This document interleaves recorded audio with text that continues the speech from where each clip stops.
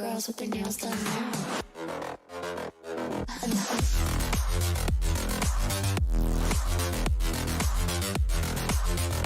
Girls with their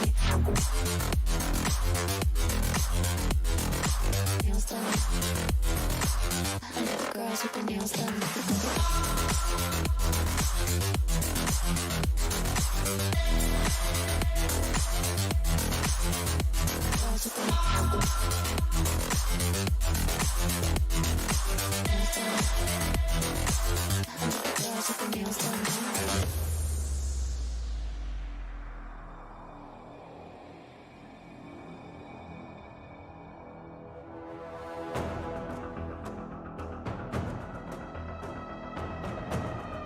Girls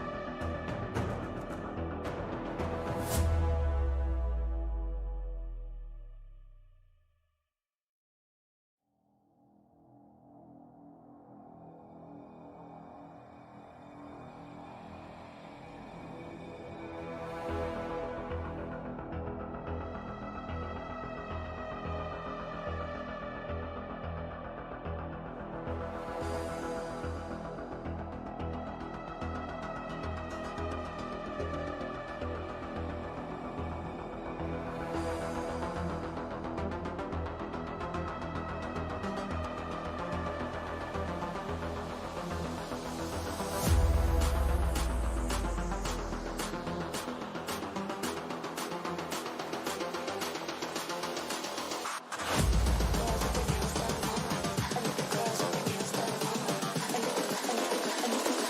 I like the girls with their nails done now.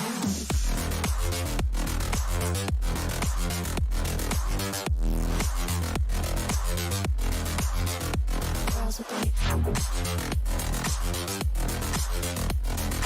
nails done. I like the girls with their nails done.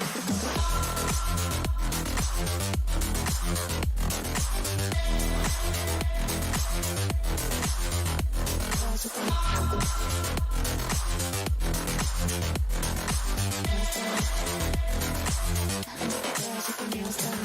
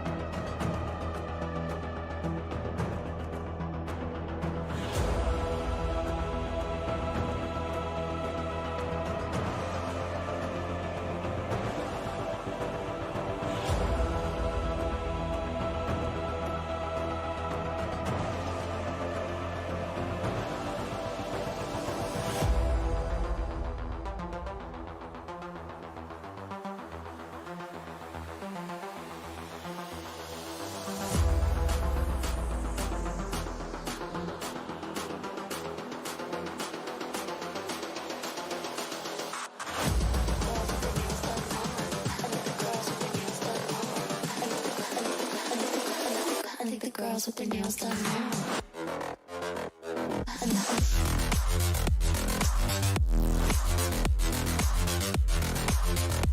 Girls with their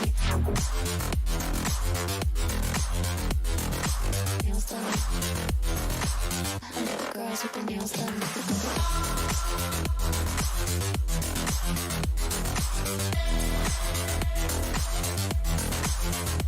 Girls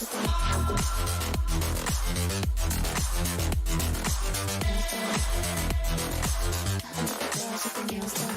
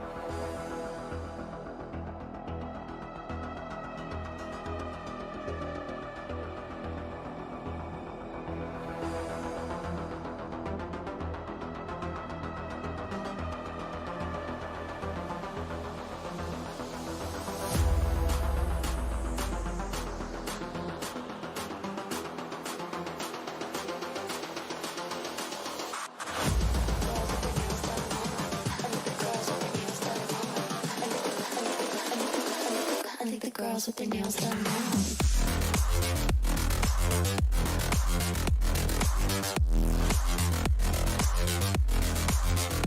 Girls with their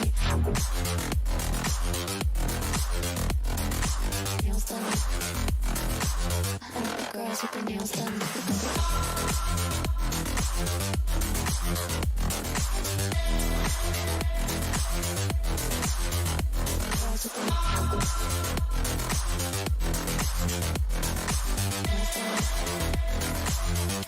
Girls with their nails done.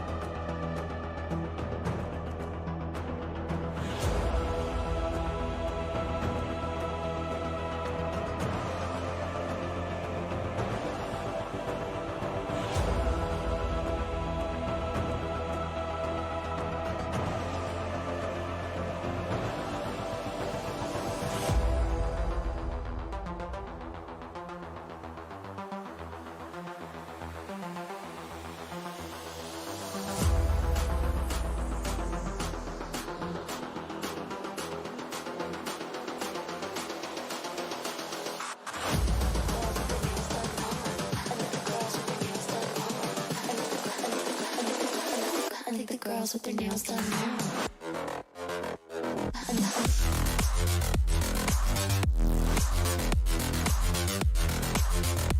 Girls with their nails done. I like the girls with their nails done.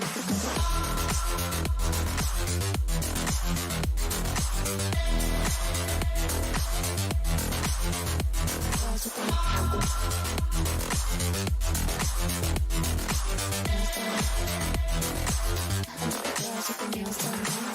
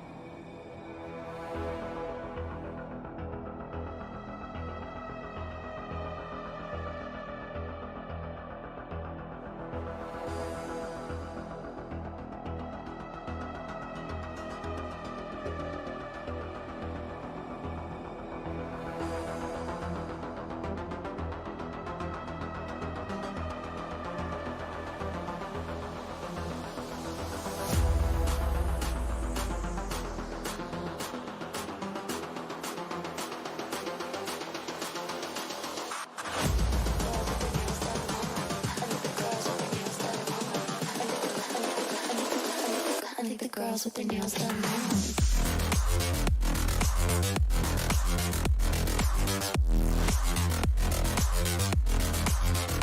Girls with their nails done. I like the girls with their nails done.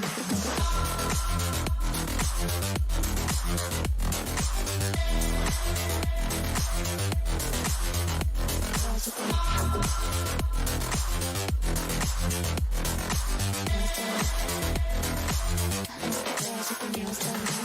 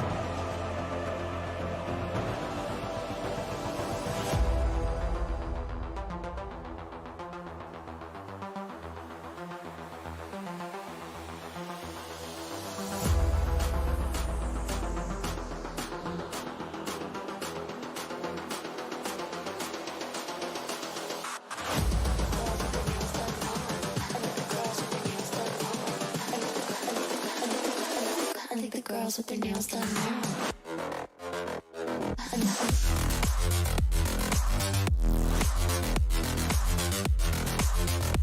Girls with their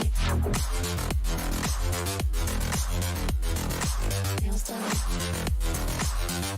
Girls with their nails done.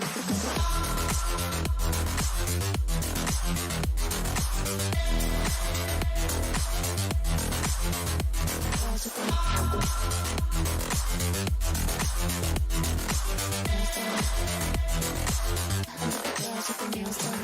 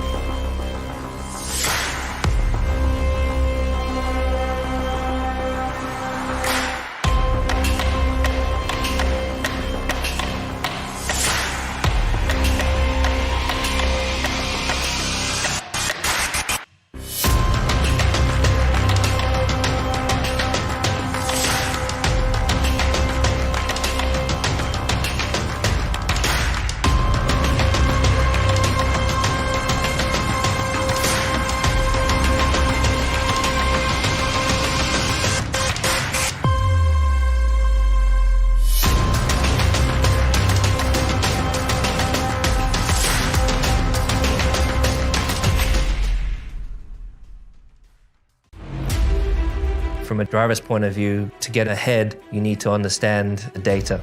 I have over 20 buttons on my steering wheel that have a direct link to how the car behaves.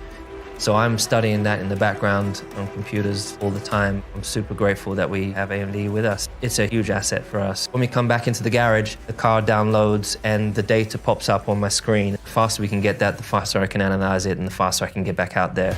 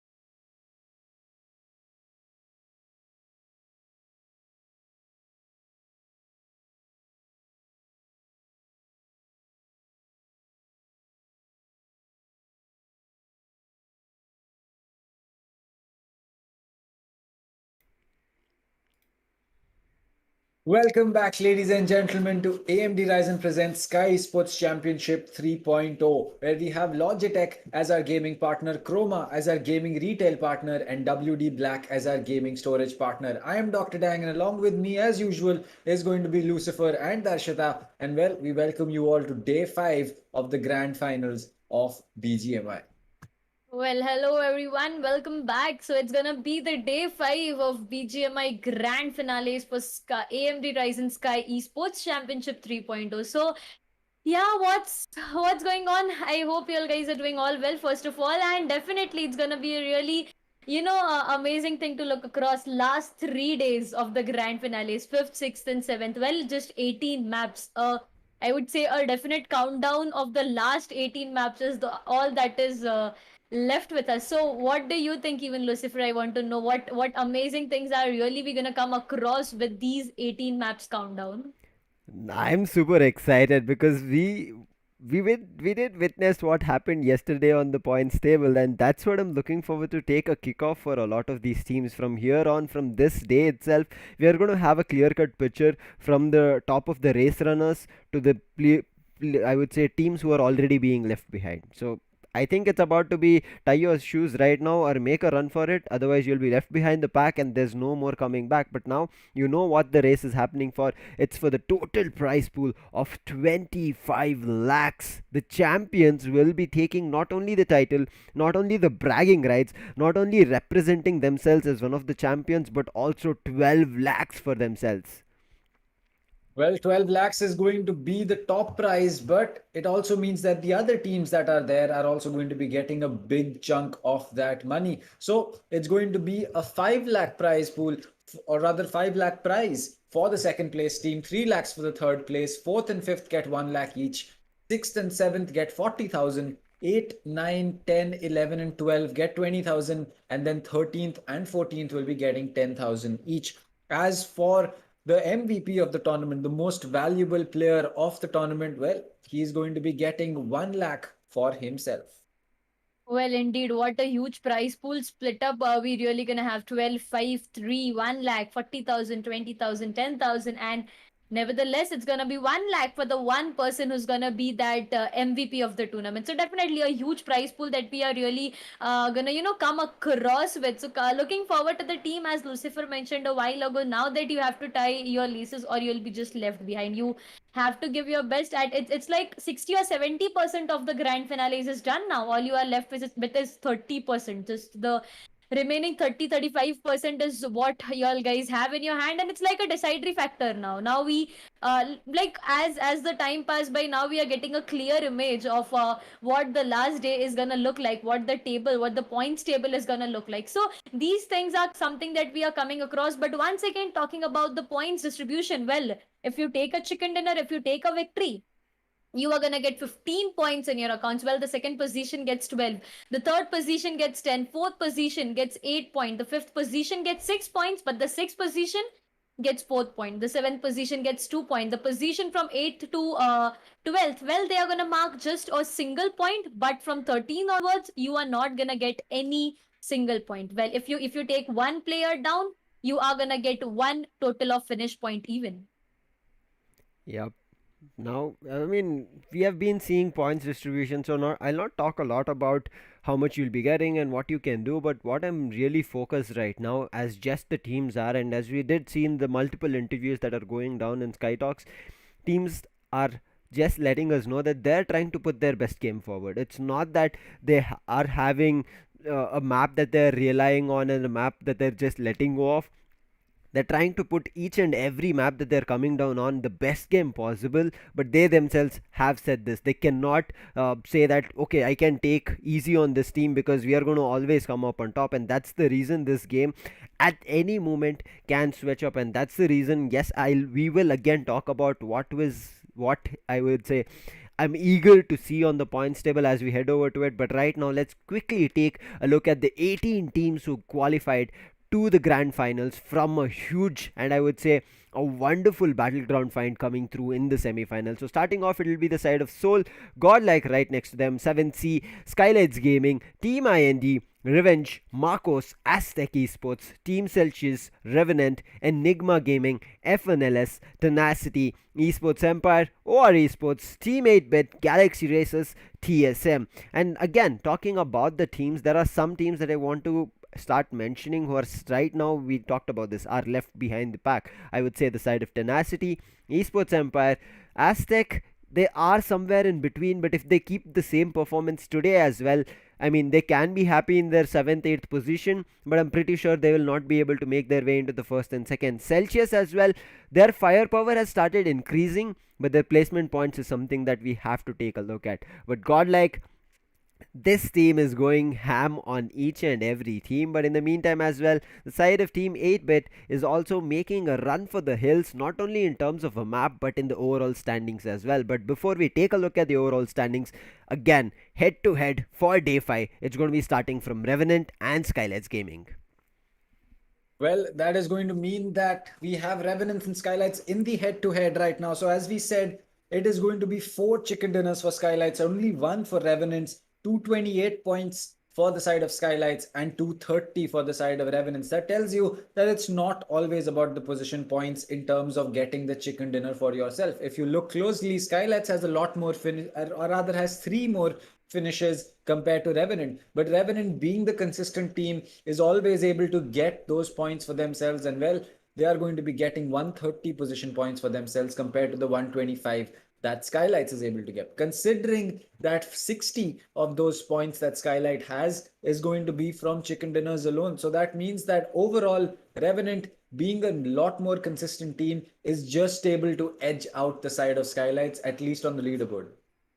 Well, indeed, that is really going to be true. Such a close competition, I would say, between both of the teams, just marking a difference of 2 points. Whereas you can see SKYLIGHTZ Gaming with a total of 4 chicken dinners, and Revenant, their side is just, I think, a bit behind. Not a bit behind, even as they are marking the first, the good placement in the first side of the overall standing. So, well, it's gonna be 1 chicken dinner for them as well. But the performance of SKYLIGHTZ Gaming, well, yesterday's day, no one can forget them. They had an indeed amazing day yesterday, I would say. And coming back to the next head to head, well, it's gonna be 7C and TSM over here. Talking about both of the team, well, they are gonna have equal overall points. But coming back to the finishes, well, TSM is just hamming it over. They are with a total of 126 finishes in their account. But well, the position points that matters, as Dr. Dang mentioned a while ago, they are still on that 2 digit. It's gonna be 99 for them for the position, well, marking a total of 225. And well, it's 2 chicken dinner as well. To the sides of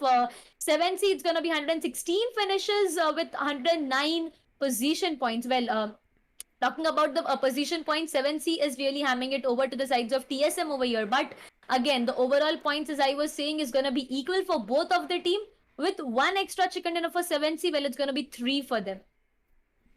I mean, we have seen this. Certain times winner chicken dinner does not matter. Certain times it does. But throughout the overall standings, I would say actually still yet, even though teams have had higher winner chicken dinner, they are not on the top of the points table. It's teams that are, I would say, balancing themselves in both the finish as well as placement points are the reason that they're table topping right now, and they have a great chance of walking away with the victory. But yes, as we said, the competition is getting better as we progress through days. Day 1 to day 4 was an amazing journey. Teams have I would say, completely shown a different game heading through, and that's the reason the head to heads are just getting intensified, and there's just a difference of 1 or 2 points. And again, 8-bit and the side of GodLike, this is the top 2 teams that we were talking about. I guess I've been talking about overall standings. I cannot withhold myself from talking about this anymore. Look at the side of Team GodLike. They are top in terms of the highest finishes right as of now with 130, but their position points is the difference. The reason that the side of 8-bit is in the first position and also just have 2 winner chicken dinner does not matter. They have more points, whether it's 1 or 2. They will be at the first position to start day 5 off. But yes, we did talk about this yesterday as well. GodLike, if they have a better start than the side of 8-bit on this first matchup, they can completely table top right as of now to start off on day 5. And what a way it would be, right, Dr. Dang? Well, yes, that is definitely true. I think that just looking at both of these teams going toe to toe with each other, I mean, yes, the 8-bit is able to edge out the side of Godlike, but that still just tells us that in terms of finishes, in terms of raw skill for taking gunfights, Godlike is one of the teams that you have to look out for. But in terms of consistency, in terms of making sure that your team, gets that advantage, your team is able to walk away with a win, most importantly, not just on that particular map, but in the entirety of the tournament. Well, you can say that 8-bit is one of the most consistent teams out there because look at their placement and finish points together. 121 placement and 122 finish points. Yes, Revenant has more placement points, but they have a lot lesser finish points. But compared to any other team, I don't think anyone comes close to 8-bit in terms of just being consistent on every single map. Be it Miramar, Sanhok, Erangel, it doesn't matter. As long as 8-bit is able to do and play the game that they want to play, they're definitely looking to take this trophy for themselves. Well, indeed, I really agree on to that point. Even look across the even when we look across the competition, just look at the competition between Team 8-bit and Godlike. It's just a difference of 2 points. And yes, we had a talk about it regarding the same on the head-to-head. But talking about SKYLIGHTZ Gaming, well, they are with 4 chicken dinners over here. The team with 2 chicken dinners is on the first position. The team with 4 chicken dinners, they are sitting on the fourth position over here. Well, that is just a difference of the finish point you can come across. You can see Team 8-bit 122. Godlike is on 130 finish points. But when you're talking about SKYLIGHTZ Gaming, well, they are on 103 over here. So definitely, it's like we talked about it. It's like everything, every aspect is what matters, and Team 8-bit is looking across each and every aspect. Well, they definitely have 2 chicken dinners, but when coming across placement and finish point, they are just maintaining that. They are just maintaining. It's just a one single point of difference between finish and placement point. Well, that is what matters at the end of the day. You have to make sure that every aspect you come across, whether it's be the aggressiveness, that finish points matters, and whether it's be placement, whether it's be passiveness, that even matters. So yeah, that is ideally making Team 8-bit come on the top with 243 points. But talking about teams like TSM, Marcos, well, they are still on the 6th and 7th position with 225 for 7C and TSM. Well, Marcos with 205 over here. AZTEC Esports is going to be on the 8th position with 185 total. Well, OR Esports, they are going to be on the 9th position with 171 total points in their account. So definitely these teams have a chance of coming up now. They can mark an entry to the top teams as they have still 18 maps remaining. They can make sure that each map count, each map matters, and if that goes through their way, then definitely teams like 8-bit, Godlike, and Revenant, well, they have to make sure that the position they are holding is not a risky for them at least for this time being. I agree with you. I mean, we did talk about this, right? We have said this multiple times. Whether you are on an advantage compared to different teams, it does not matter. Just imagine the side of SKYLIGHTZ Gaming with 4 winner chicken dinner on a given day. I mean, sorry, 3, but in total, they are the right now highest winner chicken dinner. I mean, this is a confidence boost. Yes, they have not got a lot of points, but it will still give them a confidence boost that if they are able to perform on a given day on multiple maps continuously, they know how good they are, and coming to day 5, 6 and 7, they'll start imagining in the same manner that we have done it on a single day, why not we do the rest days, because there's just 3 more days left, and that's the reason for the teams on the top to be worried about. But coming to the next second half of the overall standings, this is where teams need to start, I would say, paying a closer attention to their own overall standings to try and turn things around. IND, they did had a, I would say, a little start in between where they are at 151 but still at the 10th position. Enigma, after their day 1 show up, I have not seen the side of Enigma have a great day till now. They're stuck at the 11th position with 134. Galaxy Races as well, they have been, I would say, missing their opportunities. Their fights have not been working in their favor, and they're stuck at the 12th position with 123. Rivalry Esports as well at 123, but Rivalry, we have been seeing their fights coming across, turning a lot of opportunities in their favor, but still they have to come into the last standings, last top 4 teams on a particular map to get more and more placement points. F1LS, the hiccup they had on the first 3 days, it started churning around and turning better for them, but still a long way to go because they're sitting at just 122, whereas their opponent is at 240, which is a total of 120 point different. Same goes for the side of Team Soul. They had a great day one, I would say. They were showing up on the top one or top two as much as possible they could try and do, but they haven't still got a winner chicken dinner. Yesterday as well, there was one map of Miramar where they did look better, and again on the map of Erangel, little bit better, but then they fell down, and after that, you know what just happened. They're still stuck in the 15th position, 16th for the side of Team Tenacity. But again, Celsius and the side of Team, I guess Esports Empire are the teams which still haven't hit double digits. But those are the teams that they have to take a look at in their own strategies. But looking at the top five fraggers, these players have been very crucial for their respective teams, and they've been outperforming not only teams but also, I would say, showing us that as an individual they can take up responsibility for their teams and completely frag out. And you can see 46, 46, 36. This is, I would say, a total of a couple of teams finishing or placement points right as of now on the overall standings. Well, yes, and just as we said, looking at these teams, we get to realize that some of these teams are going to be performing a lot better than the others. And well, 8-bit, as we said, are the table toppers right now. And we could clearly see Akshat and Viru, two players from 8-bit in the top five fraggers. That means a lot, because your placement points are not just determined by where you place and how, whether you play passive or you play aggressive, but it is also kind of dependent on the number of kills you get. Because if you wipe out a squad, it usually means that, well, you can no longer place in the position that that squad places. So you can no longer say finish in third place or second place. It means that frags do help you out. And well, with 8-bits players fragging out the way that they are, in addition to the gameplay and the game style that they have, I think it just goes to show that, well, 8-bit really came prepared for the finals. In semifinals, 8-bit was a team that struggled a little bit, but then we realized that very soon on in the start of these finals that 8-bit came here to win this, and they didn't come here for just any other reason.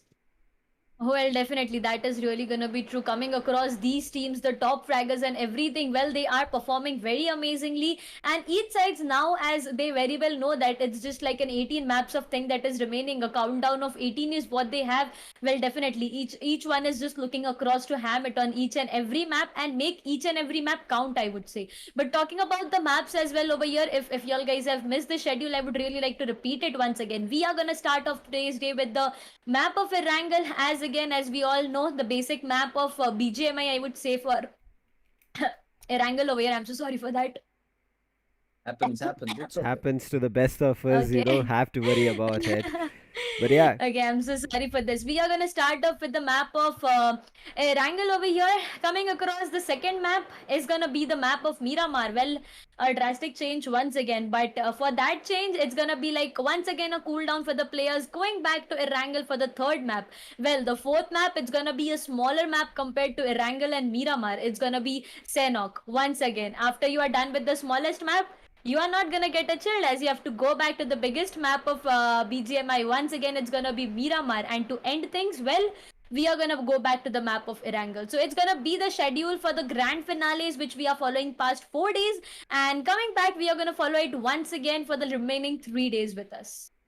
we will follow this diligently. If somebody else misses out, we are not going to miss out. Is in case some team thought, oh, we are going to the map of Sanok after a angle. No, my friend, that's going to be the fourth map for the day, and you have to play whether you thought or not. We have never changed the schedule. But again, talking about the map of Erangel, it's classic. There's not a lot of changes on this map. There's nothing in terms of, I would say, that teams have to pace out of. But at the end of the day, teams have to perform out of their guts and glory. But I guess without any delay, it's going to be time to head over to the boot camps, take a look at what teams are doing, and with that, I'll also be handing over this casting deck for the first map of Erangel of Grand Finals Day 5 to Dr. Dang and Darshita. Well, yes, coming back to the boot camps of the players over here, well, it's going to be the sides of Enigma that we are really going to come across. Well, look at the players. They are so into the map. The sides of Godel as well, they are preparing themselves. It's just a battle of 2 points that they have with the sides of 8-bit. Well, look across that. Headphones, pillows, everything. It's just like a comfortable position you're coming across, so you can just give your best, you can give your 100% in these map sides of F1LS as well. They know that they need a comeback. Well, they are really working on it. But as you were talking about the fly part trajectory, well, they're coming across the sides of southern eastern sides. Mostly the southern eastern sides are going to be a good start. The areas of Milta Power somewhere are going to be a good start for the airplane over here. And coming across to the areas of northwestern side, somewhere to the areas of Hospital and Giorgio Pool is where the map is going to end. So definitely coming across these fly path, it's going to be military base once again for the sides of IND, RNT for the okay, Novoroknoi for the sides of RNT. Well, Celsius, you can see them moving forward to the areas of Lipoka. Okay, so it's coming across Team Soul once again, who is trying to hold a centralized position, but once again they have to look across the fact that they won't surround themselves with n number of teams. So definitely coming across, each and every team is just trying to hold a good position at a very initial stages and make sure that the areas they are holding are very secure and safe for their team. Well, yes, that is definitely true. And looking at this kind of drop, especially from the side of GodLike, it is kind of interesting. They're all headed towards the north zone. And well, there you go. The prediction coming in from the side of, I believe, GodLike is going to be a really, really strong one. They're going to be dropping into Yasnaya, I believe, because, well, that makes the most sense. It is going to be right in the center. You are connected with a big road all the way to Savarni, as well as towards the shoreline towards your east. So I think that majority of the loot that you will be finding in Yasnaya is also going to be very good. In addition, you're really close to Mansion as well. And if you are able to either peel off from your teammates and head over to Mansion, or you are able to loot Yasnaya really, really quickly and head over to Mansion, then that should be interesting as well. But looking at Pochinki, Rozhok, and even the southern side of the map, IND, as usual, is headed towards military base. That is their strategy from day one, and they're just going to stick to it. Whether the zone is for them or not, they prefer to stick to the strategy that we are going to head over to military base, have as much as loot as we want, probably pick up those DPs. Maybe Snacks already understands that the 4x and the DP is going to be really easy to find in the military base. So he always heads over to that position. And well, if it is a strategy that works out for them, hey, it's a strategy that works out for them. Well, indeed, that is really gonna be true coming across. So yeah, we all are really excited. We wish you all a happy Ganesh Chaturthi. As it's a Ganesh Chaturthi. So yeah, from the sides of Sky Esports, very happy Ganesh Chaturthi to each and everyone who are here with us on the stream. Wishing you all a really happy Ganesh Chaturthi. Well, yes, that is definitely true. Happy Ganesh Chaturthi to everyone. Sorry, I'm messing up my words. But still, it is time to head over into the game, and we are going to be, well, paying attention to the side of 8-bit. Now, this is the top place team in the lobby right now. Every single team in the game right now wants to get the better of 8-bit. So if they can do that, that will be a big boon for any team that is placed second or third, because that will give them an opportunity to get over the side of 8-bit. But looking at the number of teams, we still have 17 teams up, which means that no one has taken a gunfight. No one's lost their life just yet, as everyone is too busy in picking up utilities for them and their teammates. Well, indeed, that is really going to be true. It's just like a very initial stages that we are coming across, and definitely everyone is making sure that their team doesn't get eliminated at an early stage. Getting eliminated at such an early stage, well, it's going to be very difficult for them. As I was talking about the sides of IND over here, well, it's going to be military based once again. Daljit, Snacks, Atanki, and Slayer. Well, talking about the yesterday's day for them, Dr. Dang, it was a hard day, I would say. It was really a tough day to come across for Team IND. Well, they can make a comeback. As the interview we came across some days ago, they said that they are unhappy with their performance and they'll be making sure to make a good comeback. So let's just hope for a great comeback by them as well. It's just like they are trying to get some more utilities. They are trying to just loot off their fortified areas. Well, talking about Soul, once again it's going to be Driver, Regaltos, Mortal, and Scout OP. With that vehicle, well, we can see the sides of Mortal over there, Scout OP once again. It's gonna be a bit of split, I would say. Three people in the vehicle, where Scout OP, he is just coming across one more vehicle. 4 different vehicles it's gonna be for them, and yeah, it could be a good strategy as the vehicles can be used for a great defense. Well, yes, that is true. Vehicles can allow you to move around the map fast, and well, it looks like Regletos is also going to be picking up a buggy for himself. Now, in addition to the fact that, well, sometimes it's just better to pick up as many vehicles as you can, displace them across the map, is because, well, teams are going to probably look at that and expect someone to be around, probably waste their time, get hit by the zone, take some damage. It's just these small things that add up over time. Now, in addition to all of that, it can also be that, well, it's like taking your car and parking it in a different space just because you want to trouble your friend. And well, that is exactly what these teams can do. They can just pick up the vehicle, drive it inside the building, and leave it there for the other team to not find it as easily. And even if they do find it, well, as we said, it kind of puts a doubt in the mind of the other team that, is there another squad around us? Is there going to be something that I am not ready about? Is there an ambush over here? So all of these things may not seem very obvious, but can add up to a lot. In addition to already, the smaller things that matter in esports. So with that out of the way, the first zone is going to be closing in, but for the teams in Rozhok like Marcos Gaming, it's not seeming to be too big of a problem right now. Oh, well, definitely. Talking about Marcos Gaming, as you mentioned, that yeah, they already have a good advantage of the zone. I think, well, you can even see them. They are just trying to hold off the fortified areas. They have the areas of Rozhok, while it was like a primary drop location for Marcos a while ago. But coming back to 7C, well, some actions can outbreak to the sides of 7C and RNT. As you can see, Encore over there, he is just trying to pass the bridge where the defense system is being allotted by, I would say, 7C. Well, you can see Spray God, the vehicle, as we were talking it a while ago, Dr. Dang, that vehicles can be used as a great defense. Well, that has been something used by Spray God over there. Aladdin, everyone is just trying to get a wait for, like, they are just waiting for RNT players to get just pass across the bridge. Well, team RNT, the sides of RNT, they very well know that a defense system can be allotted to the bridge, and it is difficult to pass the bridge with this vehicle. So yes, a bit of different rotation is what team RNT is coming across. You can see Encore as well. They took their vehicles off, and they are trying to move across some good rotation so that an early fight can be just avoided at this point of time. Well, yes, I think that this is smart from RNT.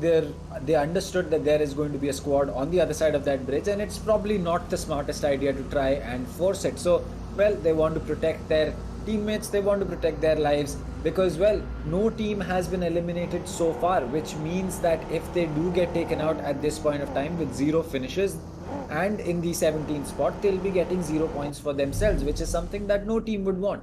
So with that, they are going to be hit by that zone, but it's not going to be something that they need to worry about too much, because, well, it is just the first zone. Some painkillers are going to be more than enough to make sure that they can safely pick up as much utility as they want. And well, there you go, as he downs an energy drink, he gets another one for free over there.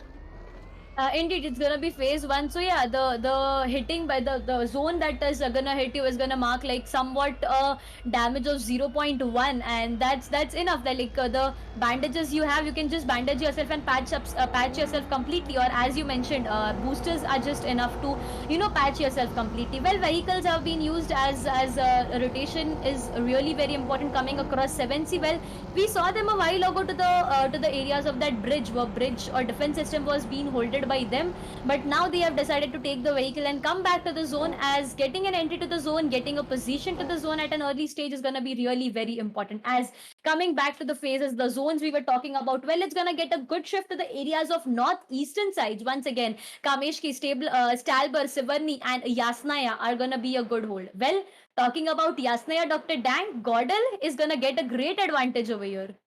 Well, yes, that is true. And AZTEC, it looks like he's going to be losing a player up early. That's going to be 8-bit, I believe, who's picked up that frag. But 8-bit and TSM as well as AZTEC headed all towards shooting range. This could really get interesting, because if we see the trajectory of these players, then, well, 8-bit and TSM, one of the strongest teams, or rather 2 of the strongest teams in the tournament, going up head to head so early, which means that despite TSM or 8-bit having the number of points that they have, one of them can probably walk away with nothing in their pocket, as long as they can get those finish points for themselves. That those are the only points that they'll be able to salvage, because with still 17 teams, every single team is up in the lobby. Only 2 players have lost their life, which again means for the next 4 squads that are going to get taken out, there will be no points for them.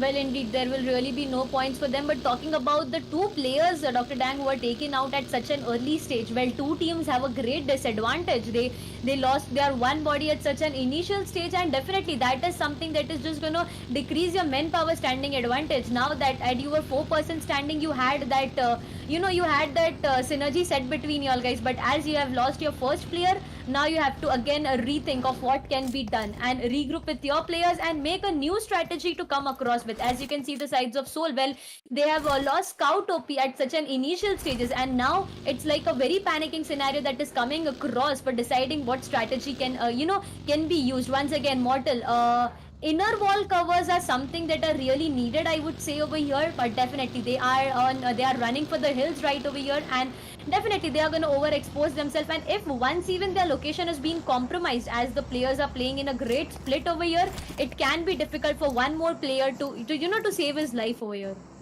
Well, yes, that is true. Sometimes you do need to sacrifice a teammate to kind of save the squad. And well, if Seoul had to do that, to sacrifice Scout and make sure that their entire squad survives, well, it's not the, as you can say, the best way to do it, but hey, it's better than losing your entire squad, right? So sometimes these kind of sacrifices have to be made. A player needs to be left alone, or a player who is downed kind of needs to be baited by your own team to make sure that when someone comes to finish him up, you can pick up their refrag. So it's things like this that you kind of, those aren't ideal situations, in the sense that no one would want to lose a teammate. But if you have to lose a teammate to save your squad, you have to go ahead and do it. Now, as for the side of 8-bit and TSM, as we predicted, they're going to be locking horns with each other. They're on the opposite sides of these fields, and well, it seems that Blaze, Aquanox, Ninja, as well as Shadow are just looking to get as much information as they can on the side of 8-bit. Now, I'm not yet certain as to whether 8-bit is the one that is moving towards TSM, or is TSM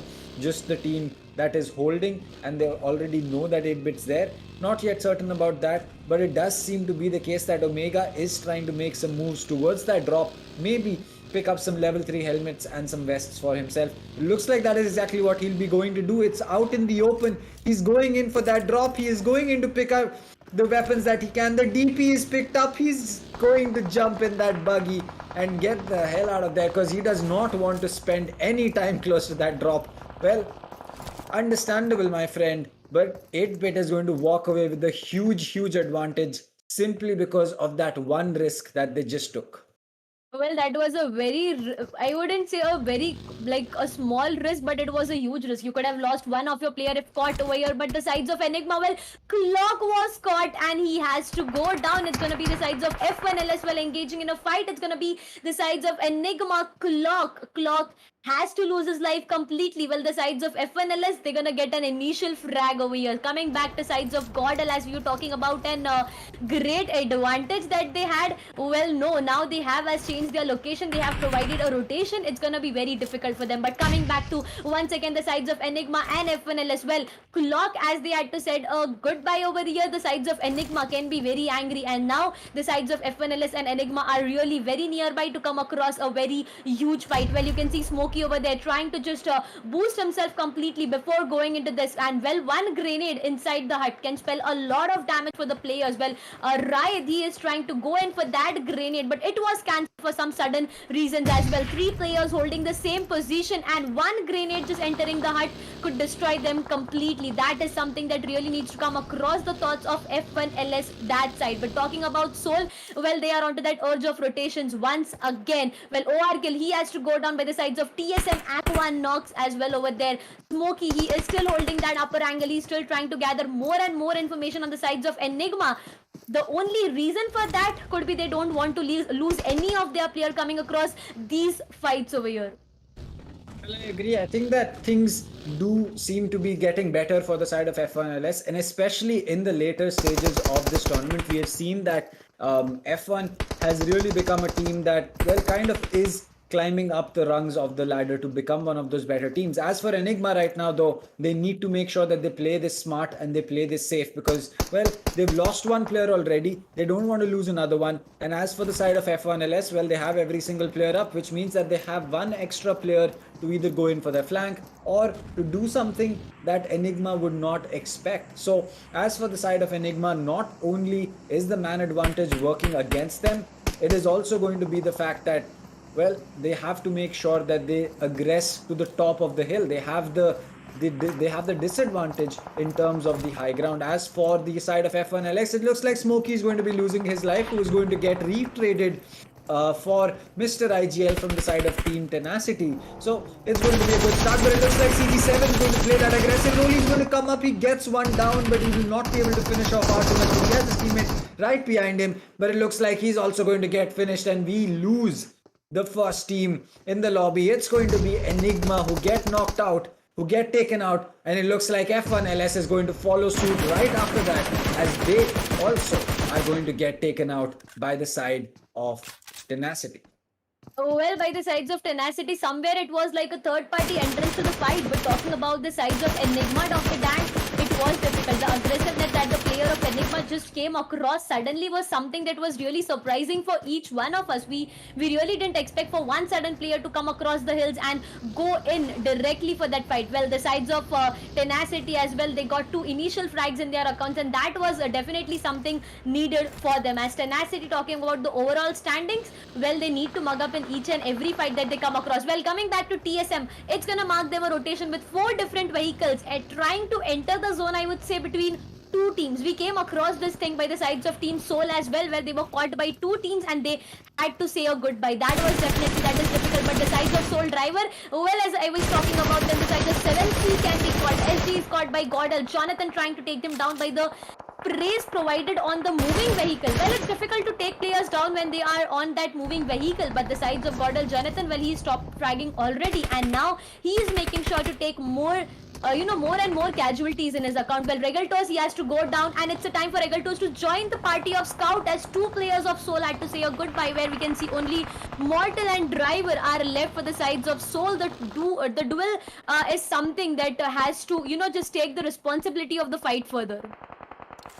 I think that it is going to be really important for the side of TSM to really understand the situation that they are in right now, because, well, they don't have the advantage in terms of height, but, well, they do have a lot of cover, so they can kind of sneak up on the side of Marcos Gaming. Not to mention that, well, the flank is open. Now, one of the things that is playing against the side of, well, before I could really tell you what was working against the side of TSM, it looks like Soul is going to be losing a player, or maybe their entire squad, because we can see that the number of teams in the lobby has dropped down to 49 players alive. Now, yes, coming back to TSM and Marcos Gaming, TSM has their backup against the zone, which means that they cannot play this position for too long before eventually having to play with the zone right up against their back. So they need to make sure that they can play this smartly. Pushing Marcos Gaming off that hill is going to be their top priority. Now, as you can see, we did see Atanki get down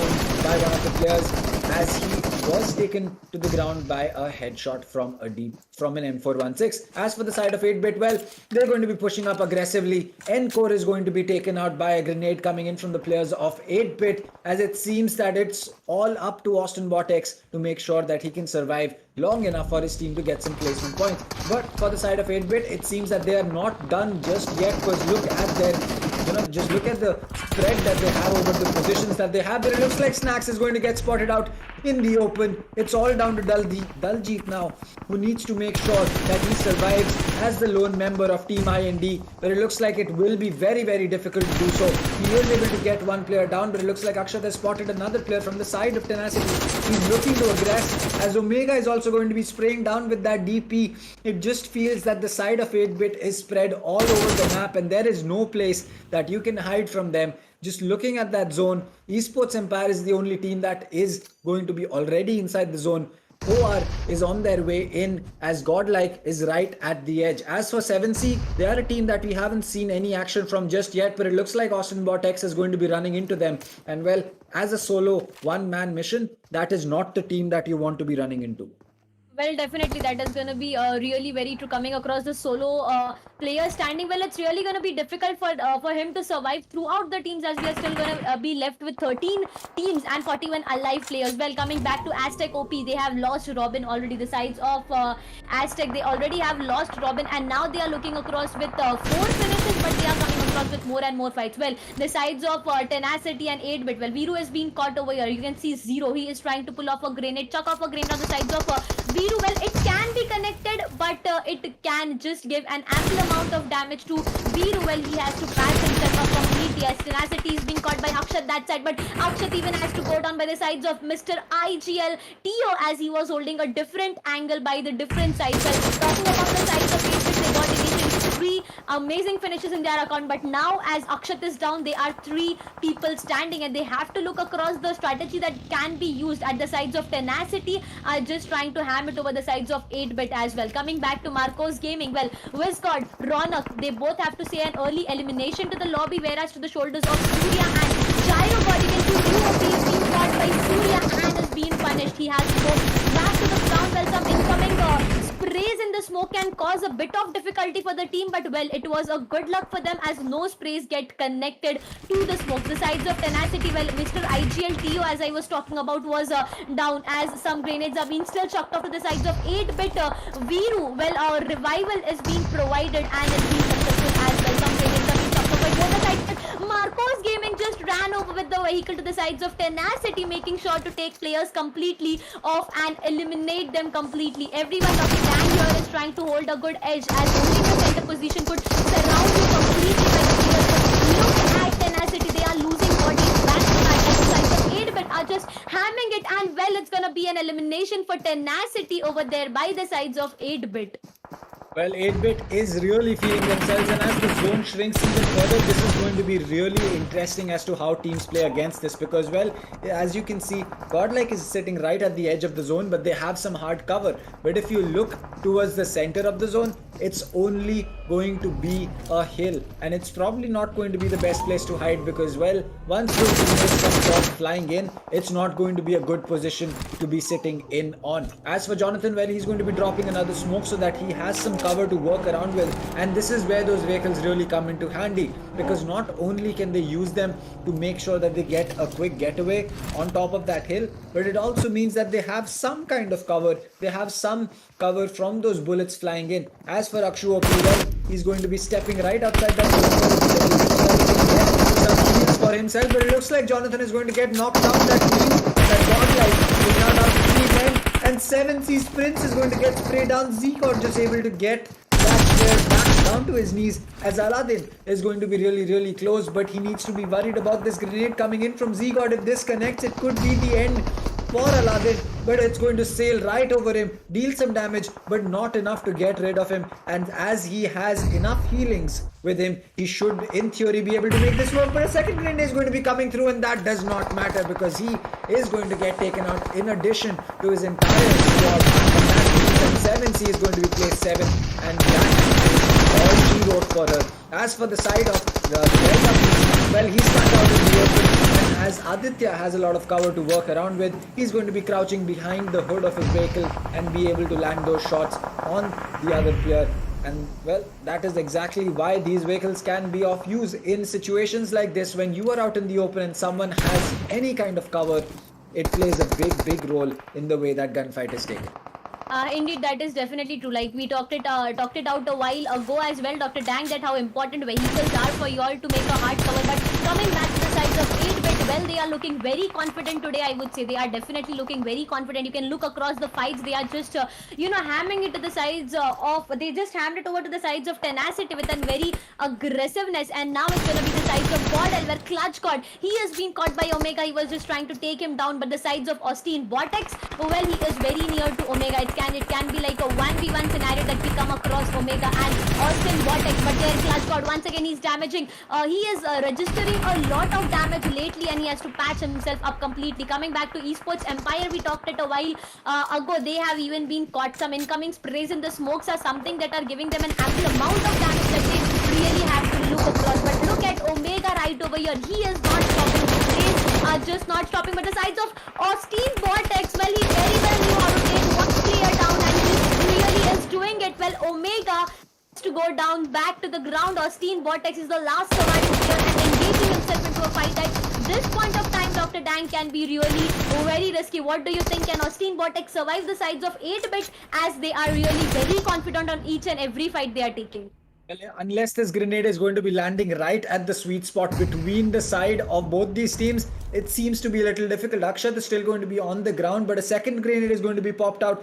And well, this one could really connect. But Austin Vortex, he's playing with fire right now, because if he gets stuck in a position like this, there is no real running away. And well, he's going to be using some smokes to cover his position.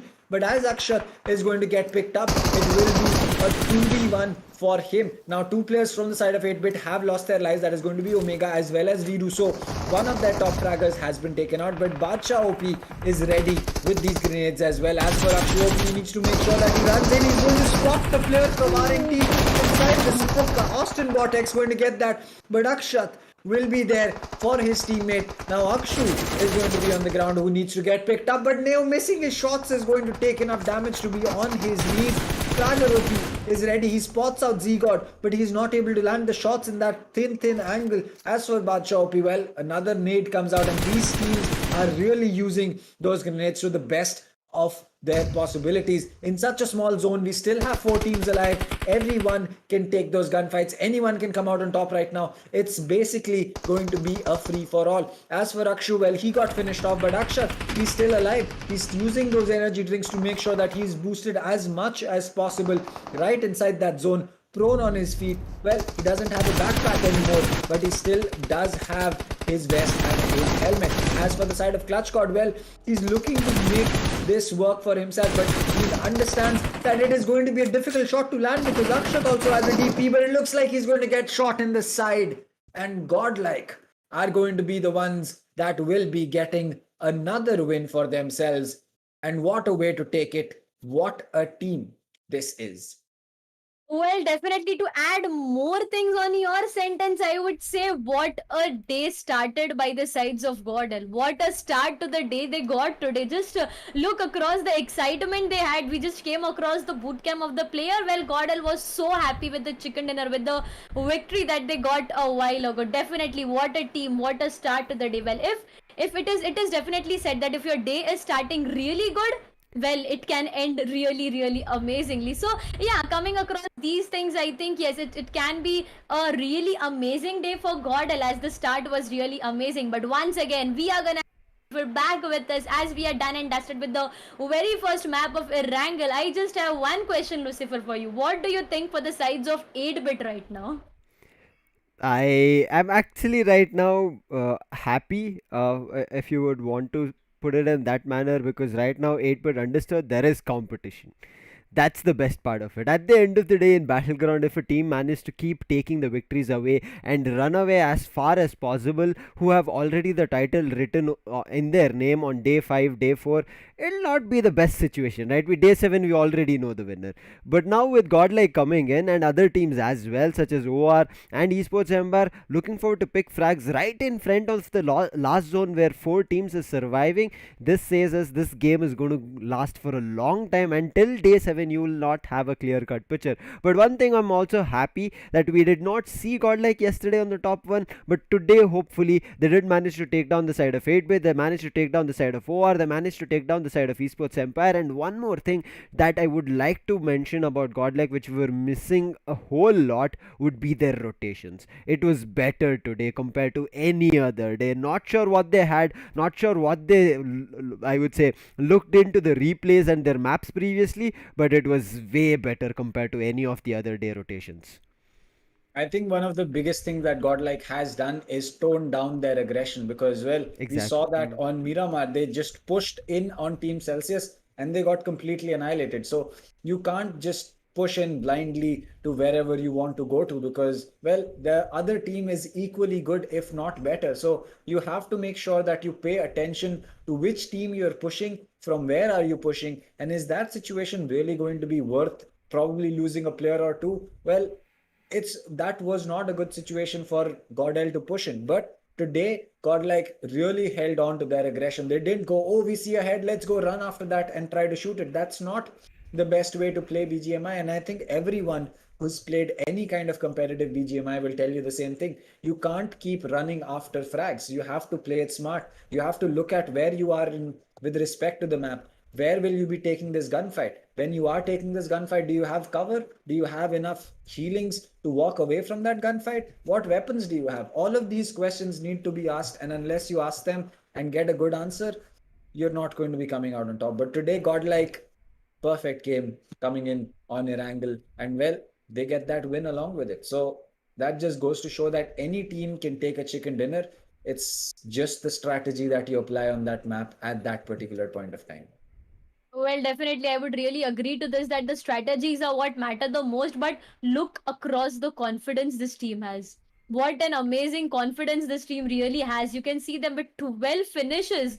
They managed to take a winner chicken dinner. That will mark them a total of 27 points in a single map to start the day off with 27 amazing points. Well, we talked about this, right? We talked about this yesterday even, that it was like a such a close competition between GodLike and 8-bit for the first and the second position. It was just marking them a difference of 2 points. And well, this map can be something that favors GodLike to take the throne that definitely is to the hands of 8-bit. But the sides of 8-bit, well, they even went down to the second position, I would say, but with 9 finishes in their accounts. They took Yep. 9 finishes plus the placement points. Nevertheless, they are even getting 20 plus points in this map. So definitely now it's like been a really close competition between Gordel and 8-bit that we are going to look across with the upcoming points table that we are really across. We are really keen to look across. I am really excited to look to the fact that now who is holding the throne.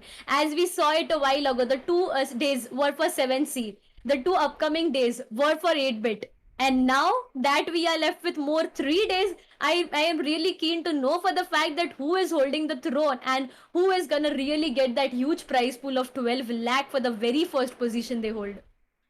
I agree with you. I mean, teams right now are performing at their best forms, and grand finals has taken, I would say, an extra notch up in how these teams are turning this game around and how they will be able to come up really, really well for themselves, because it's going to be very crucial till day 7. They cannot be relied on day 1's performance, day 2's performance, or any other respective day.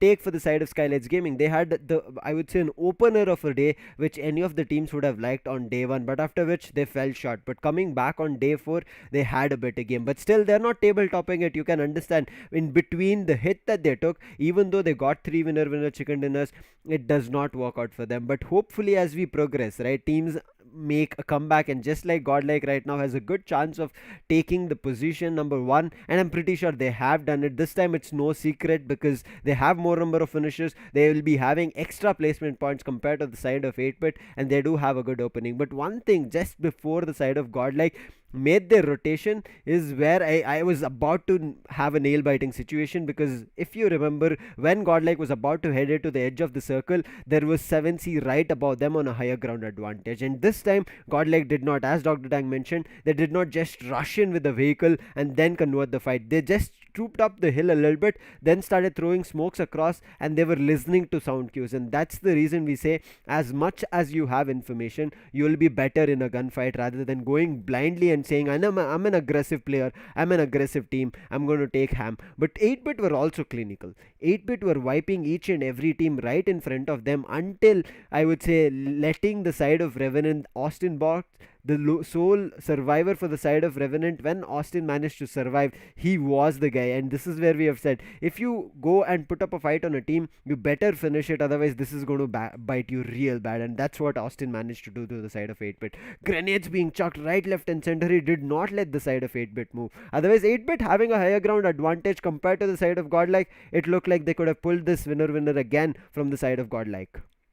Well, I agree. I think that the biggest thing about aggressive teams is that they have good aim, they can take gunfights, and usually aggressive teams are the ones that are going in for those hot drops, that are going in to places where they know for certain that they are going to be getting, they are going to be getting the utility that is needed for them. So I think it does come back down to the fact that, yes, GodLike, though being a very aggressive team, a team that loves to push, had to tone down their aggression, had to change the way that they looked at the map. Now, if other teams can fix similar issues, like for example, IND's strategy of going to military base is a very good one, because usually no one comes to military base. You get every single building or place that you can go in for loot usually empty. There is not going to be someone who's dropping close to you, so it seems like a good strategy. But when the zone is in the north and you're dropping down all the way in the south, you are going to be running into problems. And that is what we have seen from IND every single time. Every time on Erangel, whenever the zone is in the north and IND drops in on military base, they never finish in the top 5. And the reason for that is simple. You travel so much distance, you lose time to health, you lose health to the zone, you give your position away. You're constantly playing against time and against the zone. You're not playing against the other team, you're playing against the AI. And well, if you keep doing that, eventually you're going to be running into problems. So speaking about that, it's time to look at the highlights. Let us head right into those. Well, definitely highlights was something that we were really coming across. So it all began to the sides of 8-bit and RNT. Well, we were talking about this as Lucifer mentioned a while ago, that if you are going into fight, you have to make sure to take all the 4 players. Even one remaining player can bite you back, and that definitely happened to the sides of 8-bit and Revenant. But coming back to IND, well, it was really a really bad start, I would say, for IND. They had to go down on the 12th position. With that grenade, a vehicle was definitely used. But yeah, that was something that was really just biting him back completely. Well, the sides of AZTEC as well, OP, he was being caught. The sides of 8-bit, well, that time looked very confident. But as we discussed, the sides of RNT, well, he made sure to take him off completely there. Even TENACITY and 8-bit had a great fight where the aggression and the confidence was of 8-bit was something that took TENACITY completely down. Well, Jonathan, even he was took down by the sides of 7C. You could know the rotations we were talking about by the sides of GodLike, that was something. But that incoming grenade, well, it was something really needed to finish the team off completely. I agree with you. This time, the side of GodLike, as Dr. Tang and we talked about, they managed to tone their aggression down. They knew they are good in their sprays, but they understood that the opponent is also good, and having a disadvantage, not knowing what they have, is always going to be very difficult. Otherwise, Aladdin could have been rushed over there, and Aladdin could have been finished. But they take grenades one after another. But again, we saw Austin, who managed to, I would say, deal so much damage. Akshu tried to rush, but he was completely confirmed. But a jumping shot did come through, which did not connect. So Akshat did let the side of 8-bit survive for a little bit longer, but then it was all done and dusted. The last player surviving from the side of Esports Empire, as soon as he got finished, there was another different angle, because they already had known the side of 8-bit's position.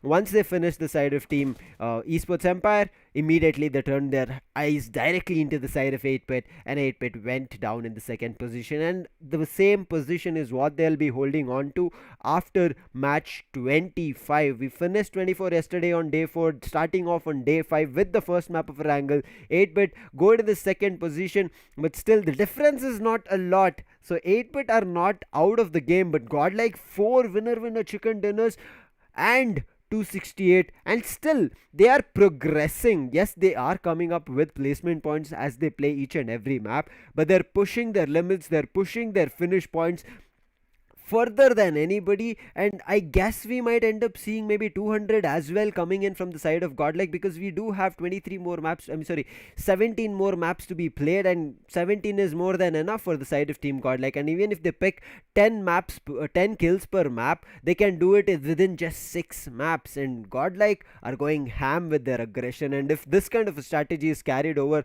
through the multiple maps that we have lined up for today, GodLike may have a completely, I would say, a star-struck day for themselves.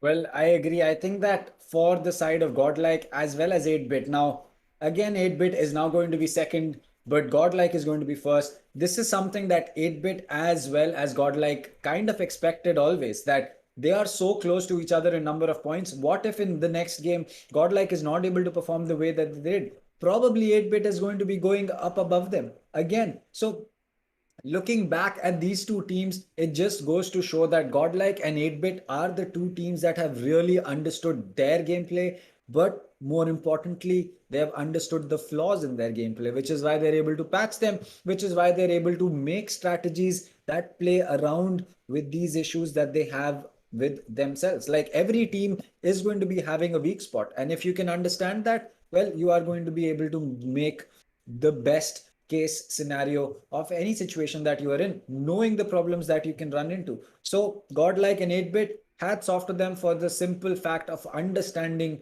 the mistakes that they are making. And well, there is nothing really else to say. Well, that is going to be really true, that you have to understand what mistakes you are making, and when you work on it, well, definitely the results are already onto your screens. Coming back to the teams like IND, Enigma, Rivalry, FNLS, Galaxy Racers, Tenacity, Soul, Celsius, and Esports Empire. Well, they are still holding the positions from the 10th to 18th over here. Now, like you can come across IND, as we discussed about them a lot a while ago, as Dr. Dang was even saying that yeah, sometimes it's like a very difficult scenario they cross their path across, and well, they have to go down that way. So definitely you have to work on your strategies continuously. Now you can see them with 70 placement points and 82 finish point. Even this match, if we were talking about, they had to go down somewhere on the 12th and the 13th position. You are not getting placement points, well, you are not even getting finish point, and that is something that is just taking you down the stairs. You have to climb the stairs, not go down the stairs. It's like a countdown of 18. Now it's a countdown of 17. We are done with for the very first match. So that is the thing that you have to come across. Well, Enigma Gaming, they are with a total of 135. Rivalry is going to be with 129. FNLS 126. Galaxy Racers with 123, Tenacity 116, Team Soul 115, Celsius with 101, and Esports Empire, well, it's very difficult for Esports Empire, I would say, to make a comeback, as they are still on the 2 digit, whereas the top fragging teams, I would say, they are marking a total of 250 plus right now. It's like a huge difference of 150 plus points that you have to come across. By the sides of these time, well, they have to make sure that they hit that mark, as it's getting really very and very difficult. Coming back to the the time of teams over here, well, talking about Soul, once again we talked about it, that Soul is getting engaged with multiple fights, with multiple rotations. You can see them with 4 different vehicles they try to rotate, where one of their player is caught, and one body, at least it's like happening every time with them, that one body is being caught and is being punished. This time it was Scout who has been caught, and well, he had to say a goodbye to the team. So definitely losing one of your player at such an early stage can cost you something that your team has to pay a favor for. So that is something that you really have to re-strategize. Whether if this is going wrong, then well, we have to switch to something else. We can try going all the players together in one vehicle, or two players in two vehicles. So that is something where at least if your one player goes down, well, the second one is there to cover him till the time you regroup with your players back. I completely agree with you. Changing of strategy is very important.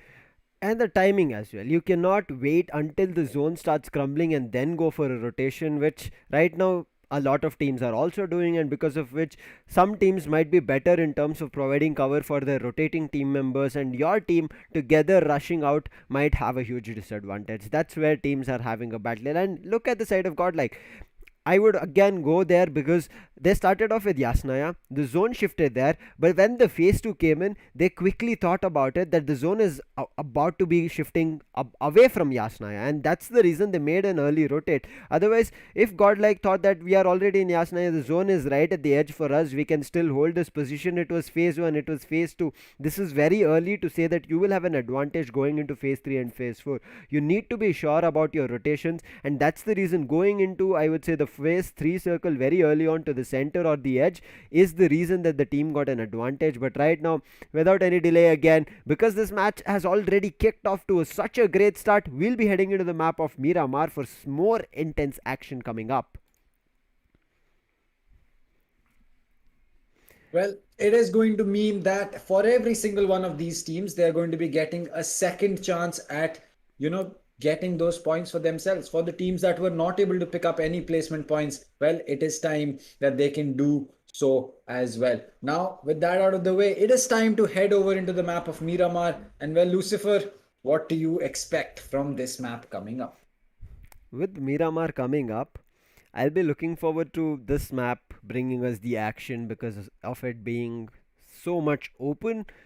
and giving us a chance or a peek to the third party fights happening here. But one thing again I'm missing from the side of GodLike is those waves coming in before they start a map. But you can see how comfortable today they are, rather than being a little bit stressed. So I think GodLike, with that first position they've got, they'll be a little bit happy. But yes, the 4 point difference is there between 8-bit and GodLike, so they cannot be relaxed that they will be able to convert this map, because we have already seen that even though this is GodLike's map, it does not feel great with them when they go in for early frags, so they need to be cautious. But with the flight path kicking in, it's a complete half split of the map coming through, so any team can go anywhere they want, because it's going to be completely from the southern to the northern part, and teams can go anywhere. Even if they want to go to the ruins, the edge of the map, or they want to go to Pedro, they can completely go there. But I think again we'll be seeing a lot of teams dropping down close to Los Leones, La Bendita, San Martin, water treatment, and maybe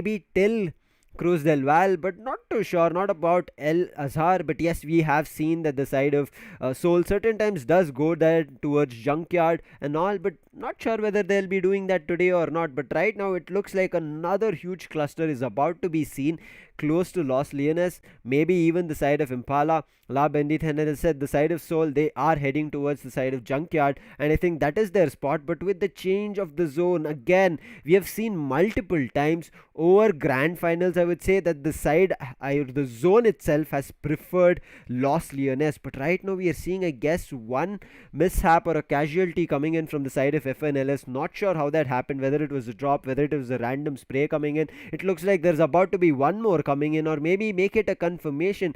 There's a lot of teams right now smudged together, so I'm not too sure. But again, it looks like Celsius and FNLS, the classic teams that actually get down close to San Martin and have a fight. And you can see already Celsius have taken 2 players from the side of team FNLS. FNLS again have multiple times have not had a great fight, but right now TSM, it looks like they're heading to the fight of the side of Seoul, and they're picking up a fight very early on. They've taken out Scout, they've again taken out Scout so early on. It happened in the map of Erangel. They've taken down Scout again on this map of Miramar. 2 players have already been lost, or make it 3 from 2 different teams.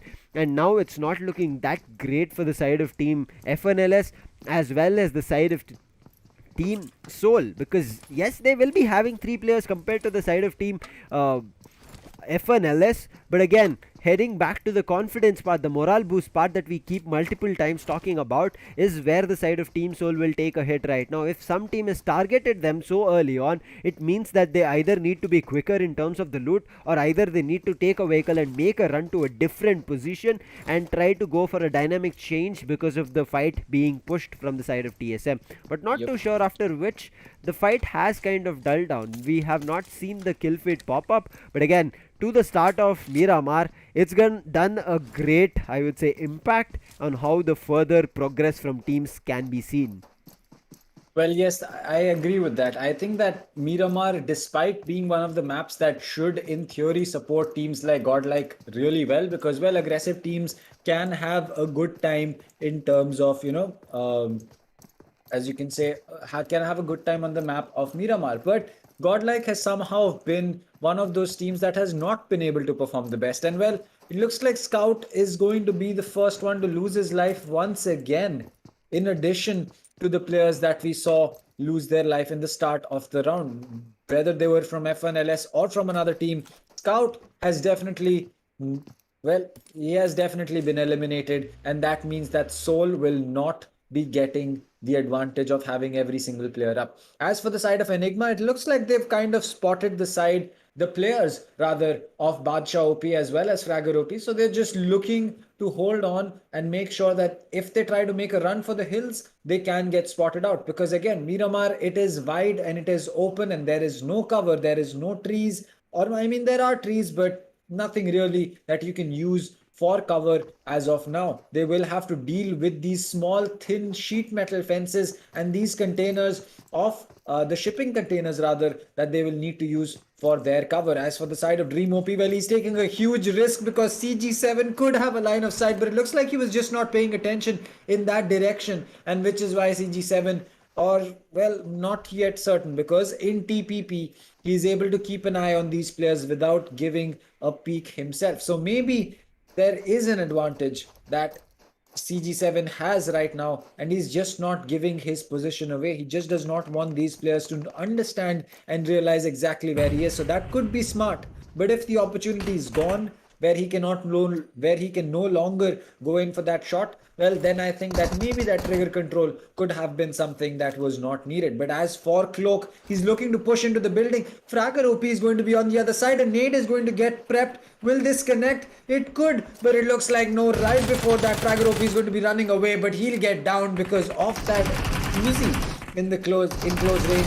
It's going to just melt through the two players that are going to be down between the shipping containers. Enigma want a great start. They haven't had a great game from day one. It is only one winner chicken dinner that they were happy about. But right now, smoke's coming across. They're blocking vision from the side of the last few surviving players of the esports empire, and they want to push in very close. Another grenade being chucked across. It does not do a lot of damage, but they have managed to, I would say, close off angles for esports empire to fight on. And now, right now, look at the push coming on Dream OP. He should be able to do a lot of damage, but 3 players coming in. It's not going to work out. A grenade being chucked. Dream OP down to his knees, and now Shane, he's looking for to make a run. I think he's not going to pick a fight because he knows if 4 players are still standing, no knockouts have been confirmed from his teammates. It means that everybody is really going to rush him out, and even if they finish off the side of esports empire, you know what, they'll be taken down with 0 finishing points for themselves. And Shane, just like what RNT managed to do when the side of 8-bit picked up a fight, is just looking forward to survive. But he did see a vehicle, and he would have pretty sure got a lot scared over there because he was not sure whether his position was compromised or not, because CG7 with that vehicle, I'm pretty sure he literally threatened him, not even knowing, but he did manage to do that. Now with everybody done and dusted for the side of esports empire, Shane, anything that he has got, it's only going to be for him to get a couple of placement points. If he tries for finishing points, we know, right, Dr. Dang, he's about to be scoped, he'll be taken down.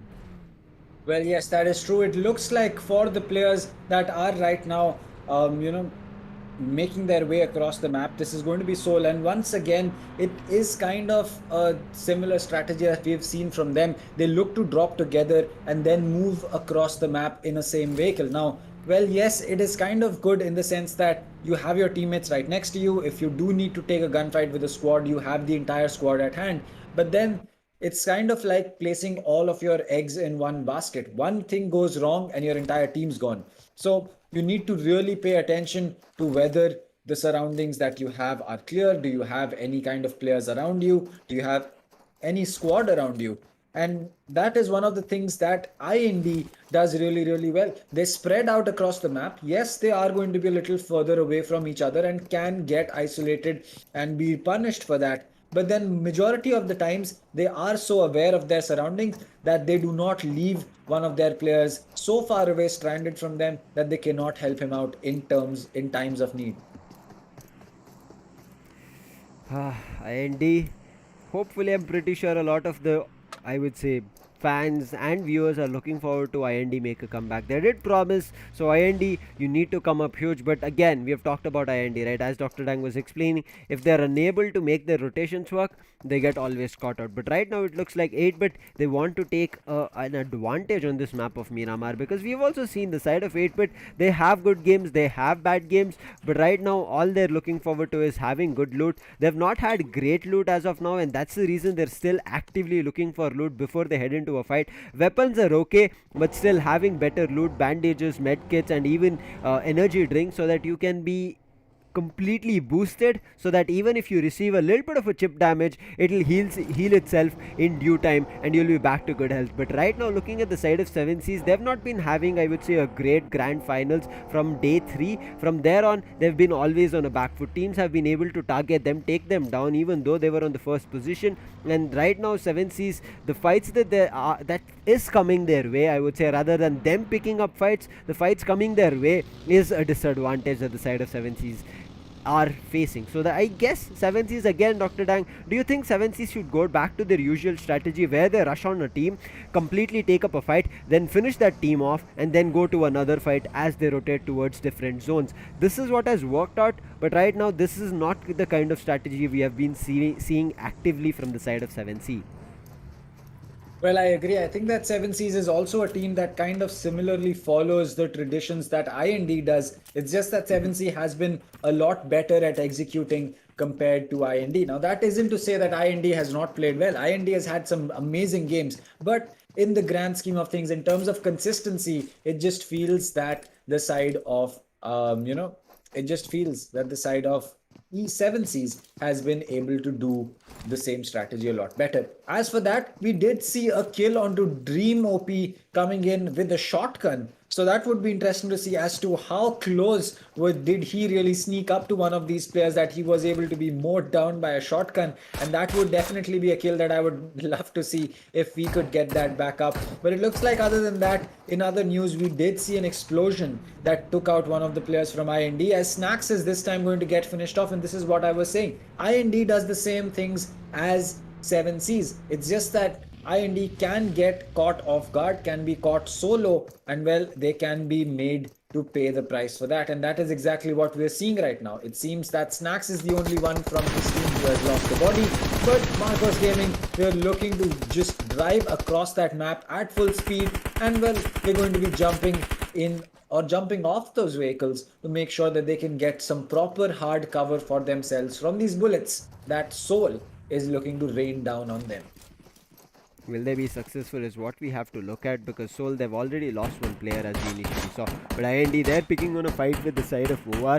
OR have been really excellent on, I would say, long range fights, and also the fights that they've been picking in terms of them being, I would say, shot from a different position. They immediately lock onto their opponent and turn things around in their favor. And Celsius will pick the fight with the side of FNLS. They're picking on a fight with the side of SKYLIGHTZ Gaming. One person is already down to the knees, and that's going to be Ronak. Pukar is already done and dusted, and add one more to the list. Ronak, who was down to the knees, he's also been confirmed. And now Celsius, they're looking forward to convert each and everybody. They've spotted both the buggies from the side of SKYLIGHTZ Gaming, making a run for, but I think they're a little bit too further right now for the side of Celsius to convert, and this is what we have been talking about. Celsius, in terms of their firepower, have been good, but once the zone starts crumbling and it gets to the phase 5, that's where they don't have, I would say, any leniency from the opponent teams, because teams are very close to them. Celsius, I would say,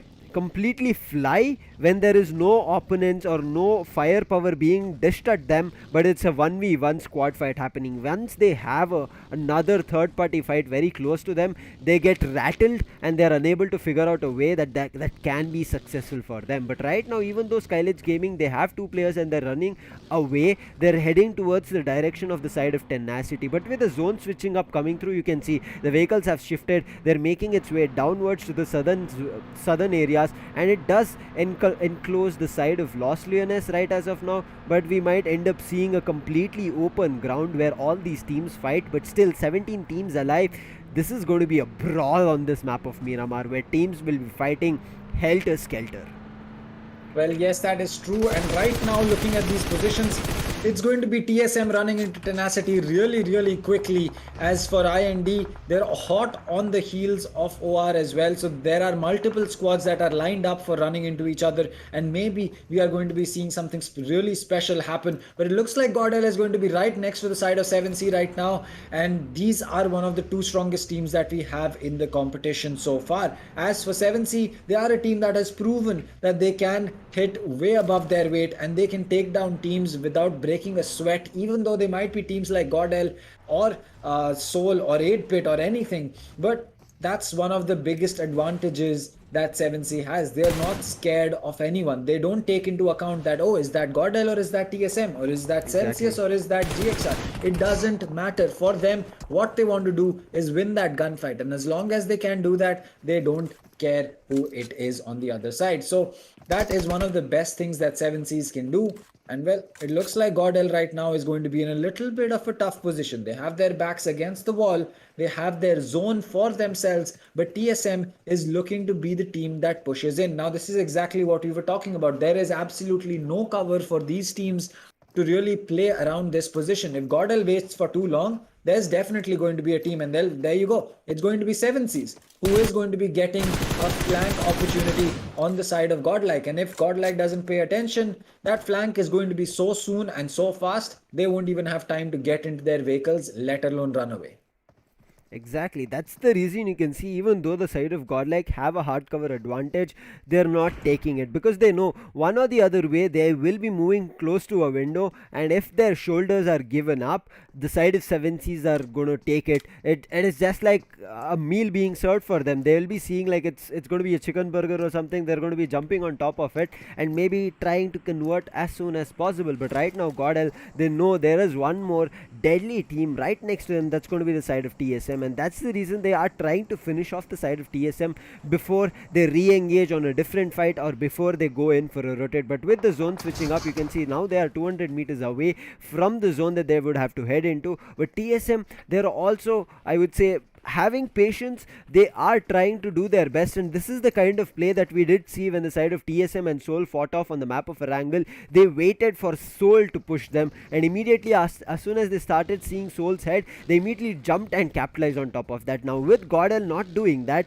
the side of TSM have understood that the zone is a huge disadvantage to us compared to the side of GodLike, and we have to make a run, re-rotate, maybe re-engage some other time. But now if we engage, it's either going to be the side of TSM or GodLike who might come out on top, but you will have a lot of casualties. But with the change coming in, they've already spotted the side of Marcos Gaming. They've taken down Syria. He's down to his knees. There's nobody going to save him because he's down in the open. For him to make his way back to his team, he needs to go to a safe, I would say, position, or in terms of a trench. But TSM, they've spotted one more, or make it 3 more players from the side of Marcos Gaming. And Marcos Gaming, they just have one vehicle which also has been spotted. So if they get in the vehicle will be sprayed immediately, and this is looking good. So TSM's rotate has worked out in their favor, but still GodLike, they are about to get caught from the zone, so they need to also start looking for a rotate. But it looks like TSM have applied a strategy where 2 players have a hard cover for themselves and the next 2 players are just holding the side of GodLike.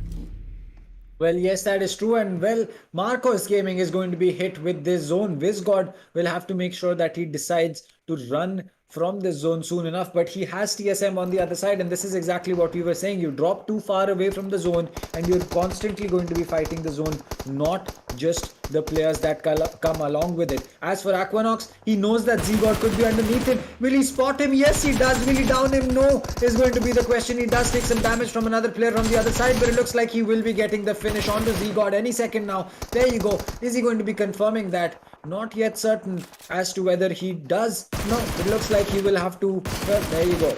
That is going to be a perfect finish coming through as a nade comes through from the side of GodLike. What a refrag coming through. Neo gets his teammate's life avenged rather, as it looks like GodL has taken this opportunity to say, all right, we have had enough. Let's get out of here. We don't want to lose another body. We can take these gunfights at a later stage, not right now. And that is going to be the smart decision, because well, you stay there in that position for too long, you're definitely giving your position to a lot of other teams who are not going to be shying away from the opportunity to come in from your back and shoot you.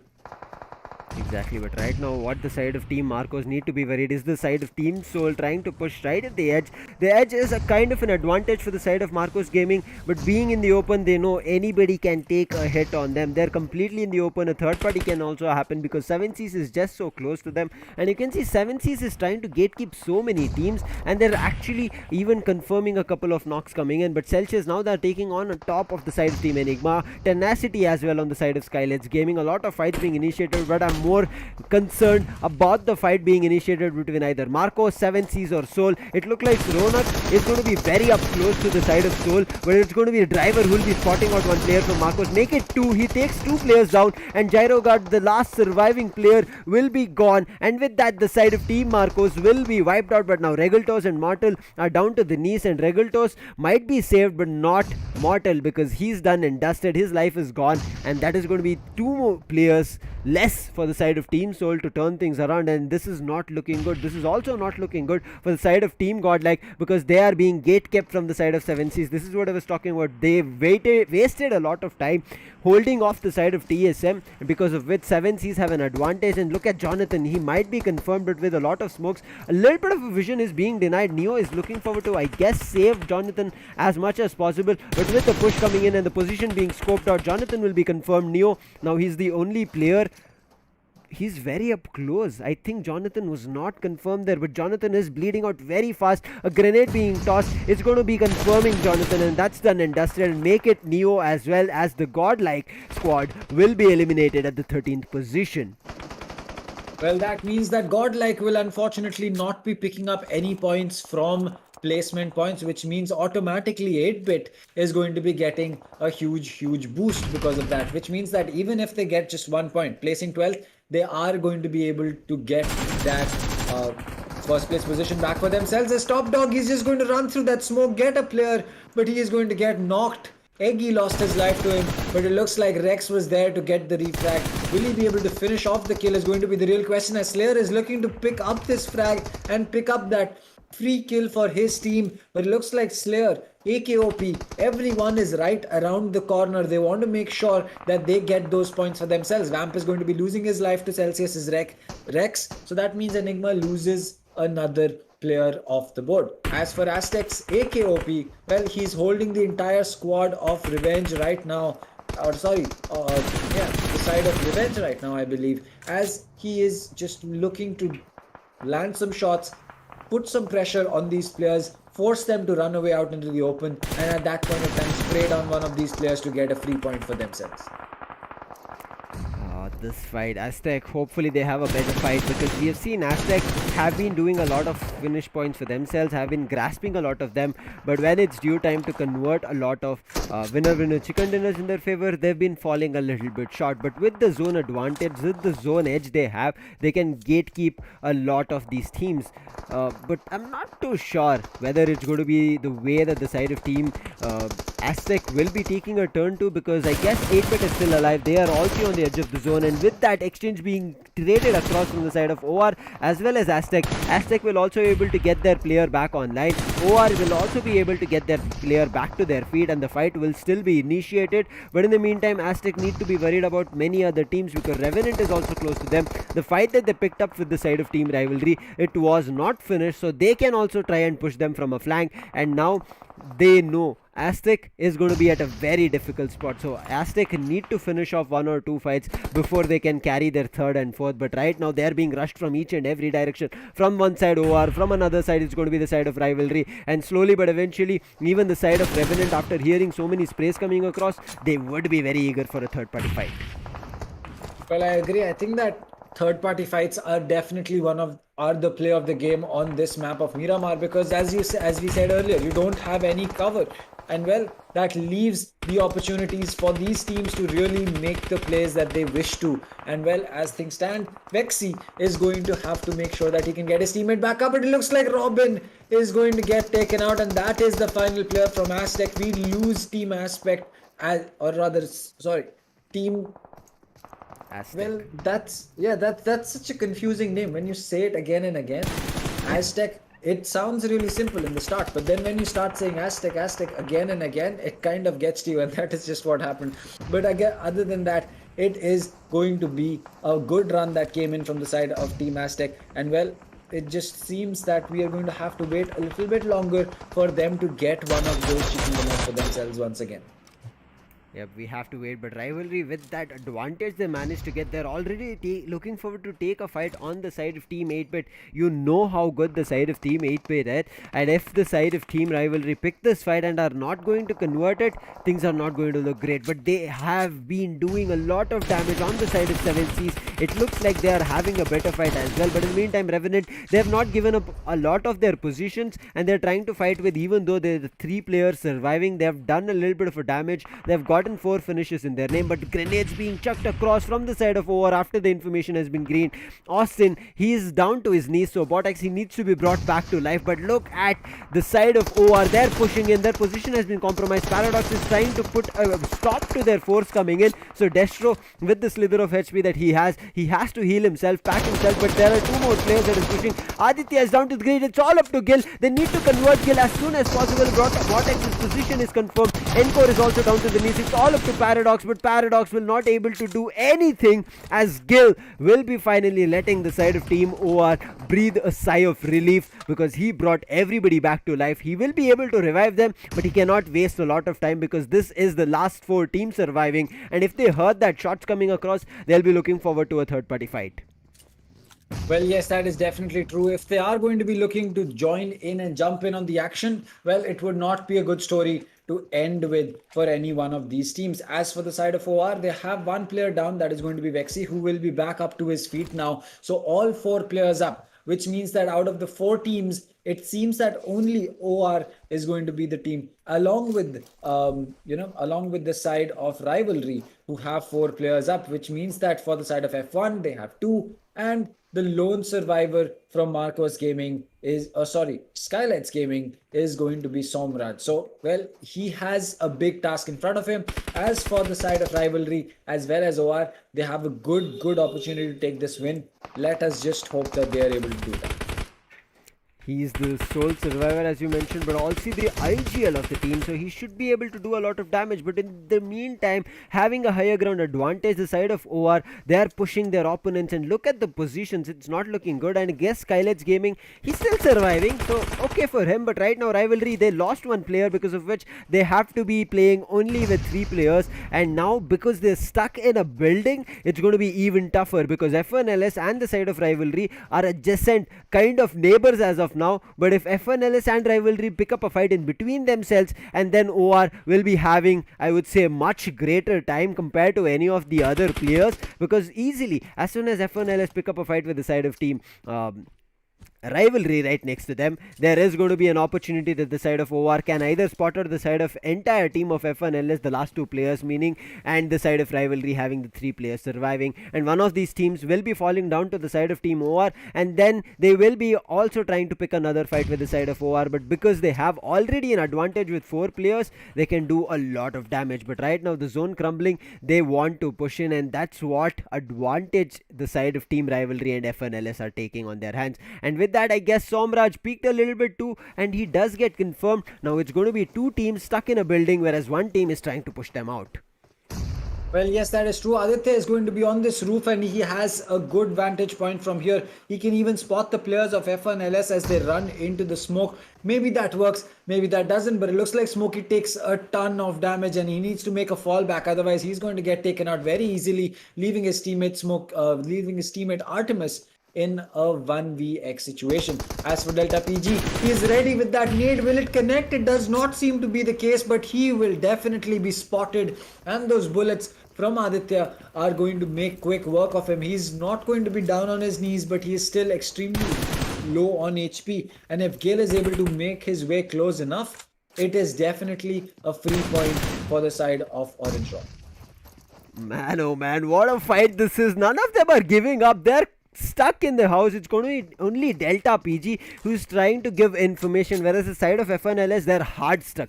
They cannot move. But look at Smoke, he spots out, he's giving a great information for his team, but a grenade coming in, he'll be able to dodge just because of the cover that he was holding. But there is going to be Artemis who will be receiving damage, but another grenade is being ready and cooked and chucked, and I guess Artemis might be taken down, but it was a smoke coming in, and looks like they want to go through the smoke. But Artemis has a better vantage in terms of his position, and he can turn things around. But this fight has stalled. Who would have ever thought that phase 8 will have a stalling fight as we progress? But right now it looks like Rivalry, they don't want to give up. Even though they have 3 players, they want to look forward to converting this. F1LS as well, they have 2 players, they can try and take it and turn things around. But right now this face off, it's getting nerve-wracking for me, because Sonic is out of the house but still not going in for a peek. And right now, not sure what is going to happen, whether it's going to be a heal battle coming in, even though there is going to be 9 players surviving of 3 different teams. But look at Vexy, his position is completely great. He's managed to get himself a ledge, but he falls down as he was about to spray. But right now OR need to push. They have 4 players, and if they lose this winner chicken dinner,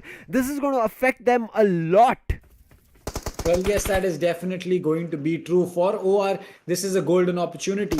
As for the side of Rivalry, well, they've lost final boss and they have Delta PG on the ground, which means 3 men up essentially. And well, it looks like Rivalry is still looking to hold their positions. They're still looking to play the slow game. F1LS, they just don't want to aggress. They don't want to give their position away and probably get sprayed down by one of these teams. So they're also playing this smart. So this could be a really long game. As for Vexy, well, he's going to be spotting a player or hearing a player right under him. That's going to be Gil, and Smokey is going to get spotted out, which means that Gil in turn is going to get refragged by Artemis, who is going to get that frag for himself now. And well, 3 different teams in the same building and kind of just, holding on the edge of the zone is going to be really interesting, to say the least. It is going to be really interesting. OR, they're getting their players back to their feet. This is looking so good right now. But Rivalry, look at the patience that this team has. They're not even clinching right now. They're just holding the edge of the zone. I mean, that push coming in was good from Gale, but unfortunately they could not convert on Artemis. If they did that, it would have been great. But right now, OR, they're feeling the heat. They are understanding that it's not looking great for them. They did have 4 players. Aditya is down to the ground. But look at the way this game might go for 35 minutes as well, the way these teams are holding. But OR spots out. Rivalry lose their patience. They go down. It's up to the last 2 teams, and now it's all up to Smokey and Artemis. Already Smokey down to the knees. Artemis will not be able to do a lot, and it's going to be OR finally. Even though they were stuck in that position for such a long time, they managed to convert this fight. What a way, and what a match. What was this? Where did it end up? I mean, I thought OR would have lost. OR's patience was being taken down, but the way the side of Rivalry at the nick of the moment gave up is the reason, I guess. Not even giving up, they thought they could have picked up a fight, but nonetheless, we have Darshita back with us on the desk. And what do you think about the match? I was about to, I would say, push my seat back, and I would have just jumped from my chair right as of now. That's how intense it got. Okay, well, talking about the match, I would really at the very first stage talk about this man, OR Destro. Man, oh man, this team got a victory with 18 finishes. Well, this man took 10 finishes for his team. Oh What a God. performance by OR Destro. I was just sitting back and I was just looking across the kill field, and it was like OR Destro. OR Destro, OR Destro. I'm like, what is going on? 10 finishes you got for your team.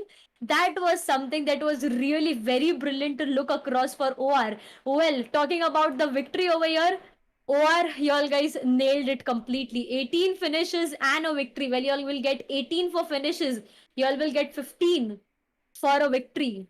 That is something 30 plus point you will get in a single map. That was something that is a that is a jump that y'all guys really needed. And well, this map was something that y'all guys very well got it. The position OR was holding well to the end fights. It was like zone 8 collapsing, but still the players were inside wall covers, and that inside wall covers was something that was just giving a stop to the fight. But as the moment came, as the zone started to collapse, well, everyone was set on fire, and it was OR who took it so amazingly. Coming back, the second position was for F1LS.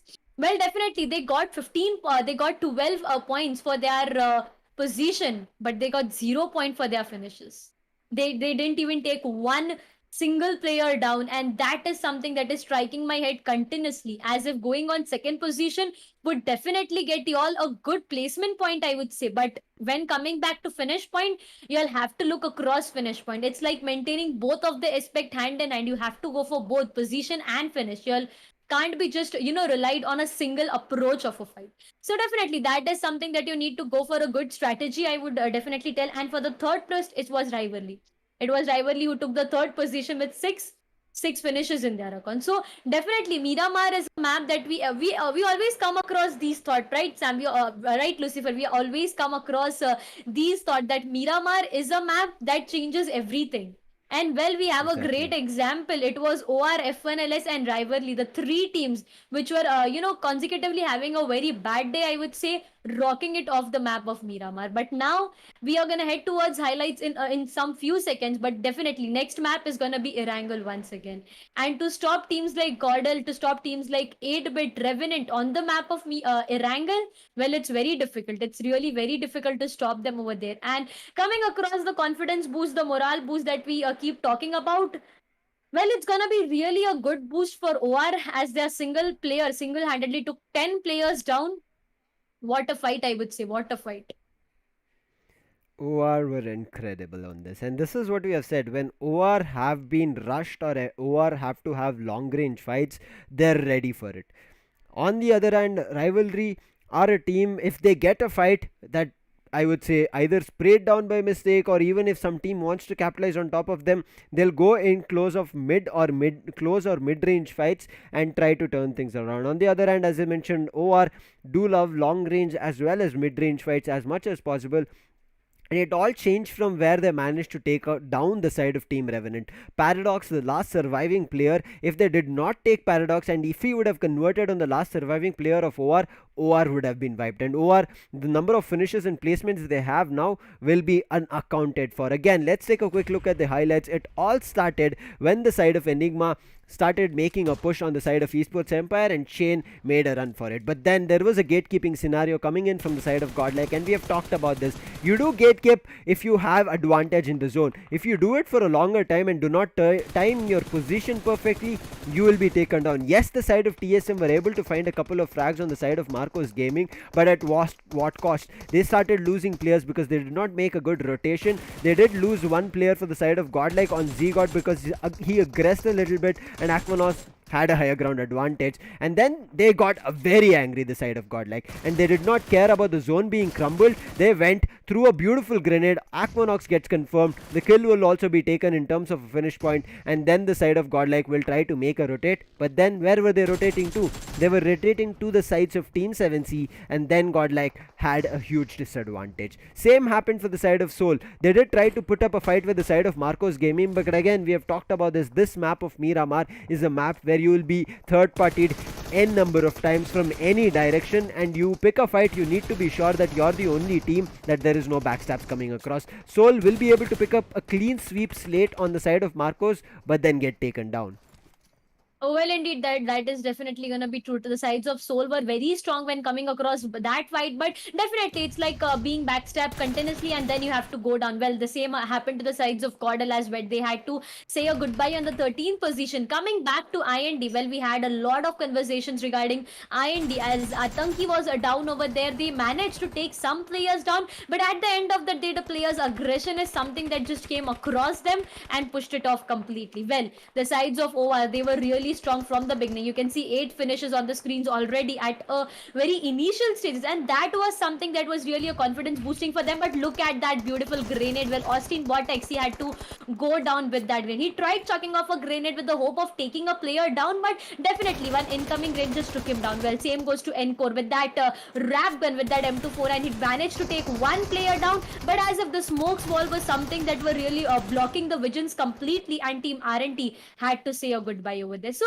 coming across these fights, then we had last 3 teams surviving, where to the sides of Rivalry, OR managed to take it very aggressive, and they had to go down on the 3rd position. The last fight between was OR and FNLS, where FNLS managed to take no player down, but definitely it was the sides of OR who hammed it off completely. So coming back to the overall standing, once again it's gonna be Team 8-bit marking their throne once again. It was GodLike who snatched the throne away, I would say, but once again 8-bit made sure to take back the throne with the very first position. It's gonna be a total of 271 for them, 134 of placement, 137 of the finish point. Well, GodLike, they are not stopping. You can see them at 270 total points, I would say. It's just 1 point competition that is happening between Team 8-bit and Team GodLike over here. Well, Coming back to Revenant, it's gonna mark them a single chicken dinner, but look at the placement point. They are marking a total of 140 placement points, which is the highest in the whole lobby. You can come across. Team 8-bit has got 134.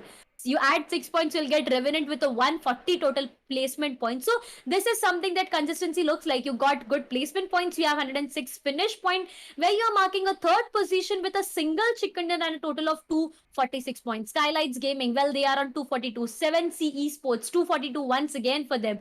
Team TSM, well, for some maps, they are performing good. I would say they are looking confident. But for others, once again, there is like the ladder just being drowned back. That is something that is not to be happened. You have to look across, just climbing up and not going down. So definitely that is something that is happening with TSM. I would say OR Esports, well, it's gonna be 218 for them with a single chicken dinner of this map, but a finish of 96 and a placement of 122. Marcos Gaming, well, they had 3 chicken dinners, but coming back to these fights and these days, it's gonna be like a bit of off approach for them, marking a total of 209.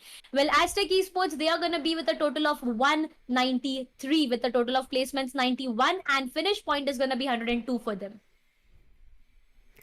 Points right now, the side of 8-bit and GodLike might be just fighting against each other, but they have to be worried. As you pointed out, the side of Revenant, they have been packing a lot of placement points for themselves. Finish points is something they can also start grasping, because you know how good the side of Team Revenant is. Just remember AustinBotX, what he managed to do. He was the reason that the side of 8-bit lost the first map of Erangel. So if they keep fighting for these 1 or 2 points for the side of 8-bit and GodLike, there might be another team who might completely capitalize and dethrone both of these two kings right now. So there's going to be a caution that these two teams not only need to play against each other, but also the other teams who are slowly climbing the ladder. But again, stuck at the 10th position will be the side of Team IND, 153 for them.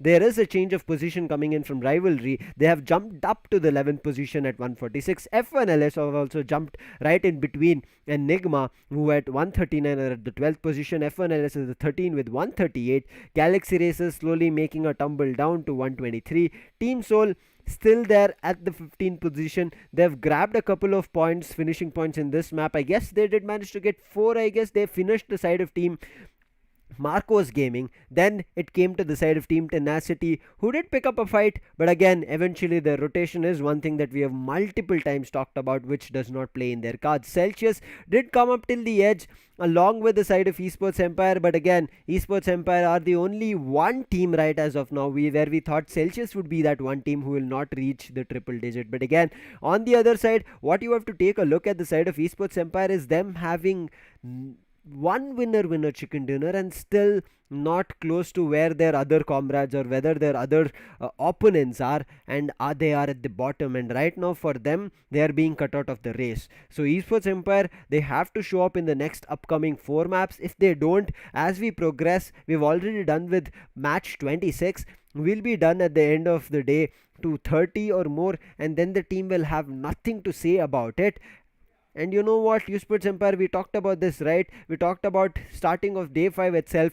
Today, if teams do not buckle up, run the race together with the other teams, today itself there's going to be a lot of teams who we can start counting out of the race, even of getting those 14th, 15th, not even 14th, 13th, 14th placement prizes for themselves along with the cash prize. So the placements are there till 14, but after that there is nothing being given. It's only that teams will be able to feel good that they've participated. Again, this is just to boost the team's confidence for the match, but again, saying that it's just the teams being better, and that's the reason other teams which are right now at the bottom are unable to capitalize. Well, indeed, I would really agree to all of your points. As you told that we are going to be done with 30 maps today. It is going to be the last 6 countdown that we are left. We started off, with such a huge amount of teams, and now when we are left with 18 teams, they are looking forward to capitalize on each other. So this is something that we really come across. But coming back, Lucifer, to Esports Empire over here, I would really like to keep my eyes on Shane. Every time you come across a fight, you see this is the last player surviving. we have come across these conversations a lot of time, and you just come across Shane. He every time is the last player surviving for his team, and I don't know how he manages to do all this. But this is something that can just be a matter of thinking. But coming back to finale schedule, well, we are done and dusted with the two maps that is going to be Erangel and Miramar, and now we are marking our way towards the third map for today, and that is going to be Erangel. So once again, it's going to be like a basic map for each and everyone. When we talk about it a lot, the map of Erangel is something that everyone tries to capitalize on. Well, when you can see that clearly in finale schedule. You are very good at Erangel. Well, you have 3 chances for that. You are good at Miramar, you got 2 chances. But if you are good at capitalizing Senok, buddy, you just got 1 chance in your hand. So that is something that you really need to look across as well when you talk about Erangel. The first, the third, and the sixth matches Erangel. So you have multiple chances at the slide of Erangel, as Erangel is the most played map when it comes to BGMI. So that is something that you can strategize that, well, if we know that we can do very good on Erangel, let's go for the Erangel, let's capitalize that map and make sure that yes, we make the best use out of it. So that things are something that you really need to come across. Well, coming back to Erangel, Lucifer, over here, we saw the first map. It was the side of Godel who managed to capitalize it on very well. It was with 12 finishes that this team managed to take a ham over this map. Now when coming back to third map, the second map was not so good, I would say, for Godel. But what are your expectations for Godel regarding the third map? Again, as I've said, I wouldn't tell these are my expectations on the side of GodLike. I would rephrase it saying that the side of 8-bit and GodLike are on a competition of their own. They're picking up Well, fights, indeed. trying to convert either placement or finish points as much as possible in their favor. But at the end of the day, we know from the side of Godlike, it's going to be more, I would say, leaning towards the side of finishing points compared to the side of Team 8-bit, where they lean equally towards finish and placement points. But one thing that I'm looking forward to is the other teams trying to capitalize. Just like a beautiful comeback that OR got on the map of Miramar will be a booster for them. Rivalry as well, they've gotten a booster right now with coming third. They could have come second as well, but little bit of a patience play coming in for them took a little bit of a toll, I would say. They thought that the side of Rivalry had an advantage, but again, coming out of a small doorway is better for the side of OR, who had already roof access and a great vantage point. Coming on the side of FNLS, you did manage to say they did get 12 placement points with 0 finish points, but managing to survive when they picked up a fight with the side of Celsius very early on until the 30 minutes of the map is going to be nerve-wracking. Unable to pick a fight, knowing that they don't have great utilities, and now not only that, there is going to be a team who have already their position known and stuck inside a hard cover. If the side of OR had multiple grenades, they knew, FNLS knew that they would be going down very early compared to the side of Rivalry, because Rivalry, if you saw, they were outside of the building because of their TPP. They were trying to figure out a better position. The doors were open, the hallways were ready to be taken control of from the side of Rivalry, but still, at the end of the day, OR played smart. Even though they rushed, they managed to get their players back to the feet, and that's the reason OR, we say that they have a great chance of turning things around, and that's what I'm looking forward to. Not only OR, SKYLIGHTZ making a comeback. SKYLIGHTZ have not had a great fight today starting off. Even the side of Team ENIGMA, they started a great fight on the side of Esports Empire, but as we progressed to the zone, they did not make a comeback. And these are the teams, rather than GodLike as the side of 8-bit. As I said again, you might be you can take this, because from me, I just want to look forward to a game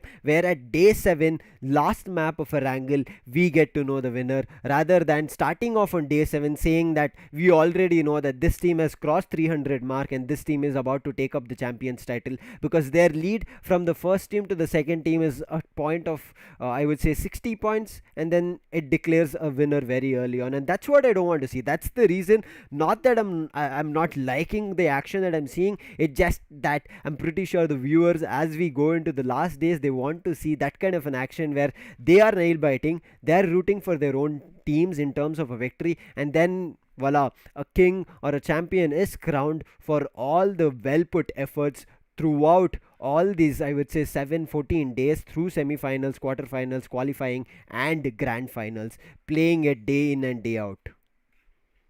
Indeed, that is really gonna be true. That thing, like these lines are really gonna be true. That not now is something that we can decide, but when we come across day 7, the last two maps, I would definitely say one map can even gain you 30 plus points. So definitely, a single map is something that just changes everything. So yeah, it's gonna be the last two maps that are gonna be a deciding factor, as you mentioned a while ago. So yeah, that is something that we are really awaited for, or really coming across with. So coming across our next map, as we mentioned it a while ago, it is gonna be once again a wrangle, the basic map which each and every team come across, and I am very keen to look across the fly path. We had a conversation a while ago that how important the fly path and the zones are when you talk about when you talk about the fights, as Dr. Dang even mentioned a while ago, that team IND, they just try to go in the very southern direction, while the zone comes to somewhere the northern direction, and the rotations are something that just let them mark a good fight, and sometimes they make sure to ham it over, but sometimes it's a off fight and they have to go back. So yeah, zone is something that really matters the most. Play zone, the fly path is something that matters the most. Once, if you are very habitual of just dropping off your primary drop location, as you know each and every compound, what utilities you will get there, that is something that you are really known of, and that is a great advantage for going back to your primary drop location, but that can be a disadvantage to you as well. So these are things that really cross our minds with. But now, as the teams are really getting prepared for the third match of today, we are gonna hit them very very soon. We are gonna go across the boot camps of the players very very soon, looking at their preparations for the very third match. But to the viewers who are with us, guys, if you all guys haven't liked the stream yet, what are you all waiting for? The players are ready, the fly path is ready, all we are waiting for is a single like from your side. So make sure to hit that like button and subscribe the channel if you haven't done it yet. I mean, start showing in your support, because you are the reason we hit 300k. We have hit 400k, and not only this is not only about our YouTube channel. We have also hit at the rate Skyesports Gaming on Instagram of 150k Instagram followers. Thank you so much. But again, in case you need any quick updates of the upcoming tournaments, you guys want to join any of the upcoming tournaments, because if you have not seen our stories recently, there was a slight hint of a new IP being announced very soon for this AMD Ryzen Skyesports Championship 3.0. So stay tuned and head over to Instagram, follow there. You'll be getting all the quick updates as soon as it's being announced, way quicker than the live stream itself. So make sure you're headed there. But right now, again, talking about the map of Erangel, we'll be starting, as Darshita mentioned, we have a confirmation from the production that we are heading our way to the map of Erangel, the third match of day 5, where teams are ready to pack heat, because as we said, it's the race till the end that teams need to try and convert. But again, talking about the map itself, Darshita, we have talked about this multiple times, but it has actually turned in that similar fashion, that the zone always shifts to the edges of the map. We have not seen a center hold, but do you think, after seeing so many zone end switches coming through, the zone being at the edges of the map, do you want to see a zone at the center and we see a one hell of a brawl happening at Pochinki? Well, the zones, just the collector zones at Pochinki is something that I'm really keen and excited to look further to. Well, the areas of Pochinki are something known as a hotspot, I would say, or as a hot drop location for many of the teams a while ago. But now coming back to Pochinki, somewhat the fights are being avoided, I would say. But the teams who get a good position at Pochinki, y'all got a good favor of the zone. So definitely these are something. But as you asked me, yes, I am really keen to come across the thought of the zones happening as Pochinki. Well, coming back to the semi-finales, we saw how good the Pochinki zone was, and how the players were just hamming it onto each and every side, as Pochinki is the area where you are really very habitual to. Now that you know that, yes, if you go here, if you go there, this is something that I know, and that is something that I really know. So yeah, these are random thoughts, and well, those fights are gonna be really very interesting and really very amazing to keen across. But I do even have a single question. Rather than Pochinki, if there is a zone being created to the areas of Zarki, to the edges, well, what kind of fights are something that we can come across with?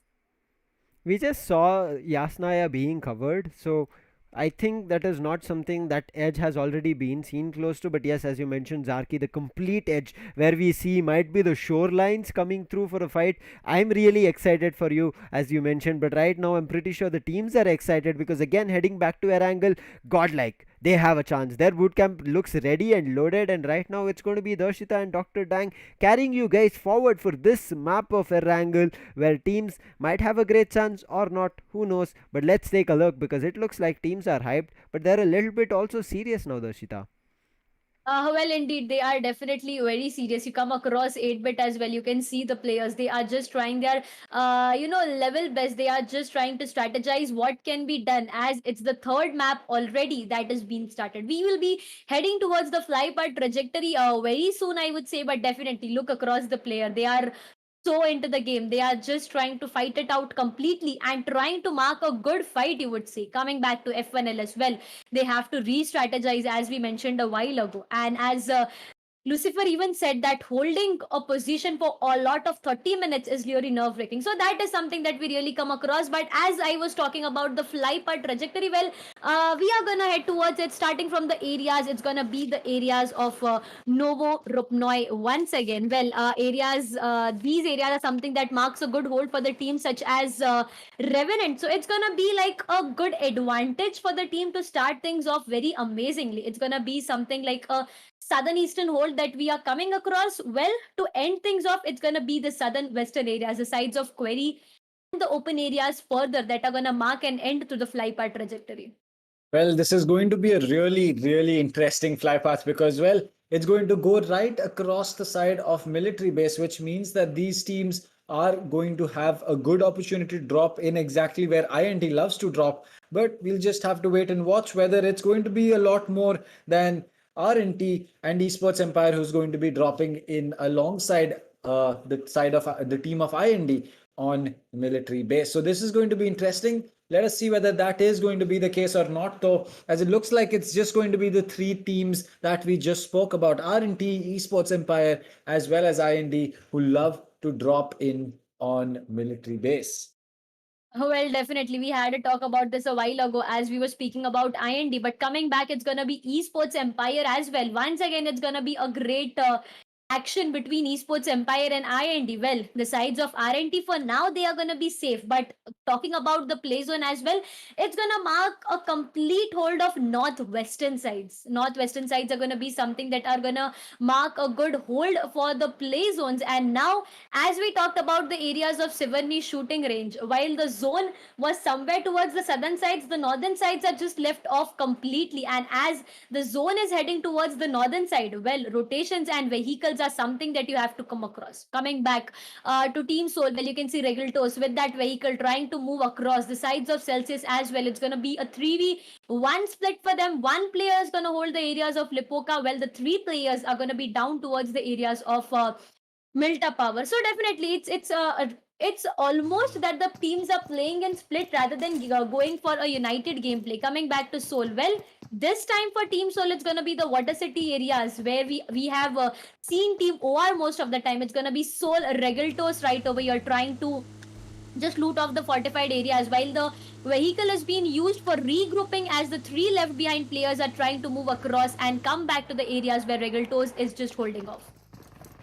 Well, that is true, and I agree that it's going to be an important game for the side of Regaltos, but it looks like Aditya and the side of OR are going to get spotted out, who are still just looking to come down from their parachutes, and it looks like that is not going to be a good drop, but it looks like Aditya will be able to get some utility for him, but for his teammates, this is going to be a really interesting aspect and a really interesting play. Now he is going to be dropping into the water, so he will be able to, as you can say, walk around a little bit, with some cover around him, but it still is going to be an interesting aspect because, well, Soul Driver, he's ready for these teams to, or rather for these players to pop their head across, and the second he does, and the second they do that, it is going to be an easy kill for them. But one thing that I would love to point out is the uniforms that these players are going to be wearing because, well, it seems that they have picked up quite a bunch of them, and well, especially on Soul's Regaltos, it seems to be a very interesting uniform. Well, definitely, it's gonna be really amazing uniforms and dresses to come across. Well, coming back to the sides of OR and Soul, Dr. Dang, this fight was something that I was really not expecting by the sides of Soul. As we already know, the sides of OR are gonna mark a good entry, gonna mark a good hold to the areas of Water City. But Team Soul coming to these areas was something that was really not expected by the sides of Soul. But coming back to these fight, once again, some actions I was talking about. Esports Empire and IND. We had a talk about this. So once again, it's gonna be a good fight between Esports Empire and IND. Well, we had it fought once. We had Team IND and Esports Empire getting into military base and fighting it off once. It was the sides of Esports Empire who completely eliminated IND, and this time Team IND would definitely make sure to take them out completely. So yeah, we are waiting for some actions to get begin. As you can see, IND snacks as well with that M16 A4. Well, Dream OP, he can be caught by snacks if you have a good scope. I think coming to mid-range fight, switching of scope is something that you really need to come across with, as you are holding a higher ground advantage. Well, you can make a very good use of it. You can make a very good angle throughout that. Well, I agree. I think that it is going to be sorry. Well, yes, it is going to be a very thin angle that they will be getting on each other. But again, it looks like OR and Seoul have kind of retreated to either sides of the city. And well, if they can make a play around it, well, very good. But either one of these teams is going to have to make a play, because if both of them just run away from each other, it kind of makes no sense. But though it could be something that we see these teams go up against each other head to head in a later stage of the game. But either ways, it looks like OR or Seoul are not going to be getting too much utility, and they will definitely have to either take down each other and pick up their utils, or they will have to make sure that they go to a different part of the map. As for Snacks, he takes a little bit of damage. Well, he only has bandages to heal himself up, so it's going to be a little bit of an issue for him. Indeed, that is really going to be an issue from him, as at such an early stages, when you are hitting off with such a great amount, your helmet has just been taken down completely. Then you have to look across for utilities, and you exhaust a lot of utilities, and that is something that is going to mark you a problem to the end of the fight. So coming back to the areas of Yasnaya, well, once again, it's going to be the sides of Godel marking their fortified areas over there. They are trying to loot it off completely, and well, they are very habitual of entering those areas, so they very well know that now what can be found completely. So yeah, you were talking about snacks a while ago, that you just have few bandages left, and well, that is gonna be definitely true. As you can see, Snacksy is still low on HP, and he really needs to patch himself up. If one or two bullets even come across, well, he can be down to the ground. So that is something that needs to be come across with. Well, coming back to Soul and OR, the actions that we are really awaited for, it's gonna be the sides of Mortal and OR Aditya. Well, Aditya knows that how close he is into the fights, and he is just trying to hold off the position. He is not even trying to compromise his location at this point of time, because even one mistake and even one casualty is something that could cause your team lose a whole fight. So that is something that you need to really look across with, that even if you do a really small mistake at this point, your team had to just give it up completely. So looking across these fights, well, it's gonna be Scout OP once again with that M762 trying to get into a close range fight. Well, the size of OR Aditya, he is out the door, and he is just ready to grab it completely inside to the sides of Soul over here.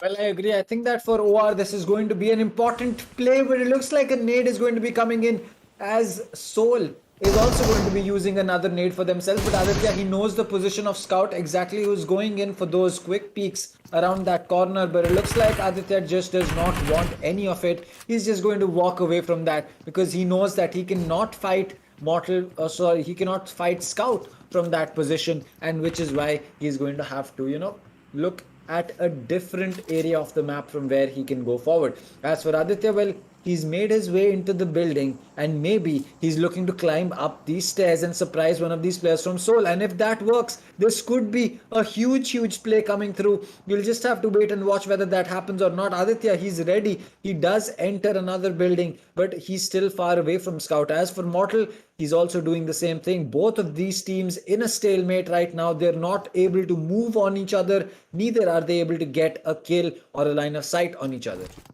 Well, indeed, that is really going to be true. It's like how important the angles are when you get into a fight is something that we are really coming across, Dr. Dang, over here. You can see these players are trying to relocate themselves completely so that they mark a good angle onto the other team and they try to take down as many players as they can. So coming back to Scout OP, well, it's going to be a good height advantage, I would say, a higher ground advantage for Scout, where the sides of OR Aditya, now he can come to a very difficult spot if Scout OP tries to rush it off very aggressively. And that was something I was talking about. Well, Soul Driver, even he is holding that higher ground advantage, and that is something that is getting Aditya to a very difficult spot as he was just trying to regroup with his team back. Well, the compounds, the four houses are something that are being a good inside wall cover, I would say, for the sides of OR. But now you can see the confidence of Team Soul. They are trying. It's not just about the confidence. It's like a passive and aggressive both approach that they are coming throughout the fight. They are not trying to rush it off even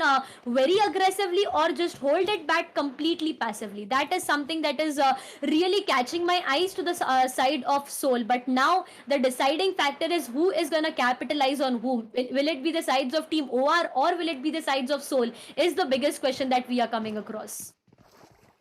Well, I agree. I think that it kind of just makes sense that these teams do not want to aggress, but it looks like OR is kind of stuck towards the, towards the other end of to the other end of Water City right now, as they have, as Seoul has some players on the other end of this city as well. So they could be holding their flank, but this is going to be something that will be very interesting because this has been going on for such a long time now. Both these teams not able to get a kill, but they are just holding each other in the same position. So it does seem to be the case that for the side of OR, this is either a way to get out of here right now, or they're definitely going to have to fight through the side of Soul, because Soul is not looking to give up this position. They want that loot, and the only way to get it is by getting rid of the side of OR. Now 8-bit Akshat has realized that there could be two squads in this same position, and if they do realize that, they could be waiting for Soul or OR to make some moves, and once they have, well, they'll be coming in to clean up whatever is left.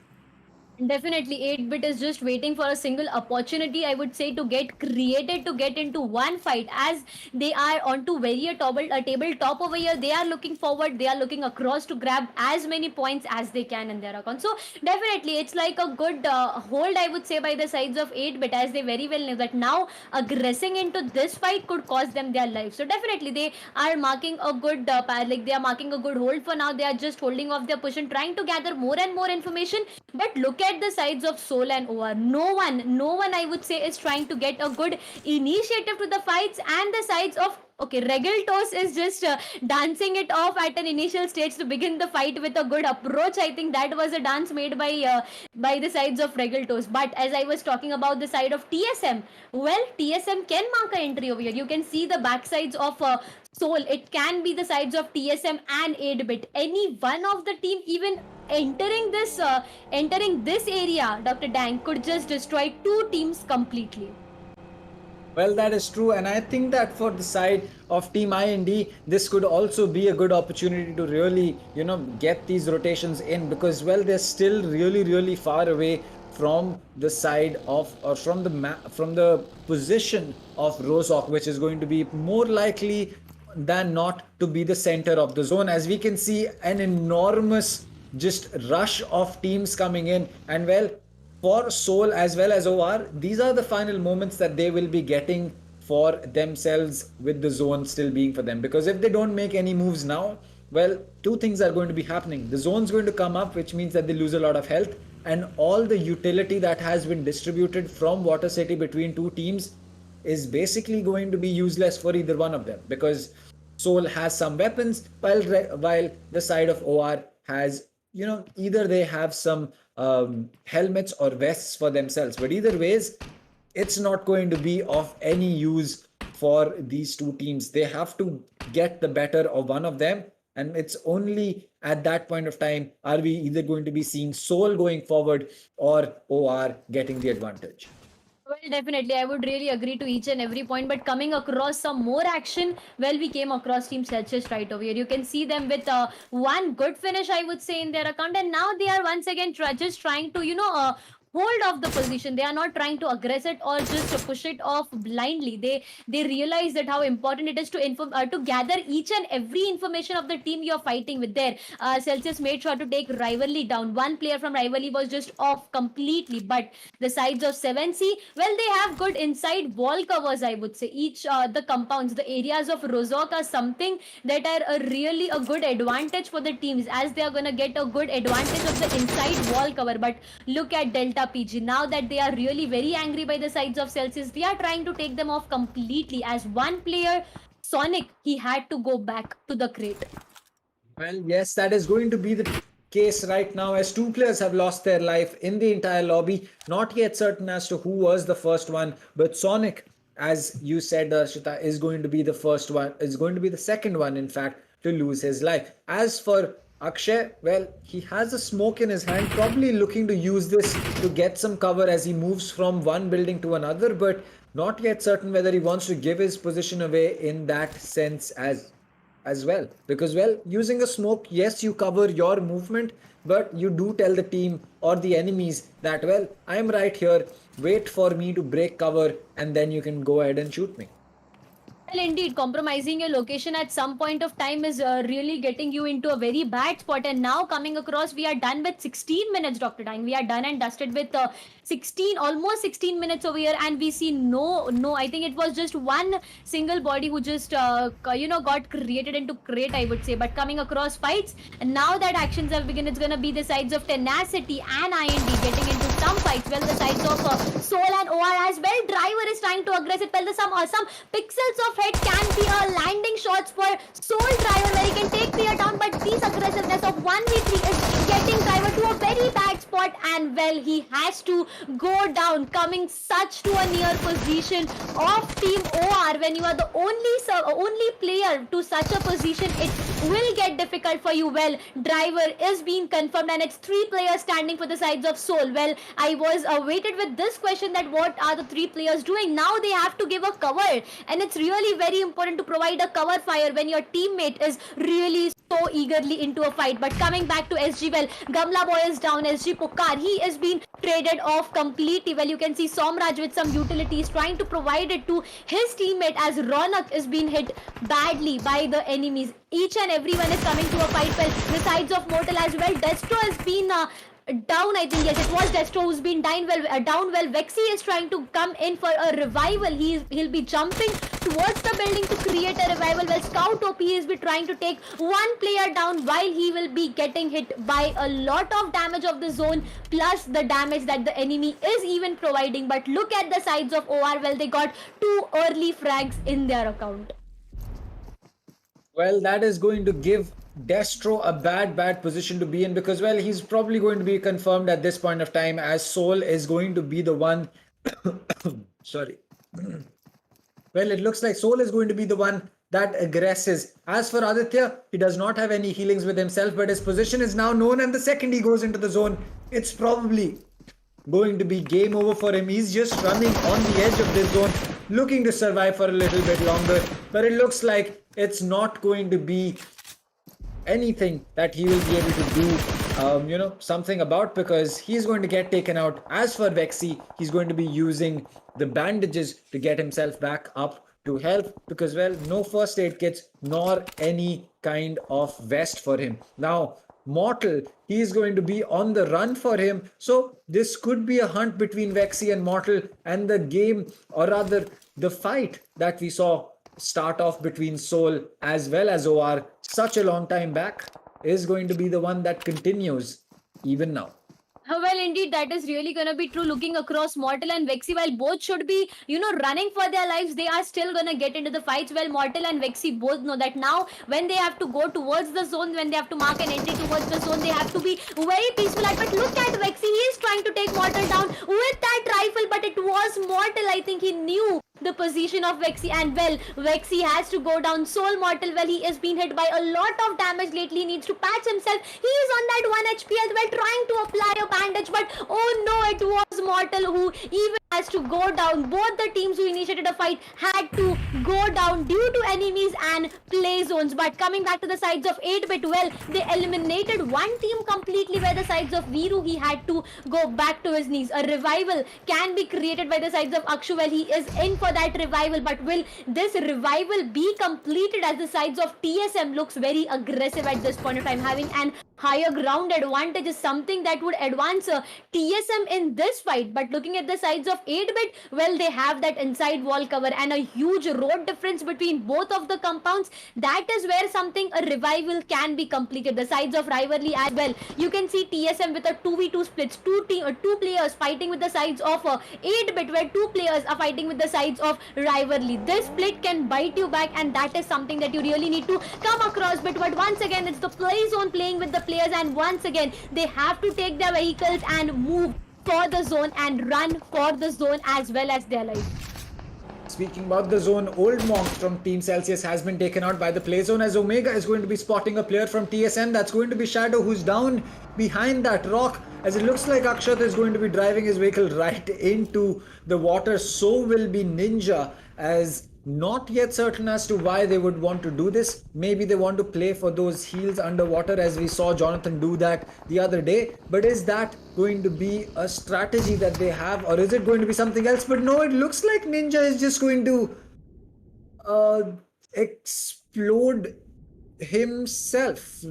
Not sure as to why that would happen, but it looks like that was a misclick or something, because, well, that is definitely not something that Ninja would want to do for himself. As for the players that are left alive from 8-bit, well, they have to use this water to make their way across the other side of the zone, but it looks like Smokey is going to be the one to hold them on the other side, and he has a lot of cover. He only needs to worry about 7C coming in from the back, and maybe other than that, they are going to be getting 4 free kills for themselves on Marcos Gaming, as it looks like 8-bit is also going to be in a bad position. They're underwater. They're probably not going to be surviving for too long, and neither will be the player, which is going to be TSM Blaze. So AZTEC, F1LS and 7C in very good positions, but 8-bit, Marcos Gaming and TSM is not so much.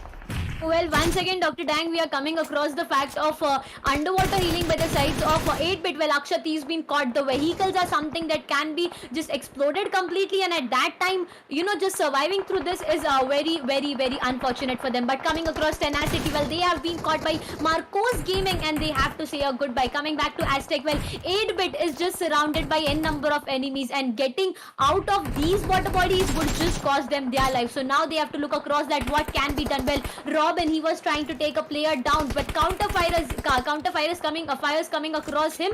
Some bullets just spelled him a lot of damage, and now he needs to patch himself with 10 bandages and 5 healing kits. I think that is really, really sufficient. But look across Marcos Gaming, underwater vehicles, underwater healings, that we are coming across with 2 teams such as 8-bit and Marcos Gaming. But now, as the zone is not favoring them, it is gonna get very difficult to move across the zone once again, as they are being a target for each and every team surrounding them. Well, the sides of F1LS and 7C, they are even getting into a fight. Well, Smokey has been hit badly, and he is trying to patch himself up with some bandages as much as he can. You can see the same across Artemis. Well, he is just left off with 1 and 3 bandages.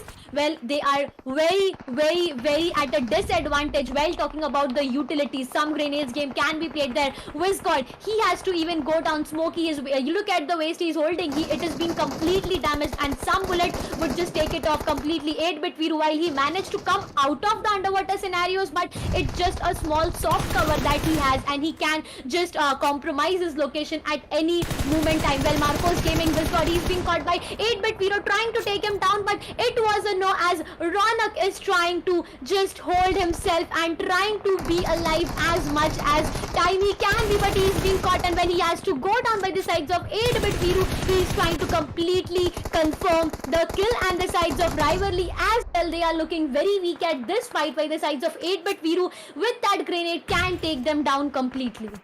Well, Akshat and Omega are going to be down on the ground, so it means that it's only down to Viru that, you know, who can get that kill for himself. Well, it looks like GyroGod just sneaks up with the boat and gets a free kill for himself. He's like, surprise, here's the boat, and well, there you go, these are the bullets, and thanks Thank you and see you later. As for rivalry, they've spotted Gyro God now, who is instead put himself in a bad position behind the same piece of rock. But it looks like very, very low on HP, and he'll just kind of run away from there. As for Snacks, he's trying to go in for those sprays. It does not connect. A Molotov will get popped, and that means that probably the players in that area are not going to be feeling very comfortable because, well, you know, fire on your body doesn't really feel very safe. As for IND, they still have every single player up for themselves, so they can probably look to play this around and get some, get some good frags from this. But it looks like Snacks is going to be taking enough damage to get down, as Daljit is going to be getting his teammate back up. It looks like Kratos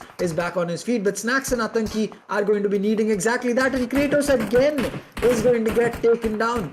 The side of 7C is proving to be extremely strong, as Aladdin tried to go in for a second shot, but it looks like he got spotted out by a different squad, which is why he had to fall back for cover, which is going to give IND the time and the opportunity to go in for a revive on their 3 downed teammates.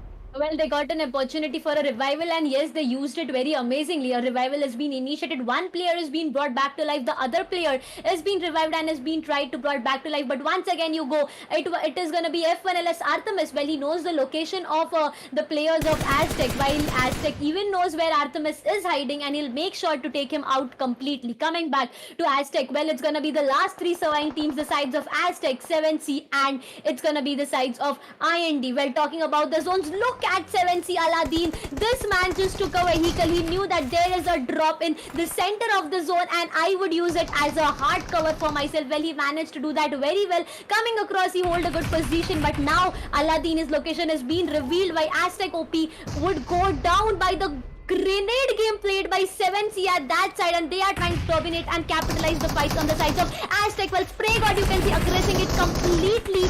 It was the time of AZTEC. Well, once again, it's going to be 7C trying to take it off completely, but AZTEC had to go down on the very, very deciding factor of who is going to get it. Well, it's going to be Snacks, who is the last surviving player. You can come across Aladdin, but even Snacks has to go down, and it's the time of 7C, who is marking a great winner chicken dinner for them.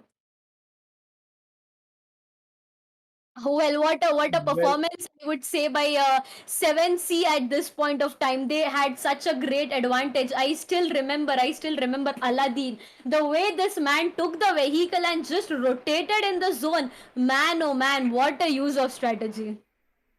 Well, yes, that is definitely true. And well, with that, it means Erangel is going to be coming to an end once again. And well, I'm going to leave it to Lucifer and Darshada to break apart that map because, well, we saw a lot of things that we saw. And well, there were some things that really need to be explained. I agree with you, man. What a map of Erangel. The top teams tried to push through as much as they could.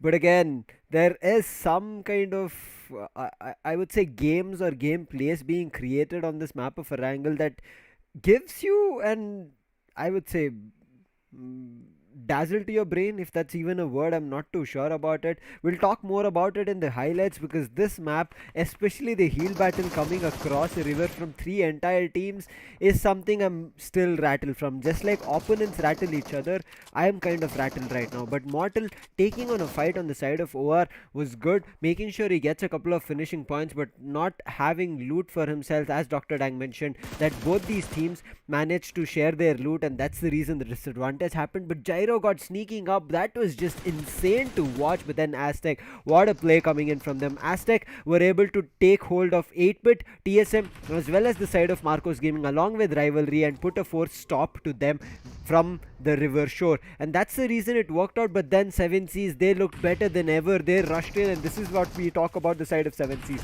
If they like to pick up a battle, they are going to rush, irrespective whether you're going to be a really good team, whether you're going to be a bad team. They don't care. They take, I would say, each and every team as just a clean-cut opponent, nothing else. They don't counter in any other direction, and that's the reason 7Cs, once they pick up their momentum, that's where they will be heading on to pick up multiple fights in their favor. And that's where 7 Seas were missing their fights in terms of picking it up, in terms of converting it over to finishes in their favor.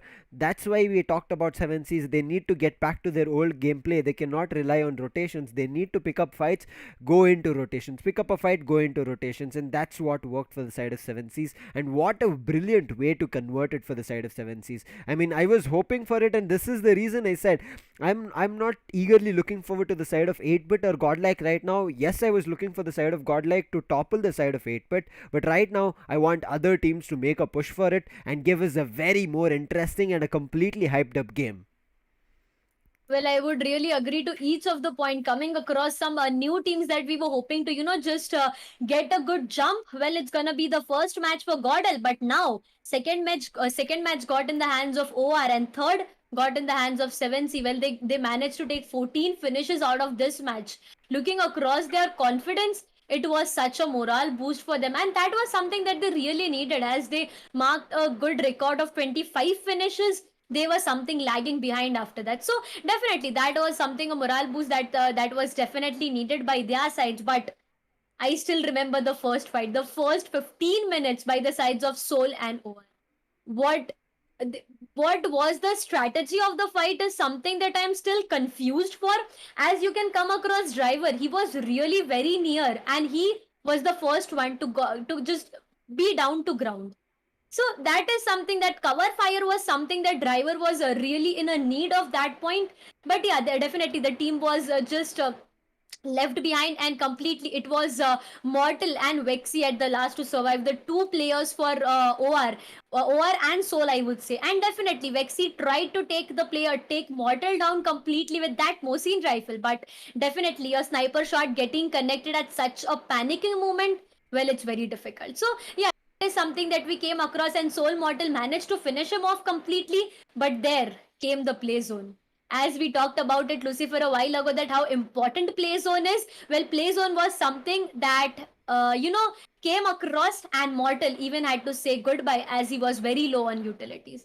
So these are just very small things that come across, but now that you understand how important small things are, big things are something that really matter, but not as much as these small things matter, as your utilities matter. Exactly. Now, if a Mortal had n number of bandages, well, he could survive till more good position, and he could give his team a good position. So this is something that we are coming across. But with this, we are coming back to a really short break that we are going through. So yes, we'll be right back within a short break with y'all guys, coming across the last 3 maps for today. Wait and watch. Yeah.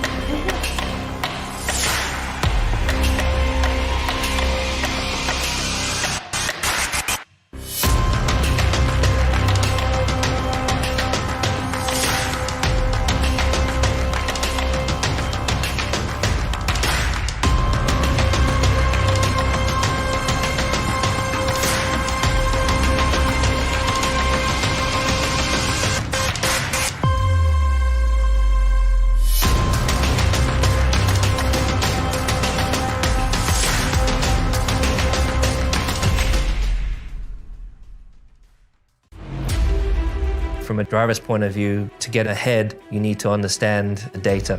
I have over 20 buttons on my steering wheel that have a direct link to how the car behaves. So I'm studying that in the background on computers all the time. I'm super grateful that we have AMD with us. It's a huge asset for us. When we come back into the garage, the car downloads and the data pops up on my screen. The faster we can get that, the faster I can analyze it, and the faster I can get back out there.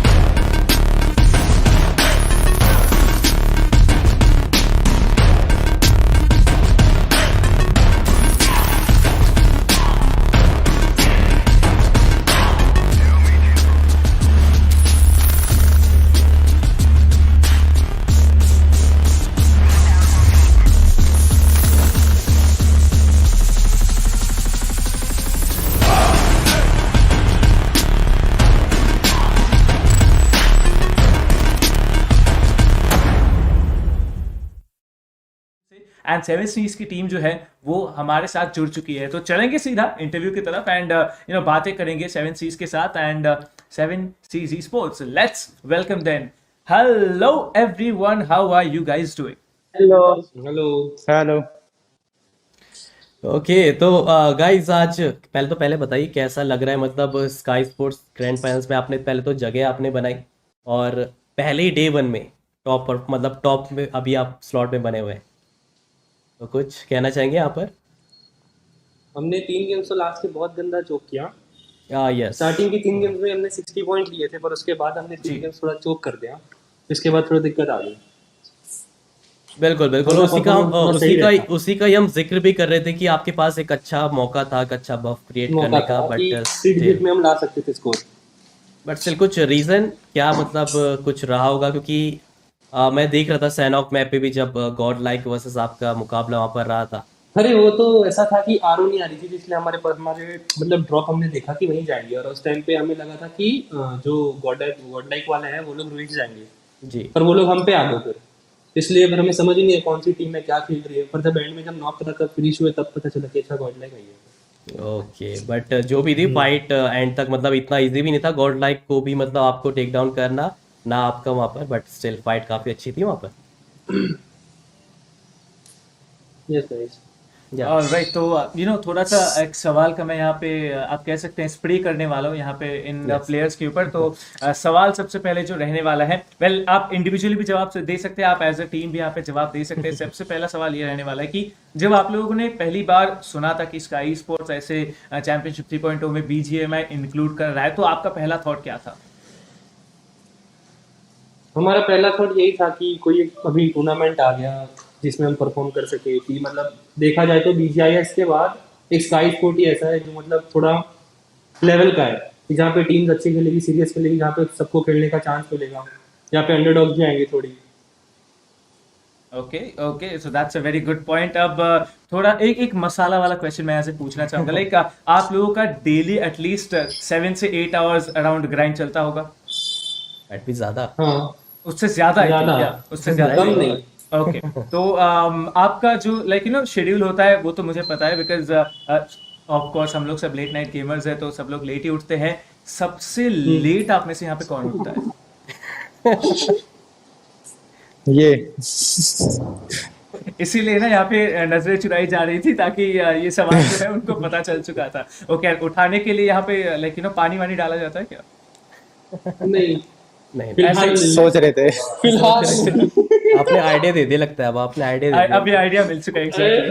दिया। चलिए एक और चीज यहाँ पर, आपने जैसे underdog का नाम लिया है, आपने अंडरडॉग्स का जिक्र करा है, तो अभी के लिए जैसे आपने अभी सेमीज में आपने जैसे भिड़ंत हुई थी आप लोगों की अंडरडॉग्स के अगेंस्ट, तो कैसा मतलब परफॉर्मेंस, और उनका भी बताइए, मतलब उनका कैसे रहा परफॉर्मेंस, और जो हमारे अंडरडॉग्स जो देख रहे हैं व्यूअरशिप, उनके बारे में आप क्या मतलब कुछ बोलना चाहेंगे उनको भी?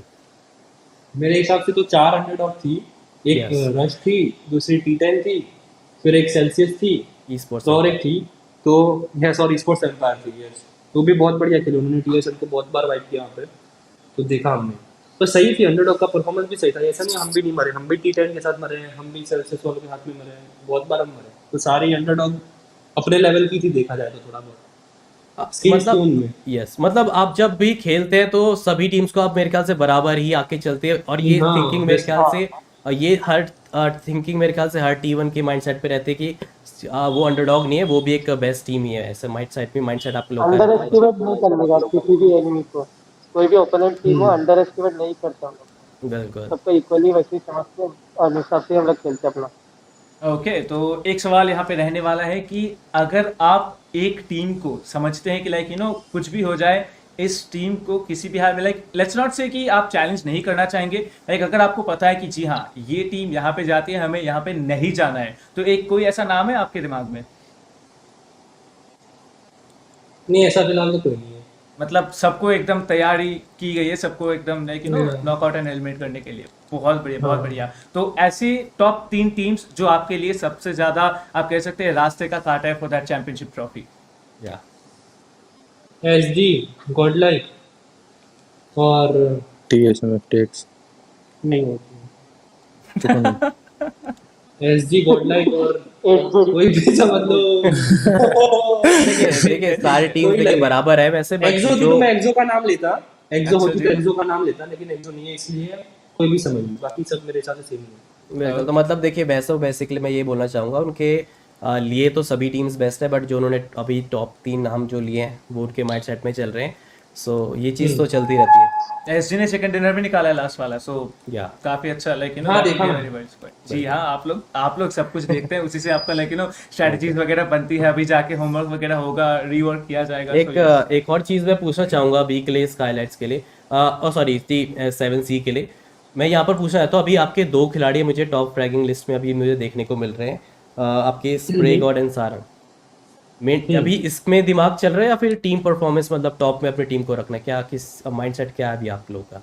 हमारा सिर्फ टीम परफॉर्मेंस पे रहता है, उसमें आए ना आए फर्क नहीं पड़ता किसी भी प्लेयर को। अगर कोई भी नहीं, अगर हम फर्स्ट है तो हम लोग सेटिस्फाइड है उससे। बिल्कुल, तो मतलब बेसिकली अगर जो भी है मतलब टीम ऊपर रहनी चाहिए या, और ये बस। चीज़ मेरे ख्याल से ना हर टीम का जब भी पूछता है ना मैं सवाल, उनका यही रहता है कि हम अपने फिनिशेस नहीं देखते, हम अपना देखते कि हमारी पॉइंट्स, हमारी टीम ना कौन से पोजीशन में आ रही है। तो अभी टीम पोजीशन से अगर अब मैं टीम पोजीशन से अगर एक सवाल बस ये है कि अब कल की स्ट्रेटेजीज क्या रहेगी, क्योंकि अभी आप टॉप में चल रहे हैं बट स्टिल हमने देखा ये टॉप ओवरऑल स्टैंडिंग से 2 ही मात्र खाली आपको मेरे ख्याल से बस ऊपर नजर आ रहे हैं बस।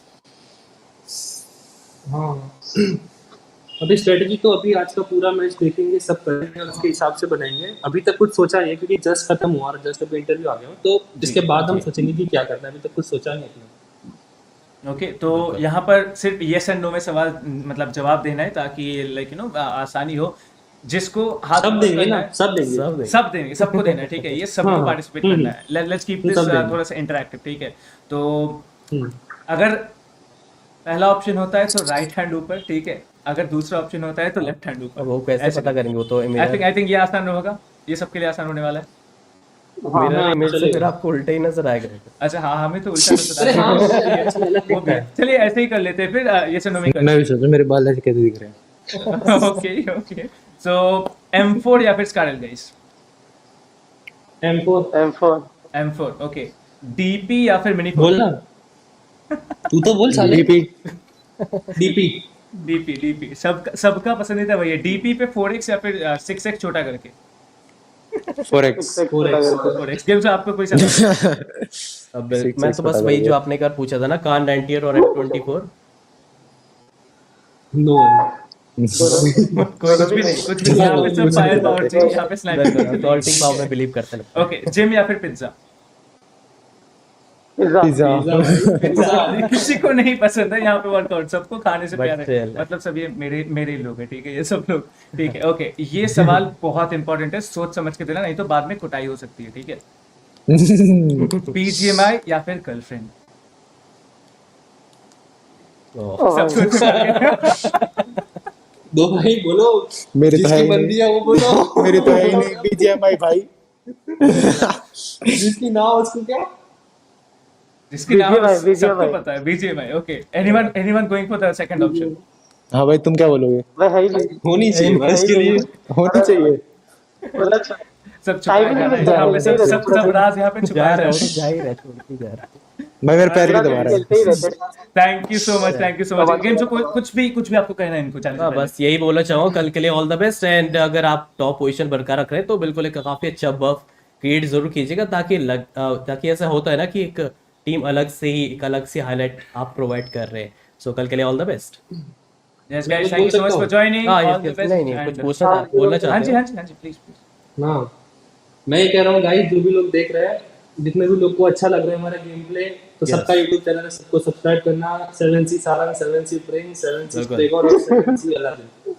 बिल्कुल भाई, चारों को कर देना गाइस। कर देना, ठीक है। ये जो मैसेज है आप अपने जो भी फैंस है 7Cs के जाइए एंड यस, सब्सक्राइब मेरे करना 7C के भूलें। जितने भी फैन है सबके लिए भाई। सबके लिए, ठीक है। लाइक ये होता है लीडरशिप, ऐसे फॉलो किया जाता है। ऑलराइट गाइस, आप लोगों को और ज्यादा इंतजार नहीं करेंगे, आप लोगों को भी काम है, आप लोगों को स्टडी करना है, कल के लिए तैयारी भी करनी है। तो ऑल द बेस्ट, एंजॉय कीजिए। अभी आप लोग लीडर बोर्ड पे नंबर 1 पे है। लेट्स सी डे 6 तक कहां पर कौन जाता है। आप ऊपर रहते हैं, कोई और टीम रहती है, लेकिन हमारी तरफ से तो all the best. I believe आपके सारे फैंस भी चाहेंगे कि आप ही सबसे ऊपर रहे। So all the best to you guys, thank you so much for joining us. Thank you. Bye bye. Bye-bye. Take care. Thank you. Bye bye. Bye bye. Bye-bye. Take care, guys.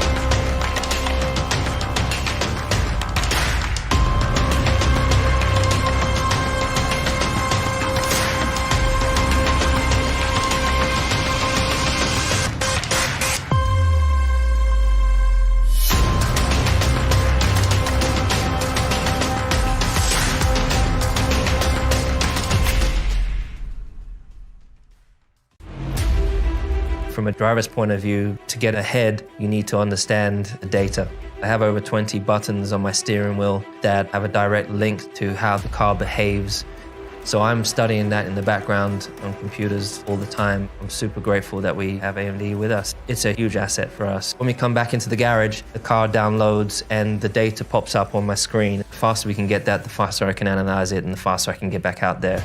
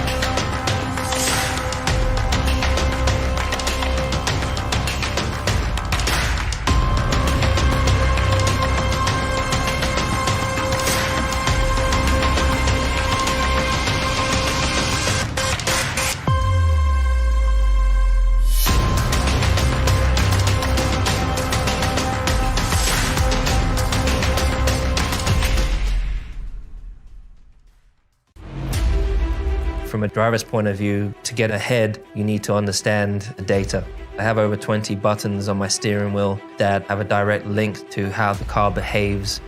So I'm studying that in the background on computers all the time. I'm super grateful that we have AMD with us. It's a huge asset for us. When we come back into the garage, the car downloads and the data pops up on my screen. The faster we can get that, the faster I can analyze it and the faster I can get back out there.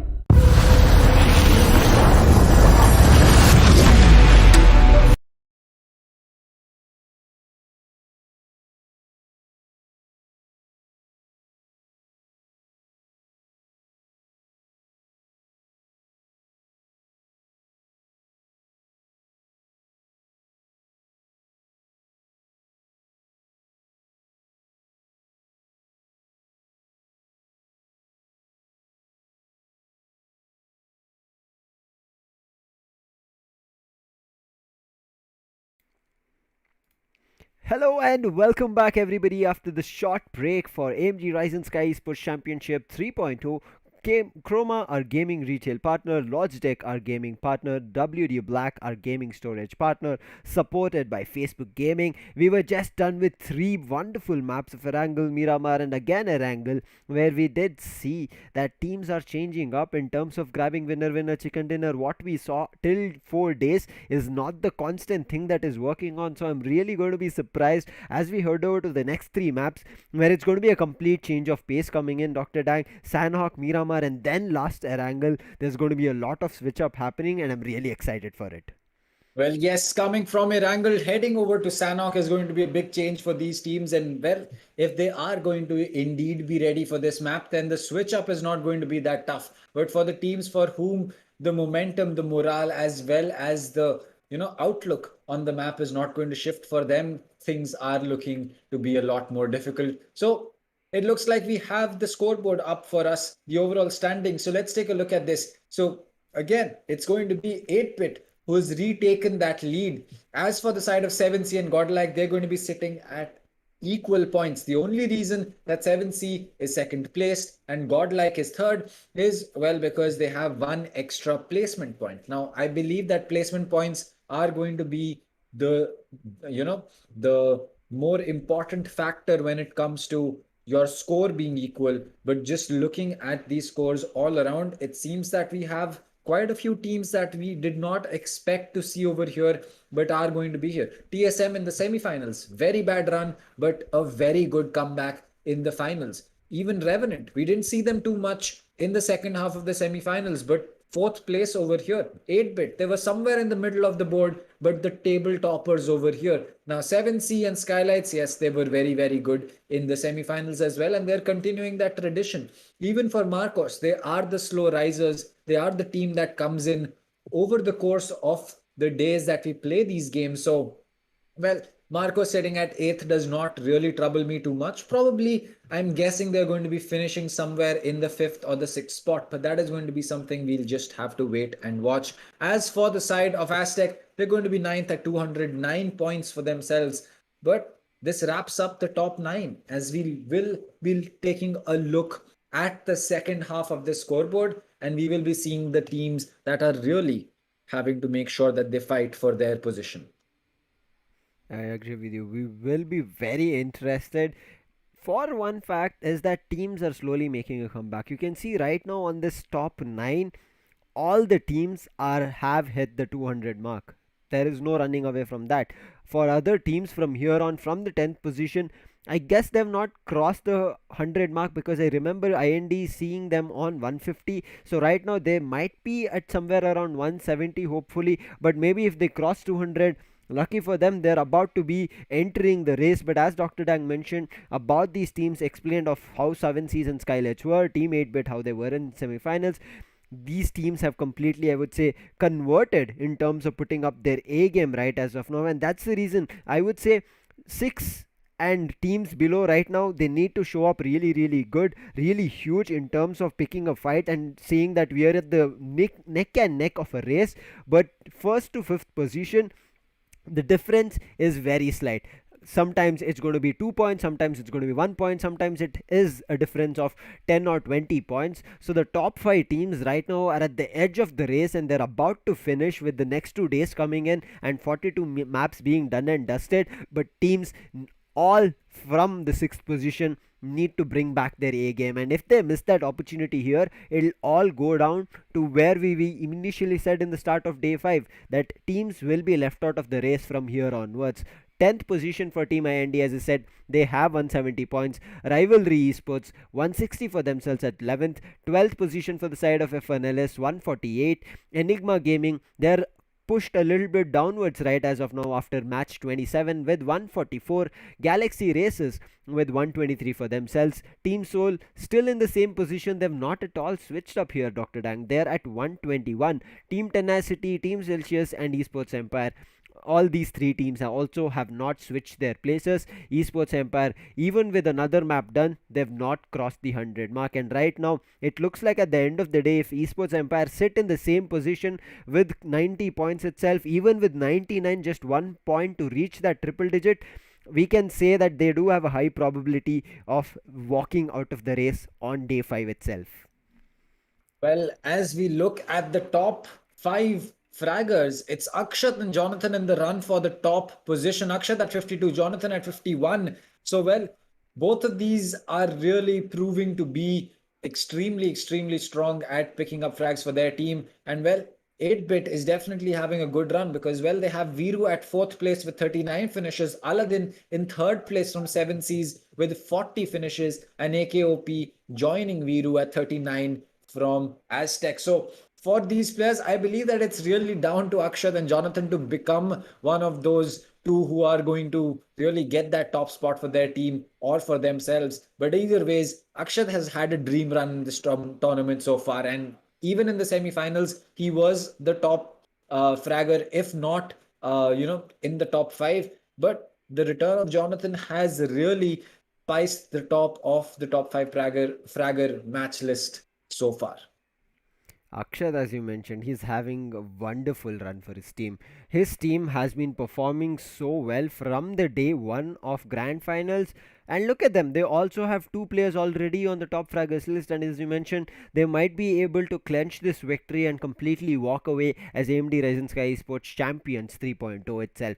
That's what I'm looking forward to. But yes, GodLike are right behind their tail. But now with 7C coming in, Aladdin, he has been trying as good as he can for his teams. He has been trying to lift that responsibility of picking up frags for his team when it is mattering for the team, in terms of converting it to a winner chicken dinner, getting placement points, getting finish points, and trying to balance out both. But again, 8-bit started off from day 1, whereas teams such as GodLike, 7C, SKYLIGHTZ Gaming have had a hiccup here and there on day 2, day 3 and day 4. And now coming to day 5, teams have to stabilize themselves. They need to find a path forward which is somewhere leading them to mostly victory. If it does not, there is a stabilization point of them at least grabbing 10 points per map, and that's where they will be able to be neck on neck in terms of competition. But again, talking about the next 3 maps that is left, it is going to be 30 maps done and dusted here, and then teams will have only last 12 maps to play on 6 and day 7. Teams have a long way to go, but still it's becoming shorter within a blink of an eye now, with Sanhok, Miramar and Erangel coming in. As we initially said when we started off with the break, it's going to be change of pace.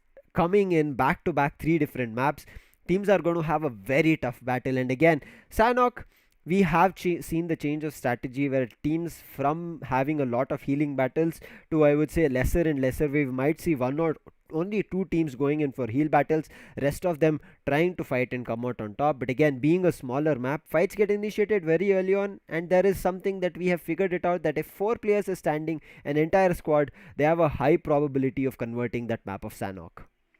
Well, I agree. I think that it just goes to show that Sanhok is a map that requires you to think on your feet. You need to constantly be evolving in terms of where you're pushing, what you're doing. And well, if that is not going to be the case, you'll pay the price. So it's time for us to head over into the game that we have coming forward, which is going to be on the map of Sanhok. And well, Lucifer, what are you expecting from these teams right now?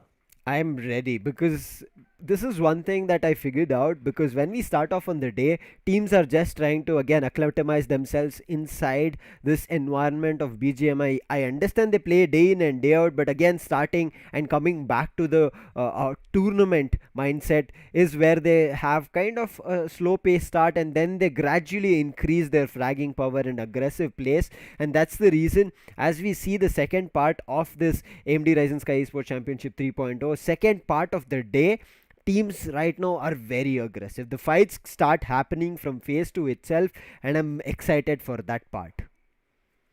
Well, I am excited for this map as well. This is one of those maps where you are going to be seeing a lot of gunfights happen really quickly. And well, as we see the teams disperse, it seems that ENIGMA is the first team to peel off from the pack as they are headed towards Camp Bravo.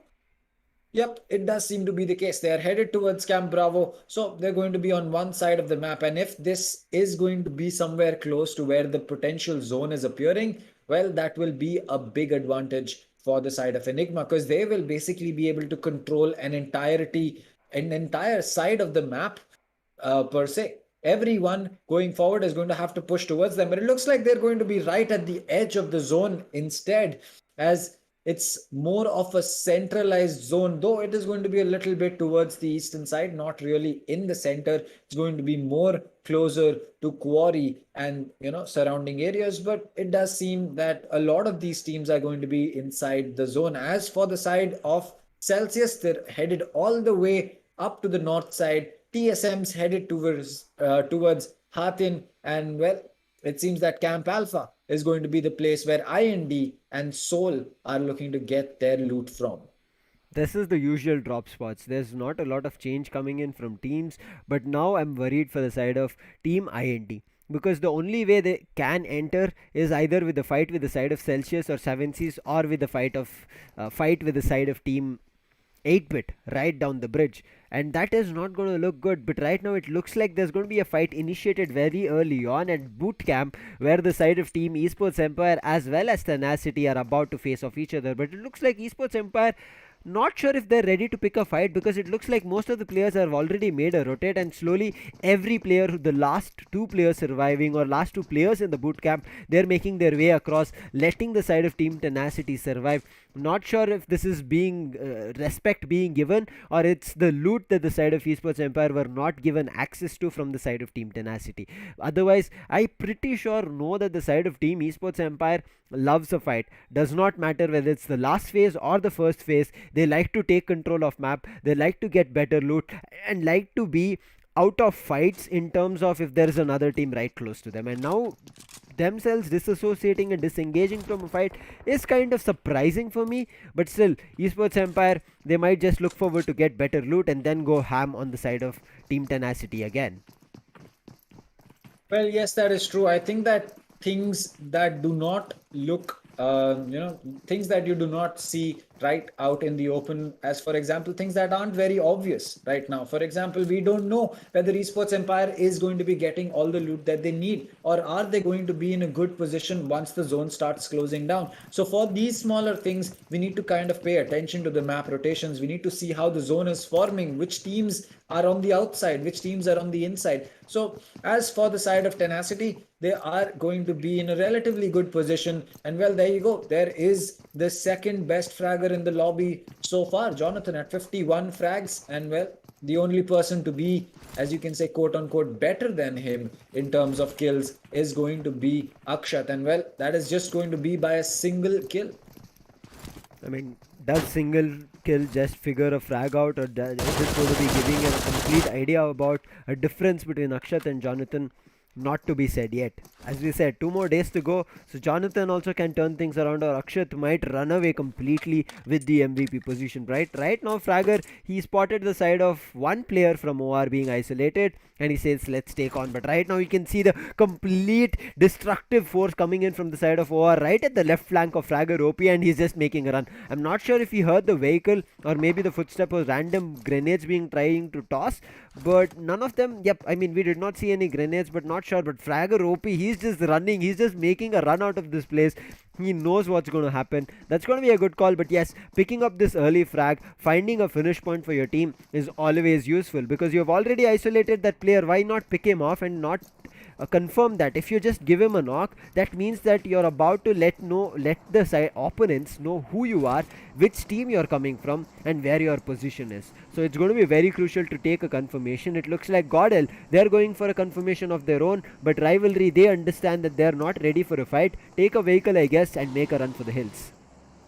Well, yes, that is true. You need to be quick on this map because, well, the zone can catch up, but the players can catch up faster. So, as for the side of GodLike, they need to make sure that they get a vehicle for themselves, whether it be a bike or an SUV or a convertible or anything. They just need to get to that vehicle soon enough because, well, they've picked up enough loot, I'd say, though they don't have enough healings as you would, prefer to have on a map like this. But again, at the same time, it doesn't matter right now. The zone has just about started, and by this phase 2, phase 3 starts, we will see a lot of these teams get a ton of healings for themselves. So far so good for both Soul as well as GodLike. Things seem to be in control, but it looks like one of the players has lost their life. Not yet certain who it is, but it does seem to be that we are at 67 alive instead of the 68 that we should be at.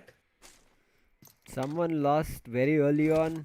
I mean, we did see that it was one player from the side of OR, Dr. Dang. Even I kind of, it was so early on that we kind of dismiss that fight that happened in front of our screens, thinking that it cannot happen so early. But still, losing one player right now is going to be a disadvantage for the side of Team OR. But as we progress, it's going to be maybe a bite back for the side of Esports Empire, because now the side of OR will be a little bit angry on the side of Esports Empire. But in the meantime, Tenacity, they're looking forward to pick with the side of 7Cs, the winners that just came from the hot map of Wrangle. Not sure if the side of Team Tenacity is ready for this, because we have seen the side of Team Tenacity, whenever they look forward to a fight, they try to do a lot of damage but do not confirm those finishes. So it's going to be very crucial that they say we will be doing both damage and confirmations. But Rivalry, they've spotted the side of GodLike. Jonathan receives a lot of sprays coming in. It does a lot of damage, but at the right time, he'll be able to take cover with the boulder, heal himself and patch himself up, and Neo will be creating the distraction so that he can get back to cover and patch completely. Well, yes, that is true. I think that for the side of GodLike, well, they can be in a good position to turn the tide in their favor once again, because, well, they've dropped down to that third place position. They want to overtake 7C as well as the side of 8-bit. But it looks like 7C is going to be losing Prince to a shot, as it looks like he will get finished off any second now. Esports Empire, the bottom place team, and, well, despite having, the second best team in the tournament right now in front of them, Esports Empire is taking that opportunity with all arms open. That tells you that it doesn't matter which place you are on the table. You make one mistake, you pay the price for it, and that is all that we really need to think about. Because, well, if 7C lose a body right now, which I'm pretty sure that they will, Prince is nowhere in a position where he can get rest back up to his feet. So 7C is going to be playing with a disadvantage from the get-go. A lot of these teams look like they're going to be playing with a disadvantage. A lot of them have lost one player. Yes, you can see that all the teams are still alive, but there's them losing players one after another. Cloak goes in, he does a lot of damage, but the lower ground advantage, I guess, has given the advantage to the side of Team F1LS. They've spotted through the bushes, and this is why we say the map of Sanok, you might think that you have cover, but once your location is known, the bushes are not going to provide you cover if somebody decides to spam, which the side of F1LS tried to do. Enigma did manage to go down for a knockout. But now the revive is being kicked in, but FNLS, they have all their players surviving. So if they manage to rush the side of Team Enigma, this is done and dusted for the side of Enigma. And that's the reason you can see many of their players are picking up vehicles and making a run of it. Well, yes, that is true. And I think that the point that you made, that once your position is known, the bushes don't act as any cover, well, that is true. Because, well, at the end of the day, it is either grass or it is a leaf. Do you really think that a bullet is going to be stopped by those? Because if you do think that, you're playing the wrong set of games, my friend. Especially once your position is known, the muzzle flash gives your position away, or even with the suppressor. Yes, you are going to be a lot more silent, but it is still going to give your position away a little bit. And if that is going to be the case, it's not just about whether bullets land at you or not. It's also about the fact that the second you stand up to actually run away, because how fast do you think you can crawl away from a gunfight? Not fast enough. So you need to make sure that you pay attention to your surroundings, know when it is the right time to go prone. And well, Cloak, he's doing exactly that. He's playing it slow, he's playing it smart. And if F1 does not pay attention to what and who is around them, Cloak might be getting a few free kills for himself. Exactly. This is the reason we said if you're given your information, you need to disengage very soon, and that's what the side of Enigma managed to do, and that's why they made a run for it. But yes, they've not disengaged so further away that they've completely lost the information of FNLS. And Cloak, as you said, going prone is going to be very crucial, and him not giving away his position right now, he is safer than anybody else from the side of Team Enigma who have made a run for it. But still, something to look for, because FNLS do have all the 4 players surviving, and if Cloak becomes a little bit too eager, as you said, trigger discipline not being there, and then he becomes eager, his position will be compromised, and Enigma, who have lost already one player, will be at a disadvantage of 2. But right now, GodLike, I guess they got hit a little bit of a spray coming in from their opponent from a different team itself. Previously we saw, I guess, the side of Team Enigma, but right now it looks like the side of AZTEC have their eyes on them. But GodLike also have a shack in terms of cover for themselves, and they're trying to turn things around. But again, inside the zone, this time the side of GodLike are,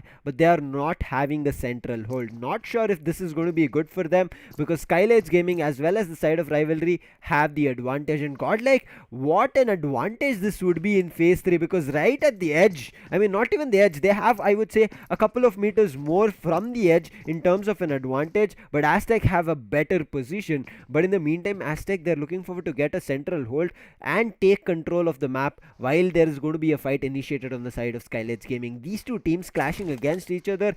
Not sure if AZTEC is going to come on top, but we have talked about this. AZTEC need to, I would say, proactively pick up fights rather than waiting to fights to be kicked in from different teams.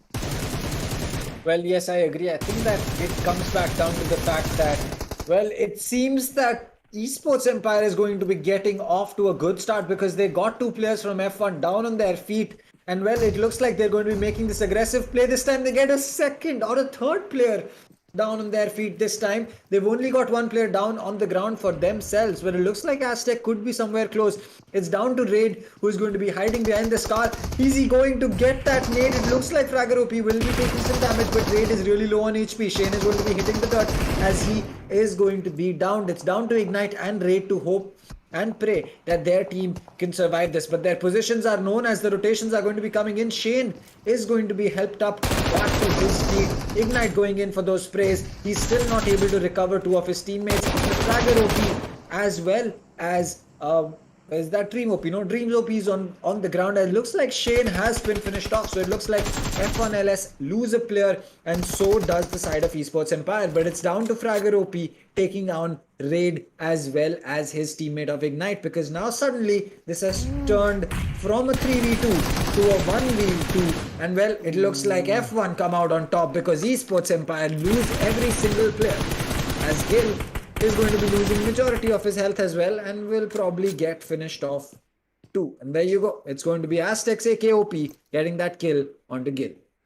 Man, that fight with Esports Empire and the side of FNLS. Esports Empire, this is what we've talked about them. They're very aggressive. They were so close, but they just gave a couple of seconds to the side of FNLS, and that's the reason FNLS managed to capitalize. And now, looking at that fight, Esports Empire will be, I would say, re-strategizing, because losing such a fight where they had 2 players surviving for themselves and then losing bodies aggressive because Ignite and Artemis, or Ignite and Raid started pushing in, and then the mollies being exchanged and pushing the last surviving player from the side of Esports Empire from that shack was very crucial, and Raid played a crucial part. Right now, OR, they've lost 2 players as Dr. Dang mentioned initially, confirmed, but right now Soul, they're picking up a fight with the side of 8-bit. The table toppers right now. Scout will also be down. Regaltos is already down. It's all up to Driver and Mortal, but they look like they're far away from their teammates. Viru gets a little bit too aggressive, gets punished with grenades coming in. Akshat as well, but they're providing cover fire and cover grenades coming through with smokes as well as other grenades. But right now, Mortal and Driver far from each other. Mortal might be caught off from a fight. Very unfortunate of this happening.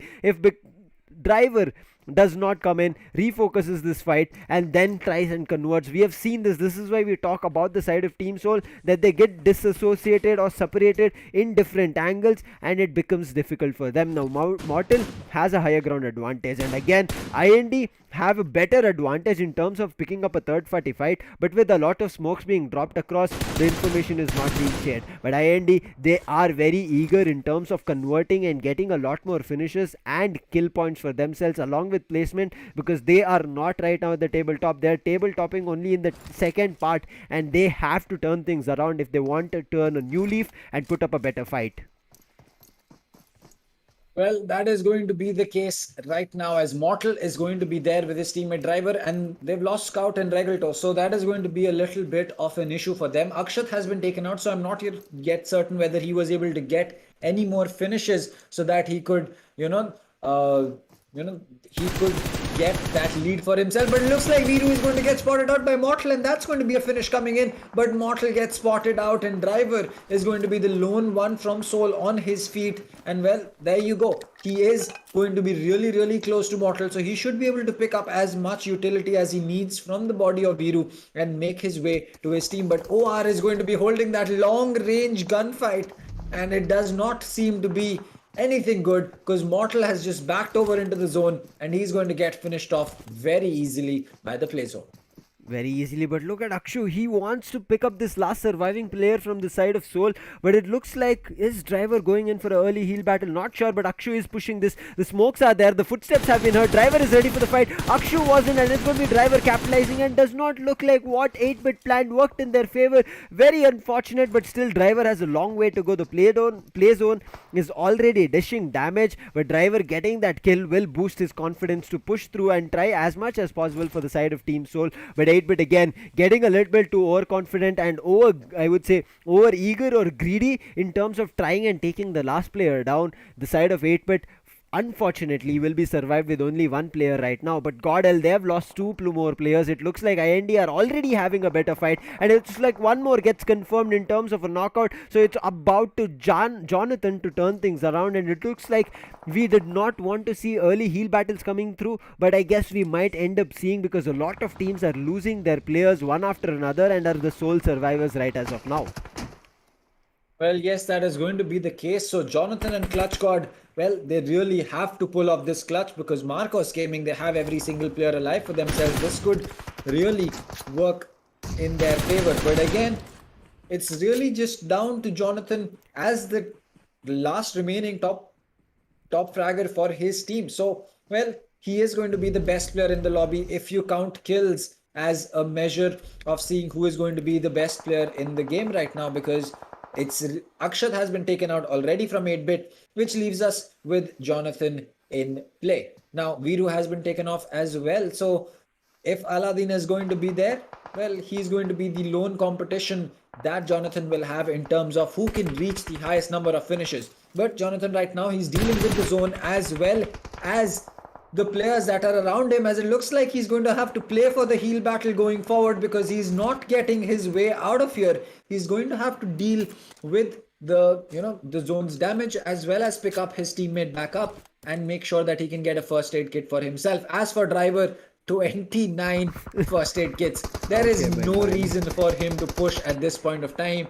He's just going to simply wait and play the heal battle for himself. So now, whether that works and gets him a good position on the scoreboard, not certain. But if it does work, it's going to be really interesting. As Abhi, he's going to be taking some damage from that nade. I believe that was chucked by Surya, but it looks like it does not connect just yet. And Aditya, taking a ton of damage from his side. Only bandages to heal himself back up. Needs to make sure that Atanki is going to be paying the price, but it looks like that will not happen because the Molotov coming in from Atanki is going to be more than enough for Aditya to fall and get taken out. But right now, taken out might be the side of Marcos Gaming. They've been shot from a lot of different teams, from a lot of different angles, and they are going into cover, getting a heal patched up for themselves. But they're rightly heading close to Jonathan. But I guess Jonathan has lost all his healing kits. We did see he only had 2 or 3 over there. And with him using all of them, I cannot find him on the screen. So it should be down to the side of GodLike, going down at the 14th position. But right now Marcos, they're left with only 2 players. Gyro God has spotted beautifully the side of Enigma. That's going to be Cloak going down. With the damage being dished, Vampopi needs to understand whether he has to pick up Cloak or whether he needs to make a run for it now. Gamla Boy, he's the only person down to the knees, so SKYLIGHTZ Gaming will not be feeling that, I would say, tension or stress of losing a fight. But AZTEC, they are trying to push them out of the shack, and if they are successful in throwing a lot of mollies and grenades, they can do a lot of damage. And when it is about to be pounced on the side of SKYLIGHTZ Gaming and they don't have any more utilities and they're already surviving with just a couple of health points for themselves, it can be an easy turnaround for the side of AZTEC. But AZTEC are still cautiously looking through this. They're not pushing in, and Surya, who's the last player who was trying to heal himself, will be going down at the 12th position for the side of Marcos Gaming. Now there is going to be grenades coming, no damage being done. IND also, the team which was looking a little bit better, are still stuck out of the zone. Not sure what happened, but it looks like it's only going to be Daljit. But as we said, Driver right now, who had 29, has used a lot of his medkits, and it looked like he just had 3. Not sure yet, but now AZTEC, they're rushing into the side and they might be able to wipe out the side of SKYLIGHTZ Gaming. The damage is being done. Pukar will be the only player. I was about to say there was one more, but Pukar managed to convert, or was it the side of 8? But not sure. I think it was the side of play zone. But right now we see, okay, it's going to be the Pukar's grenade coming in, the last one to confirm. So 4 finishes coming in. But Pukar, he's very low on health. He does not have medkits to play around with. He's going in for the loot. He has one more. He's looking forward to heal himself and patch himself and also boost himself so that the healing keeps going on. But Daljit has 3 medkits. Dang, do you think that he'll be able to make his way out of the zone kind of to safety? Well, he is going to be having a vehicle right in front of him, but I don't know whether that is going to be the smart play. But it looks like, irrespective of that, he's just going to be using that. Now he's dropped right next to Enigma's players, and that is not going to be the way to do it, Daljit. He gets taken out by Vamp. And well, that is the end as far as things go for the side of IND. Now for Soul, they're still going to be in a good position because, well, still the player Driver still has 15 or so first aid kits for himself, so he's just going to be staying outside that zone right now and making sure that he can survive. Top Dog is going to be getting taken out, which means that he needs to be rezzed back up to his feet. A nade goes out. Austin Vortex is going to be coming in, and well, Encore has also gotten a good position. He's holding off F1LS, and it looks like he's also holding off the players coming in from the right side, which was not yet certain. I did not read the player's name, but it looks like Cloak is going to be taken out. Eggy is going to be getting one onto the player. It looks like Cloak is going to get taken out, while Celsius's Eggy will get taken out to the play zone. So it leaves us with 7 remaining players, 2 in the zone and 1 still outside. 6 first aid kits on the side of Soul Driver. He's going to have to survive for a little bit longer, but it looks like Austin Vortex is going to be the one who takes that damage, who takes that problem. And well, Raid is also going to have to play this slow. It leaves us only with the last remaining 2 players inside the zone and 1 still outside it.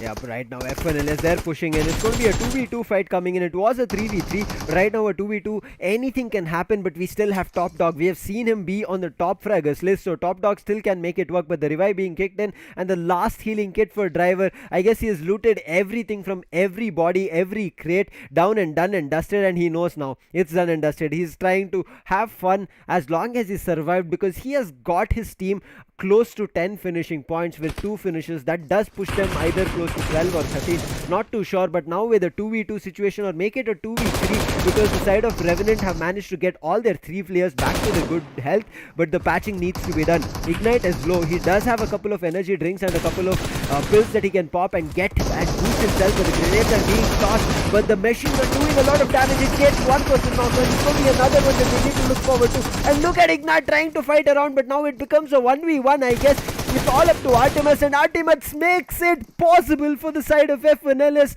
What a play, a 2v3 to a 1v1 just because of that machine gun. And you can see Force 1, they're so happy. It's been so long for them. They have been able to grasp a couple of winner chicken dinners, but it was due time for them to make a huge comeback as of now. Well, what a way to win that map out. F1LS on their way to really just making sure that they get the better of, every single team that was out here and on the map of Sanhok. And what a way to do it, honestly. The best possible situation that could come out for F1LS is going to be the fact that they walk away with a win. But as we said, it's time to head over to another map, which will be taken forward by Lucifer and Darshita. I'm going to be taking your leave for the rest of the tournament, unfortunately. So see you all in the next one. Thank you so much, Dr. Dang. Man, oh man, what a match of Sanhok. We talked about it, that it's going to be very crucial that you have 4 players standing and you will be able to convert it. But when we came into this matchup, we saw that the side of Team Revenant and F1LS both had 3 players, and Driver, man, he acted smart. I would say he acted correctly when he knew that he could not push in case he wanted to convert the fights in his favor. He knew that there was a lot of crates lying right next to him, and all he could do was try and do as much as heal battle as he could. And he knew his team needed a lot of finishing and kill points as well. But kill points on this map of Sanhok, once you start spraying, your information is given away. But what a way from the side of Team F1LS to convert a 2v3 fight to a 1v1 just because of that machine gun coming in M249 and then turn things over. It was Artemis who was surviving, who was a little bit further back from I guess Ignite himself, and that's the reason the side of F1LS grabbed this winner chicken dinner. Very crucial for them to be in the race.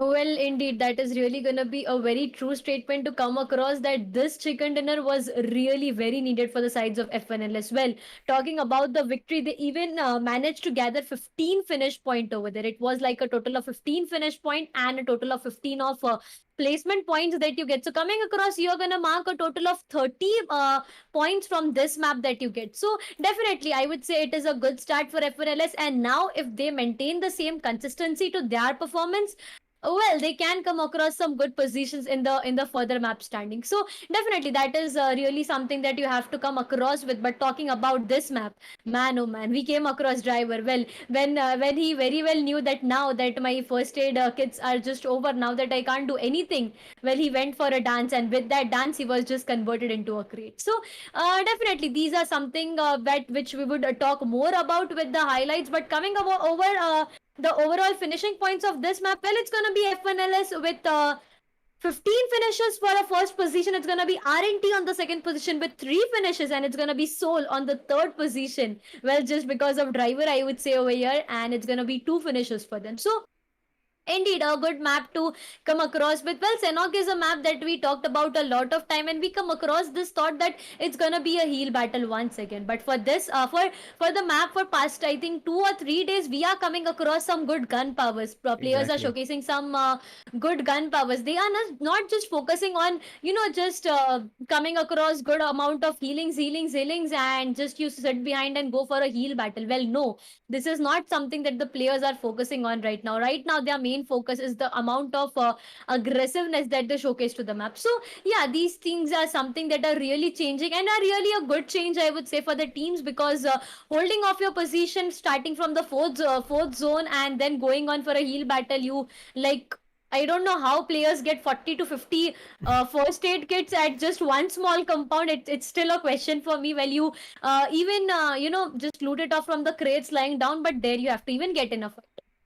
So yeah, these are some random things that we really come across to the map of Sanhok. But this map was definitely worth watching. It all started with the fights of F1LS and Esports Empire. Well, when these fights started, we gave it a thought that Esports Empire, the side of Esports Empire, Lucifer here, was strong.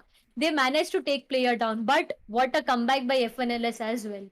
That comeback that F1LS was really awaited for, really a much needed comeback. Well, they showcased us on this map of Sanhok. But coming back to the main point, if Sanhok is something that you are really good at, You just get one chance, one map per day. But coming back to Miramar and Erangel, where you get 2 chances for Miramar and 3 chances for Erangel. So yeah, you have to work on your strategy more and look across for grabbing more and more points when it comes to the fact of Erangel and Miramar. Now that we are done with the map of Senok, we are gonna head towards the map of Miramar once again. The biggest map, I would say, the sand dunes, the part where you compromise your location, everything about Miramar that we have discussed, that is something that is going to mark an amazing fight for us to come across as well. I agree with you. Again, these maps, as we have said, change of pace. Sanok, you need to be very quick in terms of your rotations. You cannot wait until the zone starts switching, because as soon as the zone starts switching, it is going to it is bound to give a couple of teams a disadvantage, and that's the reason you should try and predict the zones and try to enter the zone way before the zone starts forming and the, I would say, play zone starts crumbling. You need to get into the circle very early on, and that's where I guess teams start taking a hit on the map of Sanok. Let's start discussing again on the highlights, because teams have been trying it as much as they could, but it does happen. It takes time, but hopefully we see that teams start taking a turn, because F1LS, with the fight that even Darshita mentioned on, this is where I would say their strategy, their energy for the map of Sanok turned around. Oh, well, indeed, that is really going to be true. The fights that we came across for F1LS and Esports Empire, where you can see F1LS, one player was completely off. Smokey had to say a very early goodbye, but look across the position of Ride. He was the one to take the last fight, to take the last, frag. And coming back to 8-bit, well, the sides of 8-bit and Soul got into a fight over there. You can see Mortal, he caught Viru, and he just took him down completely. The sides of IND as well, they were trying to over aggressive to the sides of OR. Well, Aditya, he was just lit on fire completely, and there he had to lose his life completely. So yeah, these were some of the most amazing highlights that we really come across, with AZTEC as well trying to over aggressive, trying to push it off completely. Look across AZTEC, AKOP, well, he's just trying to push it off completely on that sides, where you can see Tenacity as well and IND as well. But once again, play zone is hitting you very bad. Coming across the position of Daljit, where he just had a soft cover of the vehicle, I would say, across him, and there he lost his life completely, as some of his portions were just overexposed, compromised, and there he had to go down, as well as the zone was hitting him very bad. So these are the fights come across. But look at F1LS Ignite. Well, this man managed to take one player down when it was like an over completely pair coming across, some jump shots coming across. He was managing to take the second player down there and there, but it was a good cover fire, I would say, definitely by the sides of Artemis over there, and he managed to take him off completely. What a fight being initiated, man. Oh man, it is just wonderful on this map of Sanok. I mean, it's still unbelievable that teams started off strong but eventually failed in between when they were picking fights. Again, the highlights is the same thing. It's not a new different map. The same thing that you witnessed, that we went through, is what you're watching as of now. But let's quickly take a look at the overall standings. It's going to be still 8-bit in the first position, but right now 8-bit, we did talk about this. If you let the side of 8-bit keep running, they will try keep running further and further, and they'll progress as much as they can. And it looks like with 2 more maps left, they have a high probability of reaching the 300 mark today itself. And who knows, maybe even we end up seeing 400 points coming in as we have 2 more days left. But yes, with 283, it's going to be 8-bit in the first position, standing strong. Second is going to be 7Cs. They're looking forward to capitalize with 11-point difference, 272. GodLike, they have 12-point difference compared to the side of Team 8-bit at the third position. Revenant slowly but steadily grabbing points, both placement and finish, but still they have a huge gap in terms of capping a lot of finishing points for themselves. But right as of now, fourth position for them, 261. Fifth for the side of SKYLIGHTZ Gaming, 251. TSM at the sixth position with 234. Marcos Gaming with the seventh position at 223. OR Esports with 223 for themselves as well, and AZTEC is going to be in the 9th position at 214. Again, AZTEC is the only team who's managing to try and withhold the 9th position without any winner chicken dinner. This says a lot about their team, and this is the reason out of all the other teams, yes, we are seeing supporters for 8-bit, 7Cs, GodLike, SKYLIGHTZ, Revenant, TSM, anybody out there, but teams such as AZTEC also need your support. I mean, just for the fact that these teams or these players from AZTEC have been putting one hell of a show. I would request, I know you like Seoul, 8-bit and other teams in this overall standings and in this grand finals, just shower some love to the side of AZTEC as well, because they're trying, and maybe this support that you show, maybe in the next upcoming map, either on Miramar or Wrangle, who knows, AZTEC have come close to picking up a winner chicken dinner, and I hope, with my fingers crossed, they find one of their own. Well, indeed, Aztec is like moving a one step forward for that chicken dinner as well. But coming across the second standings, for the overall standings, we're gonna have Team F1LS with 178 IND. Well, they got 2 chicken dinners, but still the position and the finish points are not very good enough to place them into top 5 or top 6, I would say, with a total of 175. It's gonna be Decides of Rivalry with 160, Enigma Gaming with 155, Team Soul 133, Tenacity with 124. Galaxy Racers are going to hold the 16th position with 123, while Team Celsius is holding the same position, the position of 17th, with the same amount of points. While Esports Empire, well, they need 3 more points to hit that 3-digit. Esports Empire is lagging behind the fight right now, I would say. And definitely, this map of Senok was really very difficult for Esports Empire. They got eliminated at a very early stage. And with each map that they are losing, they are just going one step far away from the opportunity of winning this tournament. So yeah, that is something that is now taking you away from your target, from the tournament, the winning tournament that you are looking forward to capitalize on, and that is now like a very high time. Now that we are done with 4 maps for today, we are just left out with 2. That is going to be Miramar and Erangel. Well, if you all don't perform very good on Miramar and Erangel, then the last day, the last remaining 2 days would be very, very difficult to cope up with. So yeah, these some things are that you really need to have a deep look at, because I think Team Esports Empire is the only team who is below 50 for the finish point and below 100 for the total point standing. Well, not to mention they still have 1 chicken dinner, but still they are lagging behind for the placement and the finish point. What are they trying to accumulate over here? Esports Empire, as you said, they are getting left out of the race. As we said, I mean, it's a terminology that I might end up using quite a lot right as of now, because with day 5 coming in, teams are having a hard luck. Teams are having a tough time, because not only that teams, the opponents are better, it is also saying that, just imagine the teams which are running away, and with the maps being, I would say, deducted one after another, and with just 2 more days left, it is the stress, it is the heat of this tournament that is getting to all these teams, and that's the reason they're feeling that, oh no, if we lose this, we are again done. And then they head into another map, they don't have a great showing up, and then again they feel that, oh no, we are losing this match, we are losing our chance of winning this tournament. And it's just that the mentality might get worse for a couple of players, and that's what needs to be changed. We talked about this, it's going to be very crucial about both mental energy, their consistency that they're trying to keep up, in whether they're picking up the responsibility of the whole team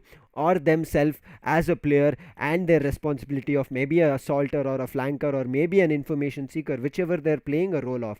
It's going to be very crucial of these teammates now switching up roles. And we did see about this discussion coming in from a lot of these I would say teams which are on the top, right, such as 7C, SKYLIGHTZ Gaming, even the side of IND, where they did talk about this, that their snipers, their information seekers who play in long range fights right now are converting into assaulters because of this heat, because of the intensity of this tournament. They understand that snipers are not completely getting any benefit right as of now, because teams are ready to rotate. As soon as they hear a sniper bullet or even a single one tap coming in from anybody, they go into such a hard cover that the only way you have to push them out is either going to be the play zone, or either you being at a mid range and you throw out a grenade, and which the snipers are not at. And I think that's the reason teams are changing it up, and that's the reason I guess teams look forward to adapt a different strategy coming in. But hopefully with the next 2 maps coming in of Miramar as well as Erangel, as we have said,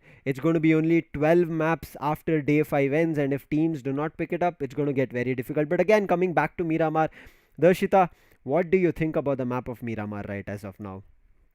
Well, if you ask me this question, I would say for me, map of Miramar and Sniper is something that goes hand in hand. Mm-hmm. Well, you just get so beautiful angles by the map of Miramar, by the ridges that the map of Miramar has. Well, you get so beautiful angles that you can use your Sniper very well done. But yeah, as you mentioned a while ago, there are players who are approaching the ARs, like they are going for AR, they are going for M4, they are going for AKM. They are just not, trying to get for Sniper as one bullet, even just heard for one bullet, they are going for flank and rotation. So yeah, that is something. But other than that, if you ask me my expectations regarding Miramar, well, it's gonna be the backstep, the Mm-hmm. back that needs to be clear. Now that we talk a lot about Miramar, we come across this thought every time that we have came across so many maps of Miramar Lucifer till now. And when you talk about the same, well, you very well know that yes, if you go for Miramar, well, your back has to be clear by hook or by crook. If your back is not clear, you can be a target for third party, and well, your team has to say a goodbye there. So that is a random thought that comes across when you talk for that scene of Miramar. But once again, coming back to the teams, well, now they are well experienced of the teams that they are performing with. They well know the strategies of the team, their drop locations, everything.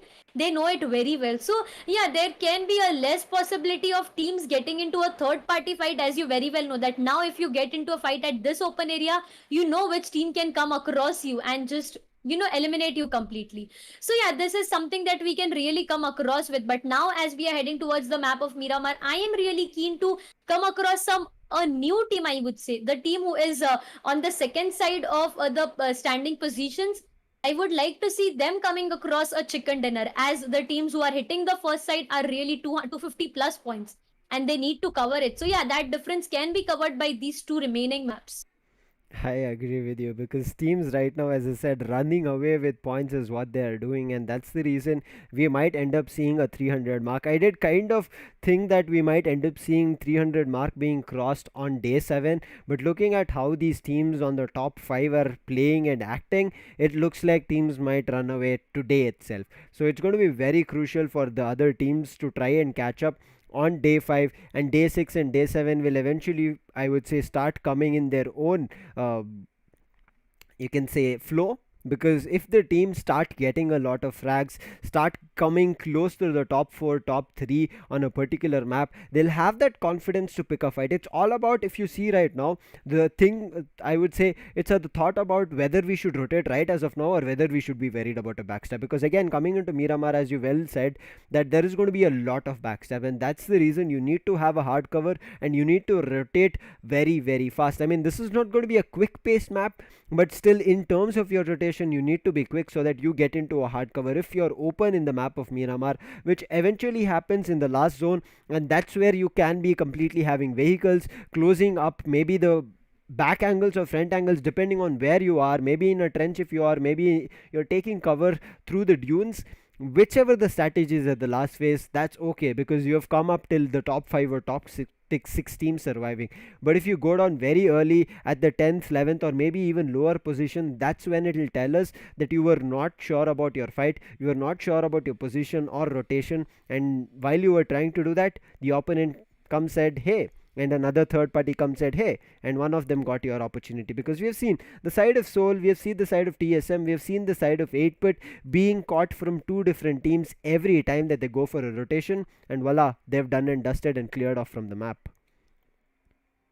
Indeed, these are some random things that we really come across on each and every map. And now that you are really very experienced, you have to look across a good fight. You have to look across some good casualties that you deal with. You have to look across some good finishes that you manage to take in your account. And yes, chicken dinner is like a cherry on the like a cherry on the cake, I would say. So yeah, these are some things that you really need to look across. And I know viewers, you all are really to come across the next map happening over here. I know real guys are really very excited, but as we just received a confirmation, the lobby has just been starting in a while. Just a few minutes patience is that all you guys need to have, and that patience if you all guys are having, well, you all can move across and hit the like button. If you all guys haven't liked it yet, make sure to like the stream, share it, and subscribe the channel, as we are very near to 450k. I think, if I'm not wrong, we are really very near to 450k, and I hope you all guys will help us reaching that milestone very soon. Man, milestones has been broken not only from the teams that have been playing this tournament, but also you as subscribers who have been giving us support. As Darshita mentioned, we have been crossing a lot of milestones, and hopefully with this BGMI tournament we reach 500k subscribers. It'll be all because of you. Right now we are close to 450. Make that happen. But again, heading back to this map, one thing that I want to talk about, yes, again, as Darshita mentioned, I understand it's kind of, we are so close to finishing of the day, and just as you guys, we are also anticipating to see these last two maps. It'll tell us whether there's going to be any runners coming in from the shadows to the race, or it's going to be some teams left out and saying goodbye. I mean, none of them will be eliminated, none of them will be going down today or going out. They will be having a chance to fight and try till day 7, but still it does give us kind of an idea of teams having a bad time from day 6 and day 7. But now heading back to the map of Miramar, one thing I like to point out, I mean, we talked a lot about the map, but with F1LS getting a winner chicken dinner on the map of Sanok, they're coming back to the map of Miramar, where they've actually not had a great time. Just because of the side of Celsius. Wherever F1LS get down, they eventually end up facing the side of Celsius, and Celsius don't like them, I guess. And that's the reason this fight might happen. And talking about F1LS, their bootcamp players are ready, and this time the fight might work in their favor, and that's what I'm looking forward to. If F1LS convert the initial fight with the side of Team Celsius, Darshita, I think F1LS might be on the verge of converting this map. Well, that is definitely true. They can convert this map to a victory for themselves, and that is definitely very needed. Even I would say that victory is definitely very needed. Coming across Enigma as well, you can look across the players, how intense they are in map. The sides of God, well, once again, it's gonna be the 4 players sitting besides each other, trying to come across with more strategies for a while and then getting into a match. But I think some glitches happening once again. That is why we are not coming across the map for a while. But have patience is all I can say. A bit of patience is needed, as we are gonna come across the 5th map for today, right? I think it's gonna be the 5th map for today, the map of Miramar, and the last map for today is gonna be the map of Erangel once again. So, viewers, I'd like to ask you this question: that what are your expectations regarding this map of Miramar? What would you, which team, I would ask, would you like to see a victory, to see them with a winner chicken dinner over here? I also want to know this. I mean, chat, start spamming your favorite team names. We want to know right now, as we are heading to end day 5 with last 2 maps incoming, who do you want to consecutively? Maybe we see a consecutive winner chicken dinner, just like we saw that SKYLIGHTZ was about to pick up a hat trick. Hopefully, one of these two teams or some other team managed to get a consecutive 2 winner chicken dinner on the map of Miramar, and again on the general map of Erangel. But I'm looking forward to this fight coming again, and as she mentioned, there it's we are doing this online, not even the players are not sitting with us. There's not going to be a camp they're coming into, or even a stadium that we are doing this. So if somebody has a little bit disconnection in between while the lobby was being created or lobby being joined, we would have to make some changes. So you don't have to worry, the fight has not been initiated, you're not missing on anything. But I understand all of you are here for the fight. I accept that fact that I am also here for the fight, and that's the reason I'm sitting on the caster deck, just to see and witness what kind of action these teams bring in. But again, heading to the map of Miramar, it's again going to be a chance for GodLike, who have been capitalizing on the map of Miramar a couple of times. I wouldn't say all the times or multiple times. A couple of times they've had a great game. But again, going back to how they started off on the map of Erangel with their rotations and clinical play, and also de-attaching from a couple of fights, that is the kind of strategy I'm looking forward to coming in from the side of Team GodLike. But it's still missing from the side of GodLike. As soon as they got the winner chicken dinner on the first map of Erangel, I guess they became a little bit too confident and headed to the map of Miramar, ready to pick a fight, and eventually were taken on. And from there, GodLike have been having a tough time, I would say, in picking up a lot of finish and placement points. Well, indeed, that really is true. We came across, we talked across a lot of times of the performance by Team God. Well, as you mentioned, the rotations are something that were missing.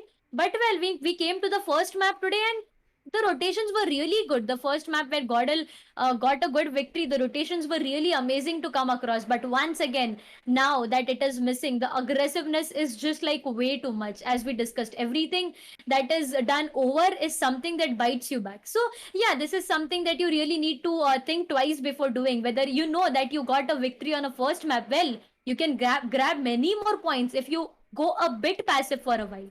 Like, it's not about going passive for a whole of the match, holding a still position for like 20, 15 minutes and just getting into a fight at the very end zone. No, it's not about that. But getting into a fight while gathering all the information, while knowing information of all the players that are surrounding you, well, that's a green signal for a fight. But if you don't know the exact location, well, it can be a red case then.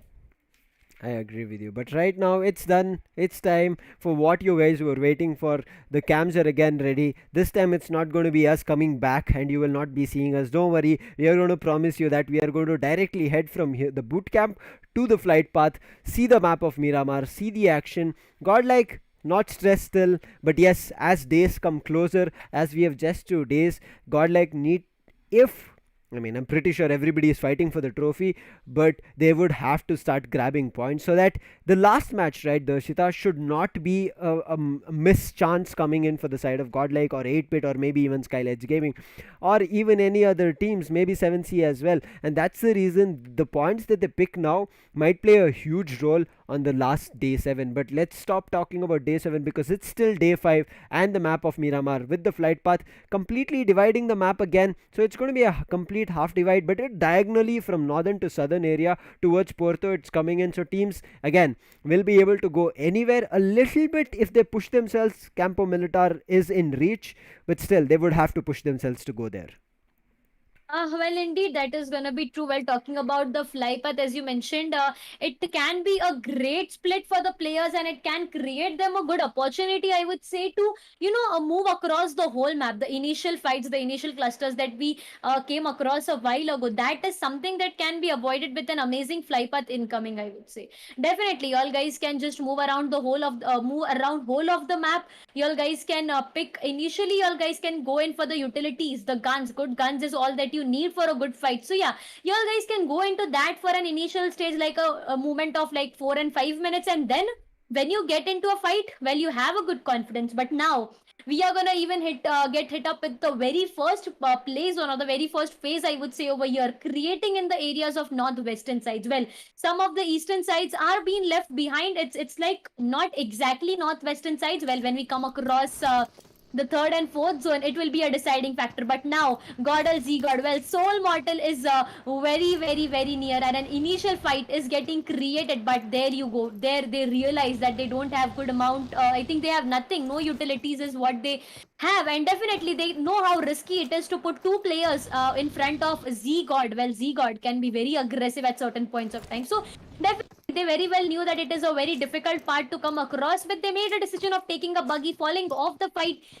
getting yourself a good inside cover, getting yourself some good utilities, and then going in for a fight. And definitely that is something that was really very needed. Coming across Z-God, well, he has gathered some decent amount of utilities. Well, he needs more. Level 3 backpack is needed, level 2 helmet is needed, and then if he gets into a good fight, well, you can just ham over the fight. The fight again, Celsius versus the side of FNL, is about to be initiated. Not sure if Celsius is ready for this or either the side of FNLS, because both these teams right now can be angry on each other or maybe looking forward to take up a revenge fight, because this has been happening multiple times for both these teams. Both of these teams love to get close to San Martin. They love these drops coming in. They get to pick a lot of utilities. But again, just like we know when we saw Soul versus OR fight about to happen on the map of Erangel in Water City, where they had to divide the loot in between themselves, at the end of the day none of them came on top. Here that's not the case. Both F1LS and the side of Celsius have good loot, and they will be able to look forward to doing something better in their favor. But right as of now, it looks like the side of SKYLIGHTZ Gaming also, they'll be picking a lot of loot. And right now SKYLIGHTZ, they are not being disturbed by any of their opponents. So this map of Miramar might just take a little bit time to cook up and start throwing grenades, start hearing a lot of fires coming in. But hopefully we see something being starting from phase 2 itself. What do you think, Darshita? Well, definitely phase 2 you were talking about, but that doesn't goes in the accounts of Celsius and F1LS, as they have marked a good fight. Well, you can see Smokey, he is down to dust right now, and Eggy, he is trying to aggress it towards Smokey, while he will be trying to confirm him off completely, making F1LS lose very first of their player. Like, while once again Eggy is just very near to Smokey, while he has been over aggressing, I would say, over here. Well, there you go, that is something I was talking about. He confirmed one player completely, while F1LS had to lose one body at a very early stage. F1LS and Celsius are the two teams that we are coming across every Miramar fight. These are the two teams who are marking a good action at a very initial stage. And something that catches my eye more, Lucifer, over here, that well, both of these teams know that you are gonna get into a fight, but both of them go to the same drop location and get into a fight rather than changing their drop location. I mean, that is just the confidence that both of these teams have. I mean, F1LS, I wouldn't ask any of these teams to change the drop location, but I would actually ask the side of team F1LS to be a little aggressive to clear the side of Celsius, because they have that capability. Because look at them, they've managed to get a winner chicken dinner. They converted it in their favor. The fights are really good, but they just wait a little bit too much, and that does not work in their favor. And if you look at the fight of Sanok itself, I understand we are in the map of Miramar, but again, looking at the fight from the side of team F1LS and the side of team Revenant on the map of Sanok, that's what comes to my mind. Revenant pushed the side of F1LS, and having M249 as an advantage on Ignite is the reason he turned things around. Otherwise, this could not have been the scenario. But right now, 7Cs, they've spotted, I guess, a couple of players from the side of SKYLIGHTZ Gaming. And SKYLIGHTZ Gaming, they're making a run for it. They know that this is not an advantage that they can pick. But 7Cs, they have a great advantage. But I'm not sure if they've picked up a lot of scopes that they can play around with. So life will be a little bit difficult without scopes when you're on top of hills and looking forward to pick up a fight. And that's the reason with the red dot sight, you might be able to do a little bit of a damage, but not a lot. And I'm pretty sure confirming a knock will be even way further than you think. Well, indeed, that is really gonna be true for the sides of SG Ronak. Well, he's trying to refuel the vehicle, as vehicle is really an important aspect of each and every player, or each and every fight. Even I would say you just get a good cover by the vehicles that you are having. So definitely the sides of Soul as well, it's gonna be it was an initial fight that was gonna get cooked off, but well, it was a good decision by the sides of Soul to fall back, as they had no utilities, no guns, no helmet, nothing they had in their accounts. Well, they had to fall back in search of utilities, in search of gun, that they got it right now. Well, you can see Regaltos once again, Driver, Mortal, and it's gonna be Scout, OP, the 4 surviving players for the side of Soul. Well, Godel as well. We were talking about Godel, that they are really good to the sides of Miramar, but now coming across them, well, vehicles have been used. They are trying to move across the areas. They are trying to move across the map, I would say. Finding them, okay, again, a vehicle change for Clutch God. Finding them new vehicles, finding them a good position. Now that the first zone is collapsing, we are done and dusted with somewhat 7 more minutes over here. The first phase is incoming. The players are just in search of a good position, a good fortified areas that they can get more usage of, that they can get more information of. And well, that is something that is indeed needed. Rotation and information both going to play a very crucial role on this map of Miramar. You cannot do one without another. That's how this map of Miramar works. You need to have both hand in hand, and that's how your rotations kind of become easier as well, because if you have information of where the different players are, you can try and turn things around. But right now, with the disadvantage that the side of F1LS have, if they pick with the fight with the side of GodLike, and we know how GodLike are, they do not like to be sprayed, and they do not like the opponent to be disengaged. They like to go in for a fight. But again, we have seen that the side of GodLike are able to switch up their strategy, so hopefully they're looking forward to do the same. But IND, who had a great start on the map of Sanok, eventually fell out because, again, rotations. BGMI, at the end of the day, if you're not on your tiptoes for rotations, it's either going to be a third party, or it's going to be some team already gatekeeping you and taking you and wiping you out. But right now, GodLike, they're slowly moving across to the zones, getting a center hold, but still in the open. I mean, as teams start crumbling, as we head over to phase 2 and phase 3, then the side of GodLike might have a tough fight or a tough position to come out of. Well, definitely that can be true. We were talking about GodLike a while ago, and well, you can see them already in a fight. The sides of F1LS, well, they have been caught, and Smokey was the one to get eliminated at a very early stage, and this time it was the second player to go back to dust. Well, look at Jonathan. He is just off that vehicle, trying to aggress it way too much. Well, that grenade can cause a lot of damage to the sides of F1LS Ignite, but that incoming grenade could cause a great casualty for Jonathan as well. You can look across Jonathan, Z-God. As they got one player down, they aggressed it off completely to the sides of F1LS. Well, F1LS, one player was down. We were talking about this, right? One player was down to the ground, down to the dust, I would say. And revival is being initiated. And I think Team Godel got a good information regarding the same, and they decided to get back this fight, just come off the fight once again and hold back of their aggressiveness that they were trying to push off to the sides of F1LS. Okay, right now TSM again.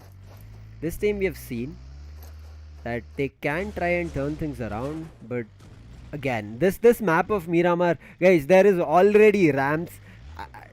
We have seen, like, I do see certain scenarios where teams try and tease us with the advantage they can do, but again, look at that. A lot of these teams try to pull up a couple of stunts here and there. Marcos, I think they were going and making a run for the hills and going for a different position in terms of a hard cover, and missed that opportunity to time perfectly as they were slowing down and then jump out of the vehicle, and that's the reason I guess Vizgod on the kill feed popped up, taken down by his own teammate. Nonetheless, but it looks like OR are having a bad time. Look at their health, they're completely done and dusted, and it is not looking good for them. They might be taken down at the 17th position, having no finishes, having no placement points, and especially here on the map of Miramar, it's not going to look good. 29th map that you lose out when you were having such great maps on the different maps of Miramar, Sanok or Erangel, whichever you take. But right now it looks like it's getting a little bit tough, but yes, it's still phase 1. So with the bandages and energy drinks, they can still make a comeback.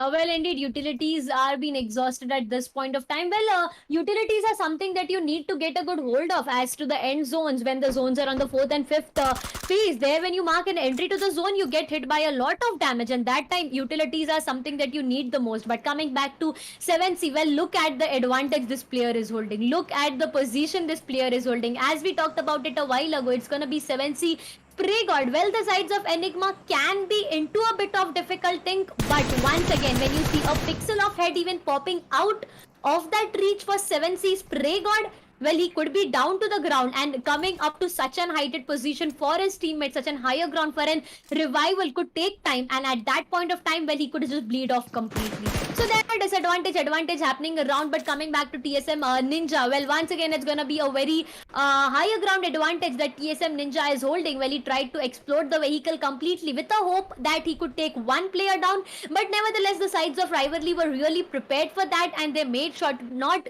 take any damage.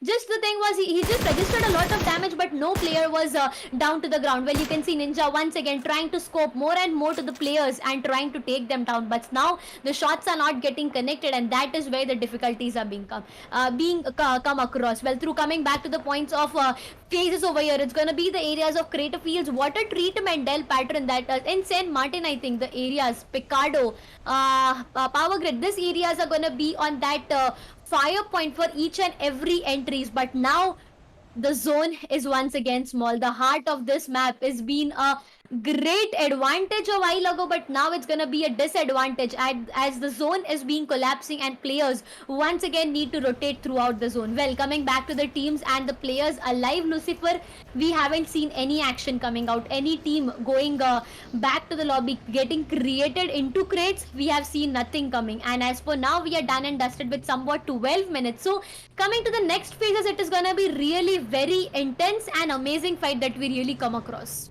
I agree with you. With this shift in the phase coming in, the circle being a little bit even smaller than previous, it's going to initiate fights, and with that, the side of Soul, this part is the side of Celsius, so this fight should convert in terms of an advantage for the side of Soul, but it looks like Soul are going to go a little bit too aggressive on the side of Team Celsius. Not too sure what is happening here, because they immediately are taking vehicles and making a run. Not sure what the call is. Maybe go for a higher ground advantage, but it looks like a couple of sprays are also being dealt on the side of Team Soul, as they're making a run for it. But now we saw the side of 7 Seas did have a huge higher ground advantage, but the scopes were not there. So not sure if they've managed to grab better loots in their favor. But Enigma, they are worried about it, and that's the reason they're scoping higher ground angles in terms of getting information before they completely pop out and try to make a run for a different direction. But one thing that we had to look at when the zone map was being showed is the side of GodLike. They did not have advantage or space inside the zone, so it's going to get very difficult to get into a hard cover for the side of GodLike, but they need to be aggressive about it. But as they're being aggressive, it looks like the vehicle sound have been heard from the side of Team 8-bit, and 8-bit are jumping and looking forward to scope information, and with that it looks like they've jumped down from the vehicle, but Spray God is making a trouble. He is becoming a nuisance right now. But a couple of sprays coming in from Jonathan, it will connect, it'll drop player of 7C to half of his health, but still a lot to be done. But grenades being tossed, it is doing a lot of damage to the side of Esports Empire, and they're making their position to be a different one as they're trying to make a rotate, because IND, you know, they're not going to let you try and push, and if you are able to push IND, then come on man, you're able to convert this whole map. That's how good you can be in your firepower. But again, the game is not only about your firepower. Well, indeed, the game is really not just about your firepower, it's just about the rotations as well that you come across every aspect. But coming back to Esports Empire, well, they now know that how important it is to convert this fight into a victory, as they are really low on the overall standing. So I think it's bit like that the fights are just getting avoided, I would say, by the sides of Esports Empire, while they know that if they get into a wrong fight at a single point even, it could cause them a loss, or a great loss, I would say. But once again, back to Godel. Well, it's gonna be the team, I think, registering a bit of damage. I would say they are registering a bit of damage lately, but it's gonna be the vehicle that is gonna provide them a good hard cover. Well, Clutch God is gonna hold that backside position. Snacks as well, trying to get a Molotov connected, but no, I think he is not still good enough with the information that he has, and well, that Molotov doesn't get connected. Well, we were talking about Lucifer, we were talking about 7C a while ago. The positions they were holding were causing a nuisance to the player rotating around, but now the position is biting them back, I would say.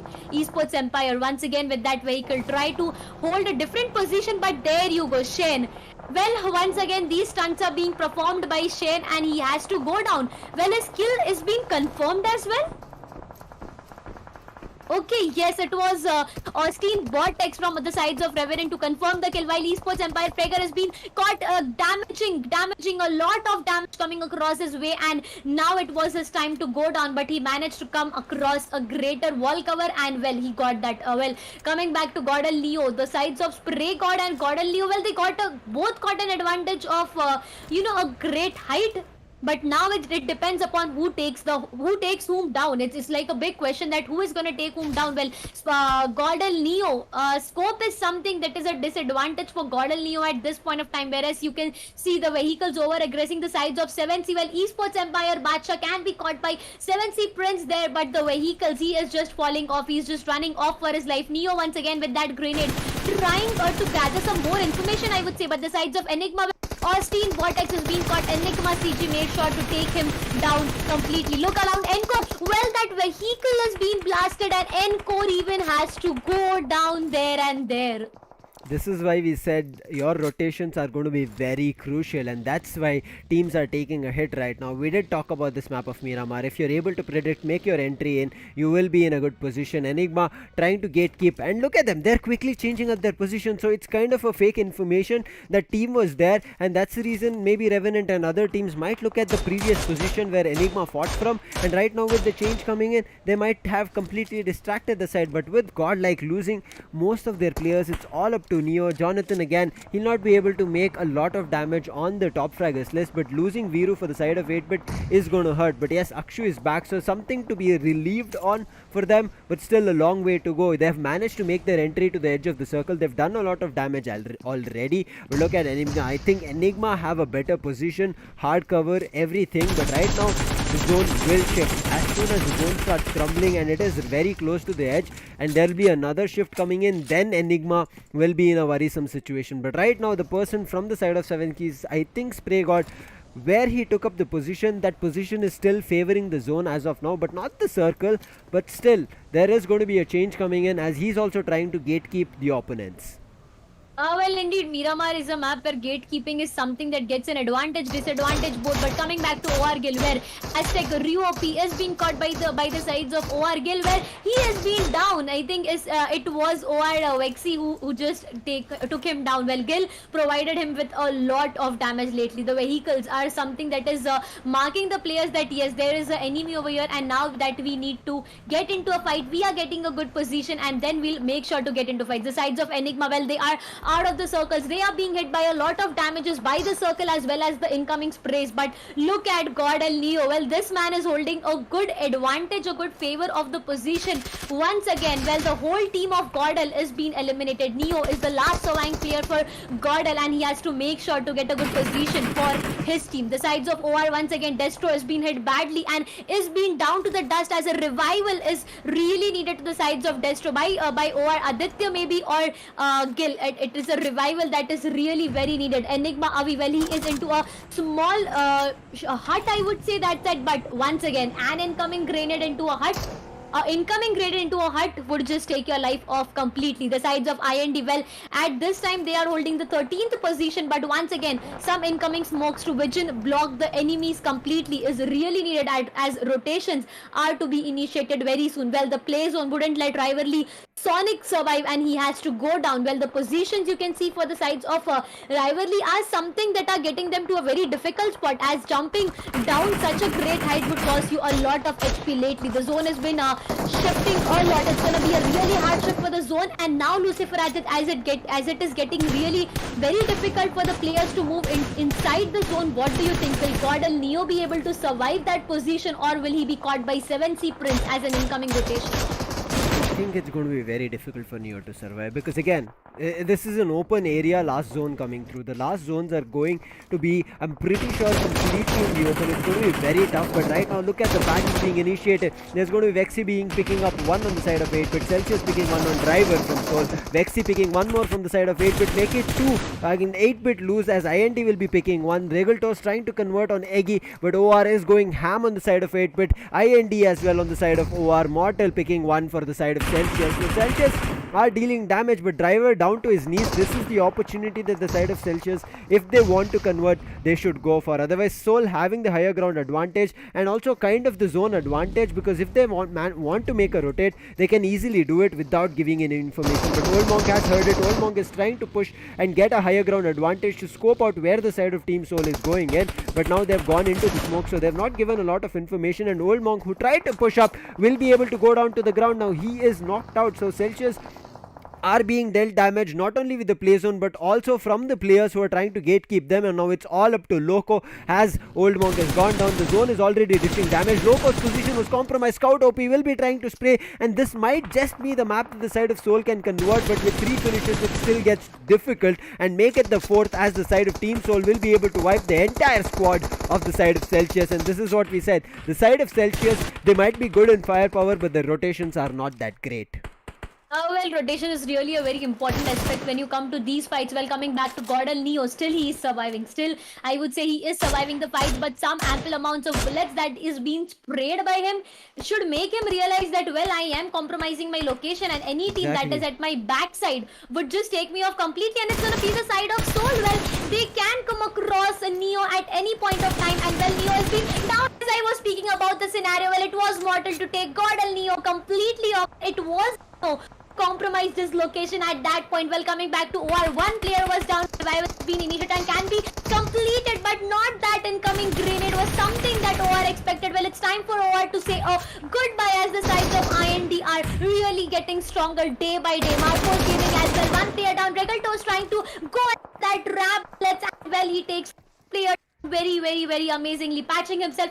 And a revival being initiated by the sides of Marcos Gaming, but Driver, he is trying to go in for one more grenade that can cost players directly their life. Now that the fights are getting more intensified, is the size of Gyro God. Well, the Molotov's getting connected. He has to go down. All responsibilities to the shoulders of Marcos Gaming. Surya, well, now he will try to just scout enemies and not going for a fight, as going for a fight could cause him a great position that he's been holding lately. We are still having top 5 teams with us with 23 minutes done and dusted, and now Gyro God, even he has to say a goodbye. Well, Toss is trying to really aggress it and ham it on the sides of Marcos Gaming Surya. Now it's up to Surya whether he is able to fight it off against Mortal and Regal Toss, or will he be able to take down them completely. Surya is still trying, but look at the utilities he has. His helmet and base has been damaged off completely. Well, IND Daljeet is trying to puncture the vehicles and make it a hard cover for himself. The fights are getting lightened up completely, and look at that driver once again. Lucifer, just look across the confidence that Team Soul and Team IND are holding on this map for today. Exactly, Soul have had a better start, and now look at them. They are making sure they have everybody's information. But Surya, he finds Avi. He's going to spray a lot, but he does give up his information. He gets a counter spray coming in, but he does not have any more utilities. He's done and dusted. He might go out to the play zone, but the nick of time, he'll be able to make his way out. He's going in for a rotate, but that rotate costs a lot. That is going to be his defeat, as the side of Marco is going to be the fourth team going down. Now it's all up to the last three teams surviving, whereas IND's majority players are down to the ground compared to the side of Soul, who have all their 4 players surviving. Rivalry also have 2 players surviving, but 1 player is very low. That's going to be Delta PG, and he does heal himself. But right now, pushing the side of IND might not be a great call, because Soul is also getting your information, but a lot of damage has been done, and the side of Team Rivalry will be sweeping the side of IND. The opportunity they capitalized, Soul did not see that. Now Soul, they know their information. The sound has been heard, and look at the aggression coming in. Mortal is pushing in. Delta PG is ready. He's laid down on a bone belly coming in, and now it's looked very, very good for the side of Team Soul to convert this. Darshita, over to you. Take this on. Definitely the sides of look at this, the confidence Team Soul is holding. Well, definitely it's gonna be a really confidence booster if they get a well prepared chicken dinner. But Regal Toss, well, he's been caught into the smoke. Some incoming sprays would take them down, and it is the time for Soul. Well, it's gonna be a winner chicken dinner for Team Soul. A really much needed, and for the viewers, I would say it was a much awaited winner chicken dinner. It was a great victory by the sides of Team Soul over here. Well, coming across the points of Team Soul, what a confidence this team had. Looking just not talking about the confidence, but when you look across the whole fight that Team Soul came across till the end zone, they had their 4-on-4 surviving players. They had 4 players surviving. When it was the last fight they came across, well, they knew the locations. They were just waiting for information. They were just waiting for the players to get compromised by their location.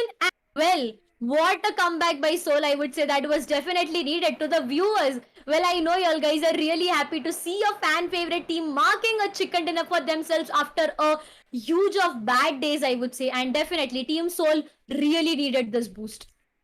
I agree with you. I'm just taking a look at all the things that have happened over these 5 days, but as you mentioned, Soul really needed this winner chicken dinner, and now I think they will be able to make a way from their current position to a different one, so that they will be better and they can have a better start to day 6 as well. Miramar is going to prove that, as we said, if teams want to buck up and they want to make sure that they are with the running pack of Wolves, they need to start here and now, and day 5 this cannot be let go of light. If they do it, as we said, you'll be left behind. There's no more race running. You'll be just trying to finish what you started rather than running to the finish line. So I think this is a good start for the side of Team Soul, and the fights that they've picked up was way better compared to the previous maps. And this is why we say Soul, who look to be a little bit split in terms of loot, then regroup, who get caught off, very difficult. But if they're able to play together as a team, having different vehicles here and there, and their rotations are good, and this time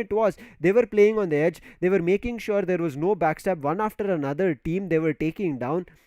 And even though if you saw, after they took on a team and then there was Marcos right next to them, they knew Surya was the only player, but they also understood that there's going to be other teams. Just because this is Miramar, it's not going to give you advantage if you go in to pick up Surya there, and that's the reason they waited for the opportunity. They were okay with giving off Surya as a finish to a different team, because their eyes was on the prize of the map of Miramar as a winner chicken dinner, and that's how you calculated you need to play. Whether you give off your finishes or not, you should be very sure about how much points you're about to lose and how much you're about to gain. And if they won winner chicken dinner, they'll be getting 3 additional placement points compared to 1 finish point. And if they manage to go in for Surya, there was rivalry ready. If there was rivalry ready for it, IND were also ready, but the counter spray they managed to put down the force of IND back into the trench was the reason that the side of Soul converted this round. Oh, well, definitely. This conversion of victory was something that Team Soul really needed. But coming across to everyone who is new on stream, well, it was Team Soul who got a good victory on this map of Miramar with 10 finishes in their account. It was Rivalry who took the second position with 7 finishes, while nevertheless, it was Team IND on the third position with 8 great finishes. Well, for Team Soul, it's gonna be like a 25 points that they are gonna get through this map. Well, 25 points is something that is not very huge thing to come across, I would say, because yes, definitely when you are really low on that standings, you need more and more points to come across, and that is something that you really need to mark your way through. So definitely, now that you have gained a good confidence, just go in for the same strategies, I would say. Go in for the same strategies and make sure that you don't let any map down now, as if even if you just let one map down from this time onward, well, there's like nothing you can do. It's like now or never. If you do it right now, well and good. If you don't, then it could be just a lesson that you have learned throughout the tournament, and that is what is you are gonna take back home.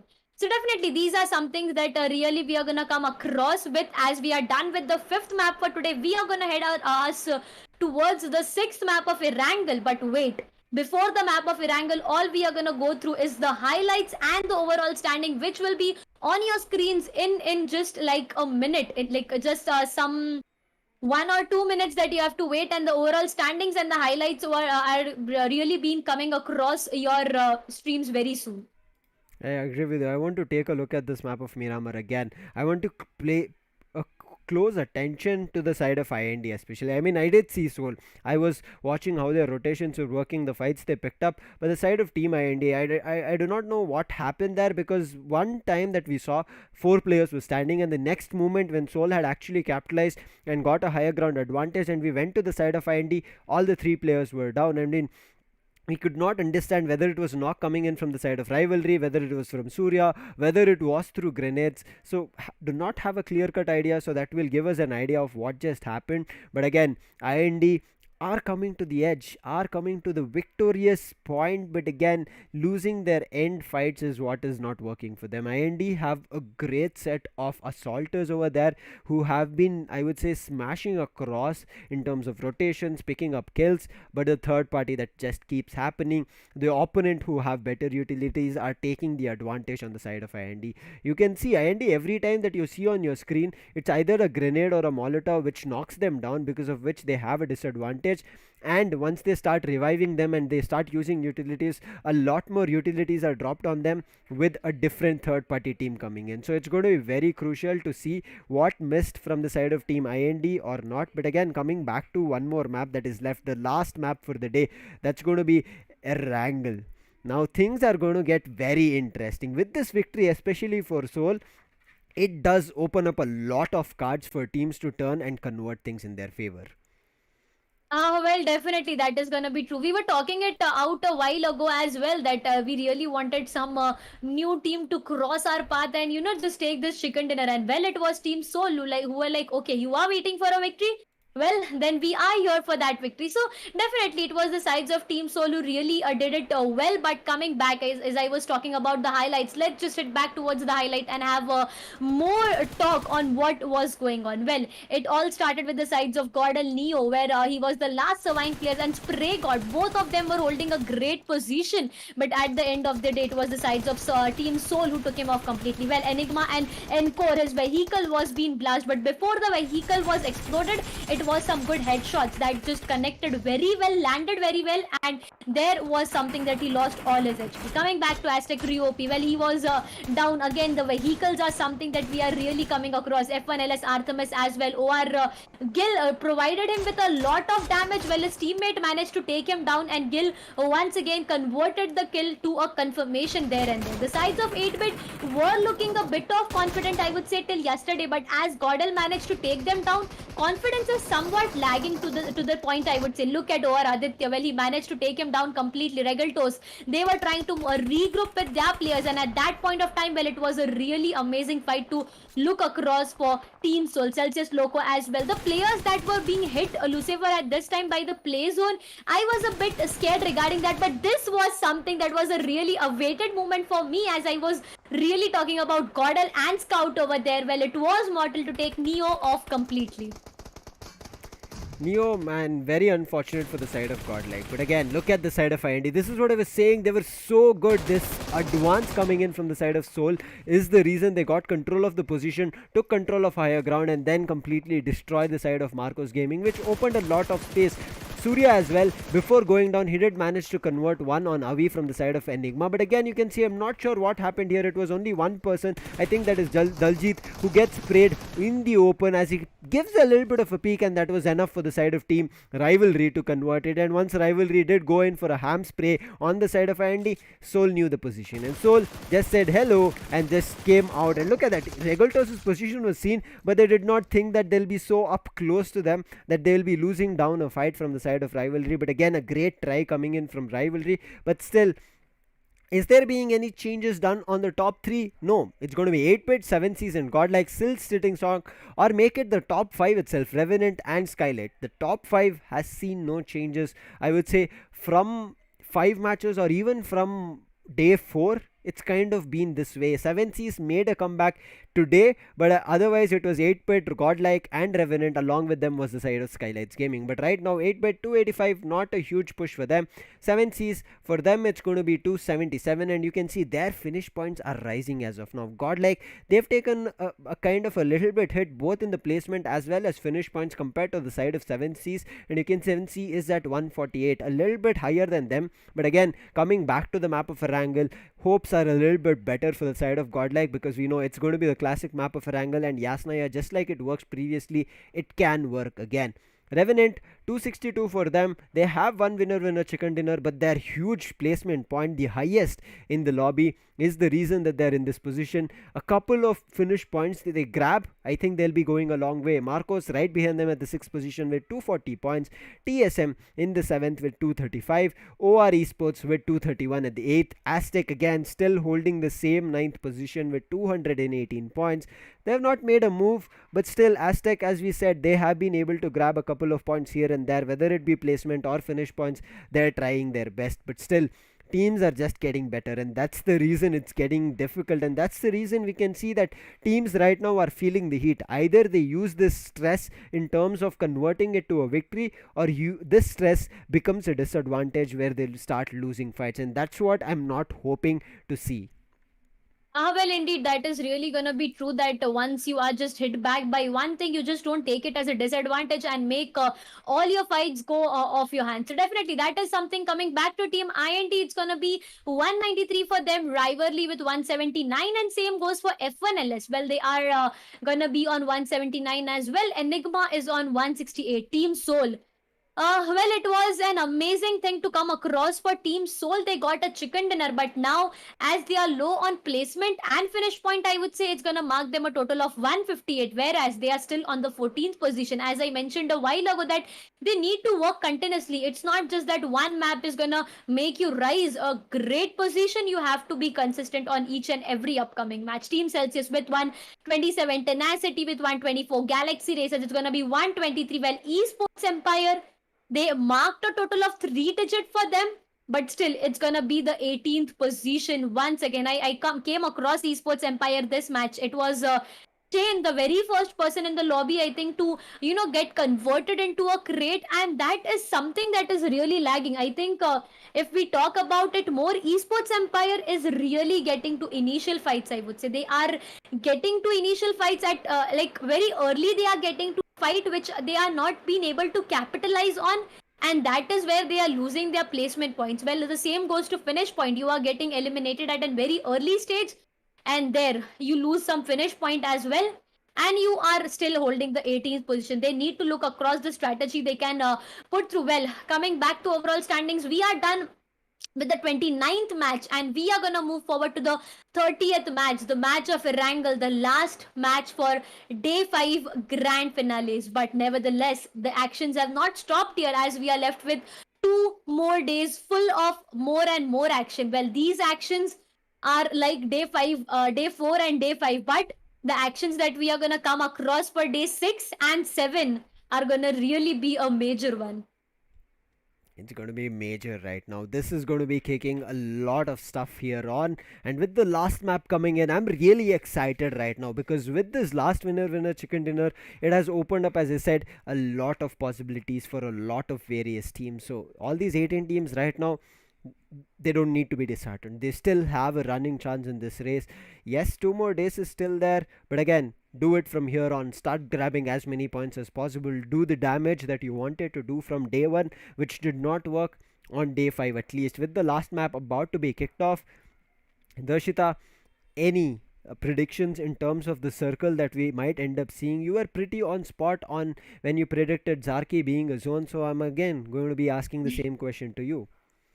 Well, if you ask me this question for this map, it's gonna be the last map of Erangel, the last map for today, I would say. And we have came across this n number of times, and we have seen this when it's a, like a last map. The play zone surprises us a lot. It's like, okay, so you are on your last map, so well, why won't I surprise you? It's like a great surprise. So, we can expect something unexpected. So yeah, but for coming back to the prediction, I would really come across the same prediction once again. I want this same play zone as to the map of Erangel. It was really amazing to look across the fight. The last zone got us. The last fights, the last phases got us. So definitely that is something that I am really awaited for. To the viewers, well guys, this is the last map. This is the last map, not for the tournament, but for today. So make sure you just spread as many positivity, as many positive comments in the chats for your favorite team, as your one positive comment directly connects to the team, and well, they perform really good. So yeah, some positivity from your side can make your team win, really can make your team win. So I would like you all guys to spam as much as you all can in the comment section with some good hearts upcoming for your favorite team, for your team which could get a chicken dinner. But the same question to you as well, Lucifer. What prediction, what zone would you come across with? If you ask me, I'm really interested on a zone that is completely at the edge. As you mentioned, either this, I want to actually see a shoreline zone coming in, because we've already seen players. I mean, Erangel kind of is a very serious map. At the same time, certain times there is some funny aspects to it that we have seen, where 3 teams in the previous map of Erangel took their vehicles and confidently went in. I'm not sure what kind of a strategy that was, but again, I'm looking forward to a shoreline edge coming through, either at Georgia Pool or maybe at the edges of military base itself. But that is the edge I'm looking forward to. But again, the way the flight path is changing is also drastically. We've seen flight path to either have, I would say, 20 to 40% of the map in terms of its coverage, where players can actually go anywhere they want. But we saw one flight path only favoring military base. That is so difficult in terms of making a rotation. Just imagine that IND as usual will get down at military base. For them, it's not going to be any brawl, but every other team that is getting down, they might end up going until Pochinki and Rozok, but from there they immediately have to grab vehicles and make a run. If they even leave 1 second or think that they will grab maybe a very quick loot and then go for a rotate, they might be caught from a different team. And that's what I'm a little bit worried on this map of Erangel. Again, coming in last map, wishing for a shoreline coming in as the last zone, but who knows. But at the end of the day, one thing I guess I can predict in terms of how the zone would be, I guess it's going to be an open area.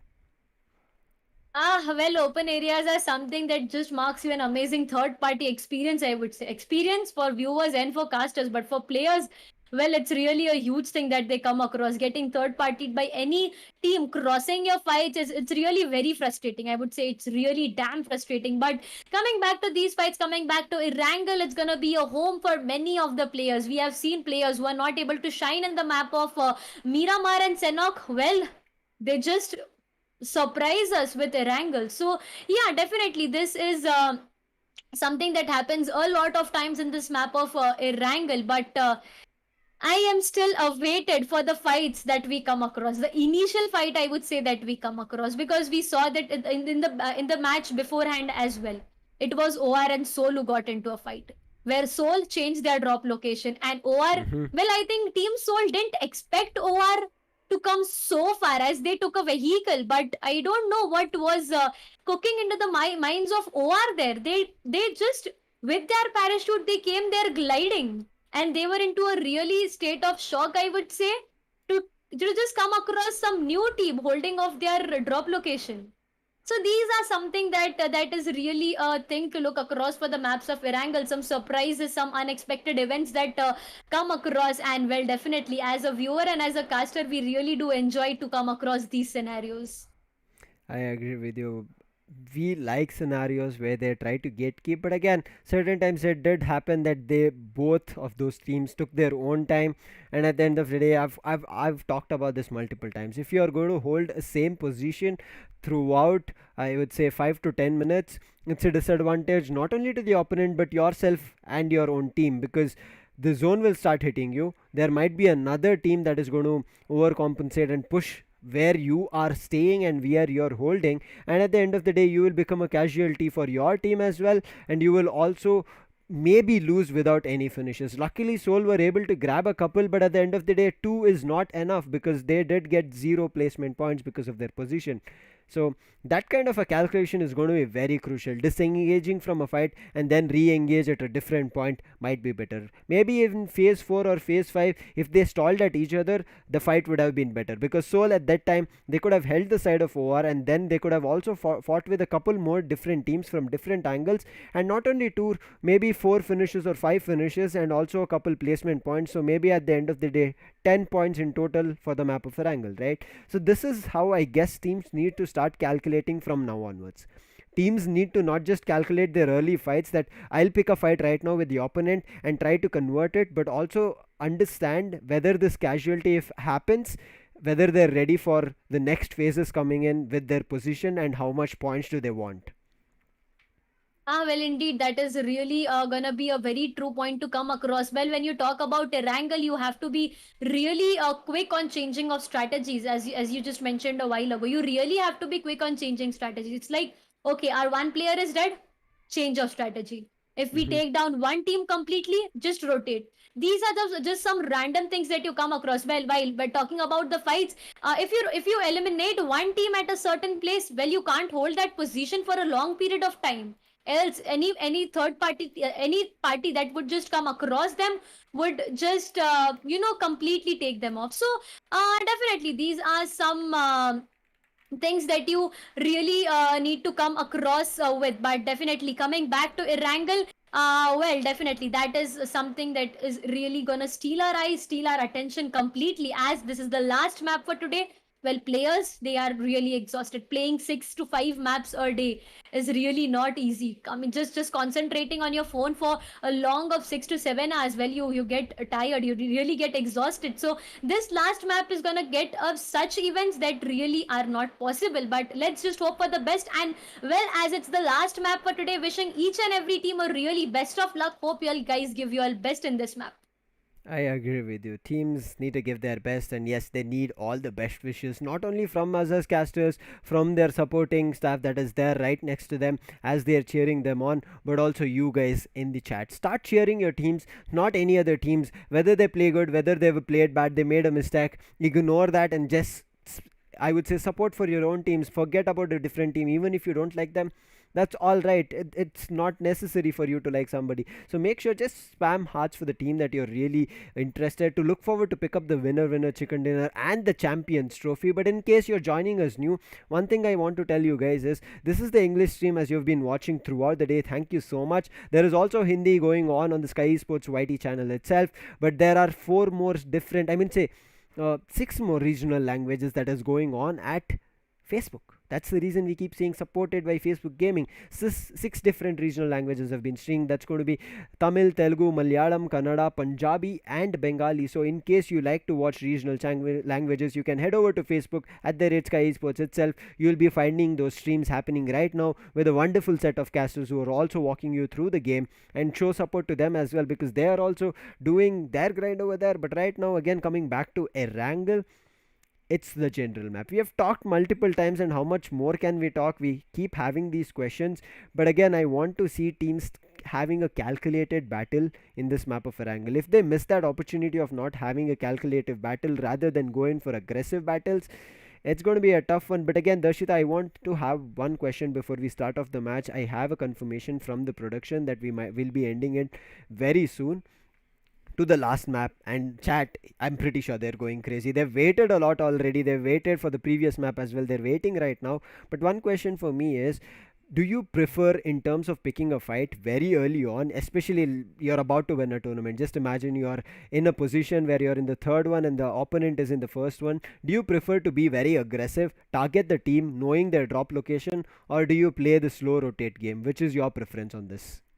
Well, if you ask me for my preference, if I know that I can get this tournament done and dusted in my account, well, I would go for the slow pace. I would definitely go in for a really slow pace, as I know that with such a great aggressiveness, well, confidence is something that I got, as I know that I'm winning the map. But with that confidence even comes the overconfidence, and overconfidence just snatches away everything that you have. So definitely I would go in for a really slow pace. I would say a really very slow pace. I would try to take as calculative fight as I can, to like not to avoid fight completely, but as calculative as I can. As we were talking about the fights, well, we are ready with the face cams, the boot camps of the players, how intense they are into the match. Let's just head back towards the face cam of the players and just come across of what is getting cooked in their head, as they really know. And as the question arose between me and Lucifer, that will we go for an aggressive gameplay or a passive gameplay? Well, it's gonna be the sides of GodLike. Once again, it's gonna be the camp sides of GodLike. Okay, I think one staff from their side knew that yeah, the camera is really on. But coming back, well, it's gonna be the fly path with us, and it's gonna get a great divide, I would say, of somewhat 70 and 30 split, starting from the areas of Stalber to coming to an end to the southern western sides of Query. The flight path is very interesting. I'm not sure how it's going to work for any of these teams in terms of the fight. It's not about the rotation, because everybody has and great chance of getting into the loot spot, having a comfortable position, nothing to worry about. Even IND can go to the military base without any worry. But what I am looking forward to is, where is the first phase going to be? How will the teams go in for a rotate? GodLike, again, I'm pretty sure a lot of eyes are on the side of 7Cs and GodLike in terms of how they can convert this. But with Soul coming in clutch on the map of Miramar, especially match 5 of day 5, it does give us another thought that Seoul has a really good chance of converting this. Again, it looks like Seoul are about to head over to Water City. Not too sure if they're again looking forward to pull that strat, because it looks like OR are going a little bit further towards shooting range. Something to pay close attention to, whether it's going to be another fight being initiated with Seoul and OR. But it looks like this time there's not a huge switch in the zone. It's kind of okay and balancing all the teams. Well, indeed, that is really gonna be the case for now. And as we were talking about a play zone while ago, Lucifer, it's gonna be the areas of eastern sides, I would say, that the zone is favoring. Well, it is really true that the center areas of Rozok and Pochinki are to a zone, but they are to a certain edge. And now when you come across fight, well, we can see Scout OP with that pistol trying to take Badshah down, and definitely he can be successful. As you can see, Badshah OP, he has been registering a lot of damage lately. Attempt from Scout OP, I would say, to take one player down, but meanwhile, again, he is alone. He is just isolated himself completely, and if Esports Empire decided to rush him off, well, he can be created into a crate. So that is something that he really needs to look across with. Coming back to Enigma, well, one player is still on the airs, I would say, 2 players in the vehicle, 1 player off the ground trying to get some more utilities in their account. Well, you can see Avi once again, vehicle is what he is having, and well, he is just trying to take as much utilities, as much bandages, ammos, all that he can. And yeah, that is something that is really very good. But coming to Scout, well, it's gonna be the sides of Esports Empire. 1 grenade, well, can he defeat them? Yes, it was Badshah OP to go down. Man, oh man, Scout OP, he tried to take them out, but now Dream OP is there, and he took second player down. What a performance by Scout OP, taking 2 players down with shotgun, pistol and grenade. What a good start, I would say, by Soul Scout OP over here. And the fans who were waiting for this performance, well, you have that on your screen. Man, oh man, I really like this. The start has been exceptional again for the side of Team Soul. This is what we said. All Soul need is a little bit of a confidence. I mean, it's you guys who can put that confidence, instill this confidence on the side of these teams, and they can put up a better fight. And that's the reason we are saying just one round, just one match is enough to completely make a 360-degree turn in terms of a performance of a team. And right now, with Scout picking up 2 major kills, especially on the side of Esports Empire, they'll be really happy, because Esports Empire, if you pick up an early frag in front of them, I would say right as of now that Esports Empire are one of the, I would say, toughest first engagements if you are going to take, because they go ham on their opponent, and most of the times if you put up a percentage, they will be close to somewhere 60 to 70 percentage in terms of coming out as the victors, and maybe one casualty, but sometimes not even a single casualty. So taking that fight was just brilliant coming in from Scout. What a grenade. It's just all that I'm left to say. With that grenade connected, well, there could be a scenario that if that grenade was not connected, well, Scout could have lost his life. But man, oh man, what a use of gameplay, what a use of IQ, I would say, by the sides of Soul. Well, coming back to Rivalry, it's gonna be Akshay, final boss Sonic, and the last player for Rivalry, well, I missed the name, but coming back to the sides of Marcos Gaming, well, it's gonna be their primary drop location, the areas of Rozok that they are holding, trying to get more and more utilities, more and more health kit, good guns. It's gonna be a DP for 2 players of Marcos Gaming with a Scarl. Well, Scarl is something that provides your enemies a good damage when you use it with a great scope. So yeah, that is gonna be a really good advantage. Ronak with that AKM, well, he got level 2 helmet, level 3 bag, but the waste, it's level 1 yet, and he needs to look across for the level 2 one. If he gets one, well, it's gonna be like a cherry once again on the cake. Yep, right now not sure about what kind of a cherry or what kind of a flavored cake it's going to be, because teams are just having a really tough time. But it looks like 8-bit, they're regrouping together at Gatka. No teams to be facing off, but again, 8-bit have one thing to be worried about: their position.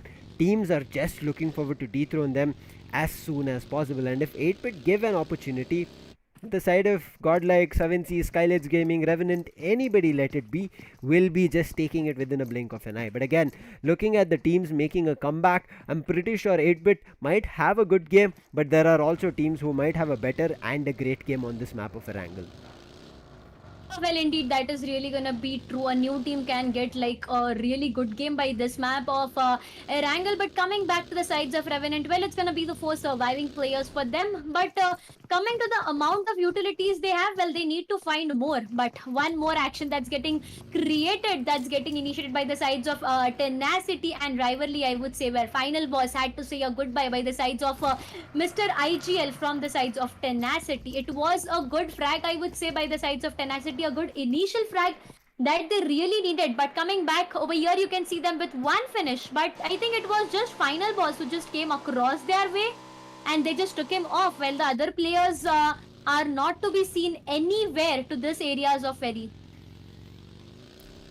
Rotations are going to be key. This is what we talked about, right? And especially the zone being to the kind of eastern side. I mean, it does still hold a central position, so teams need to make a rotate, get a center. I mean, even though if they're inside the zone, they cannot be happy with phase 1 and being inside at the edge of the circle. They need to hold, I would say, a central position, or maybe even close to a central position, and have a hard cover, and that's where they can call themselves in terms of having better map control, better position, and better in terms of picking fights in the opponent. So right now it's going to be very crucial for teams to make a rotate, as phase 2 is about to start kicking in. 7 minutes done and dusted, 17 teams, and as you mentioned, there were 2 players who went down, but it looks like there was one more, and yeah, you mentioned that final boss did go down, so 3 players have already gone down.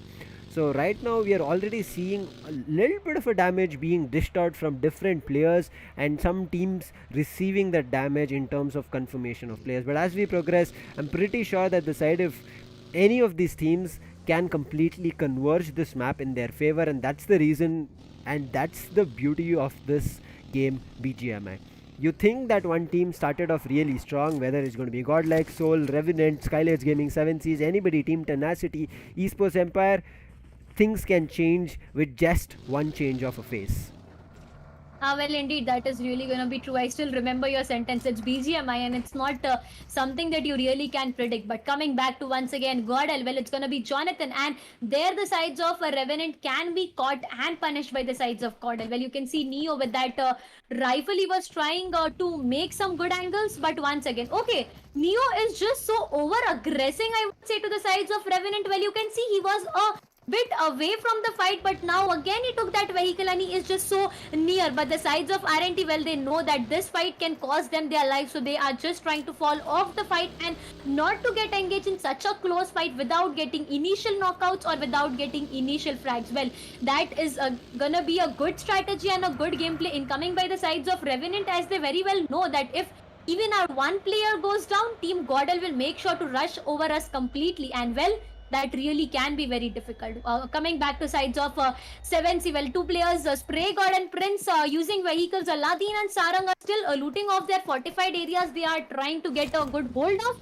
But once again, the areas that they are holding are going to be safe and really very secure for the whole of the team standing. So yeah, you can just gather some good amount of ammos you get. But as talking about military base and IND, well, military base and IND are something that goes hand in hand, as every time you come across IND, you will initially find them in the sides of military base. It's gonna be a rotation that's gonna be initiated by the sides of IND. But now when IND gets into a rotation, if you go from the sides of military base, the bridges of military base, it's gonna be the sides of Tenacity that captures you. But if you go from the sides of Nova Ropnoi, well, it's gonna be the sides of 7C and F1LS that you get caught off. Now these rotations are something that we are really looking across for the sides of IND as well, and look across the face. Each and every team trying to just over aggress. It's trying to get a good position. 7C as well, they are trying to rush it off the sides of F1LS. Well, they are already into a fight with the sides of Rivalry over here. Look at this.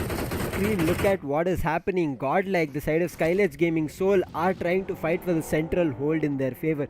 They know that this map of Wrangle is favoring a lot in the open, and that's the reason. Look, they're dead center as of now. Scout or the side of Team Soul, Godel, Neo, or the whole team of Godel, they're all trying to fight for this central hold. SKYLIGHTZ Gaming and ENIGMA are also very close to them, but I guess this fight between Soul and Godel, it is going to end up being either one of these teams coming on top. Soul has received a little bit of a damage along with his vehicles although receiving, and that's the reason he's healing himself up. But Regoltos, along with Driver, they don't have great helmets for them. They just have a level 1 helmet, and it looks like the vest is also not looking that good. SG, they're taking this opportunity and looking forward to make their way in where Soul is holding in terms of a hard compound. But Godel is also worried about the side of Team Soul, because Soul have a hard compound cover for themselves, so Soul can sit and hide in plain sight without giving any information. And if GodLike spend a little bit more time in just trying to scope out the information of the side of Team Soul,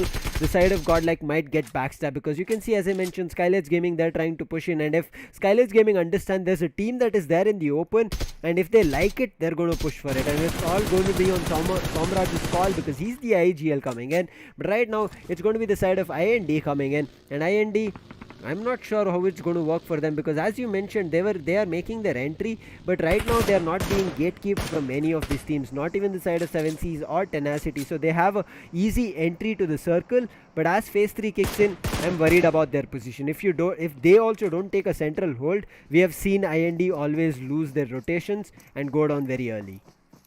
Well, definitely that is really going to be a case of the sides of Team IND. Well, coming back to we are going to head back to the perspective of Godel over here. Well, we can see 4-on-4 surviving players, yet they are not registering a lot lately with some damages incoming by their sides or any damages that they are providing to the other teams. But as the center of the zone is something that is attracting players towards themselves, a cluster can be created. But as we were talking about the center of the zone, the play zone is once again going to play a lot with the players, and it's going to be the sides of Pochinki and Farm. Well, this is something, a new phase that we are coming across, a really hard shift of the phase that we are coming across, and now this is gonna initiate a lot of fights, while rotations, I wouldn't say just rotation, but rotational clashes are something that we are really looking forward to. Well, you can see the sides, it is like 5 or 10% somewhat the zone is covering the water areas, but again the 90% coverage is gonna go to that land areas where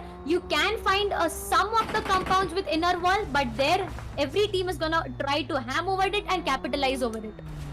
Look at the side of Seoul, the confidence. They're just rushing right into the middle, just like they did in the previous phase. But GodL, they're taking a calculated approach. They understand if they rush into the center, this time they are not going to be the first comers. There will be the late comers right as of now, because you can see already the side of 8-bit along with the side of, I guess, F1LS, they do have a center control. So it's going to be very difficult to try and snatch this from this team, because if you try to do it, a third party is going to be done. If you take a fight with the side of 8-bit, it's going to be F1LS who are looking forward to spray you down. If you take a fight with the side of FNLS, it's going to be 8-bit. So it's not going to be good, and that's the reason GodL are right at the edge. But as they are on the edge, Celsius are coming in as well as the side of OR. So the side of GodL, even though are at the edge, they should be looking forward to gatekeep rather than moving into the center. If they're looking forward to moving into the center, they need to do it right now, because if they waste a couple more minutes, the sides of OR as well as Celsius are making their way in, and if not them,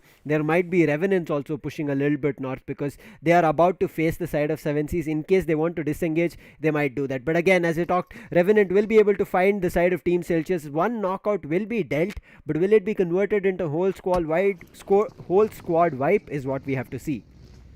Well, definitely, that is the question that we are coming across. Well, the whole squad will get down or no. Well, the second player goes down. It's time for Celsius Eggy to go down to the ground, and the sides of RNT, well, they are looking a bit strong, I would say. As Eggy is down, it would be an attempt to, confirm the players that are down. But once again, coming back to AZTEC, well, they are getting into one more fight, and one player is being caught. It's the side of Somraj, that is, he's been caught, and well, some incoming sprays could have felt a lot of damage for him, but it is a big no for the players. The hopes are still on. You can see AZTEC Robin trying to spray it off completely on the sides of Gamla Boy as well. The vehicle is being exploded, hoping to get a good cover fire. But look at this player. Well, some incoming sprays from Gamla Boy as well is really hitting it back to the sides of Robin, and it is Robin who has to go down. Well, Gamla Boy with that grenade, even he goes down. 1-1. Both players are down. It's time for Pukar to come for that revival, but once again he's been caught by AZTEC OP.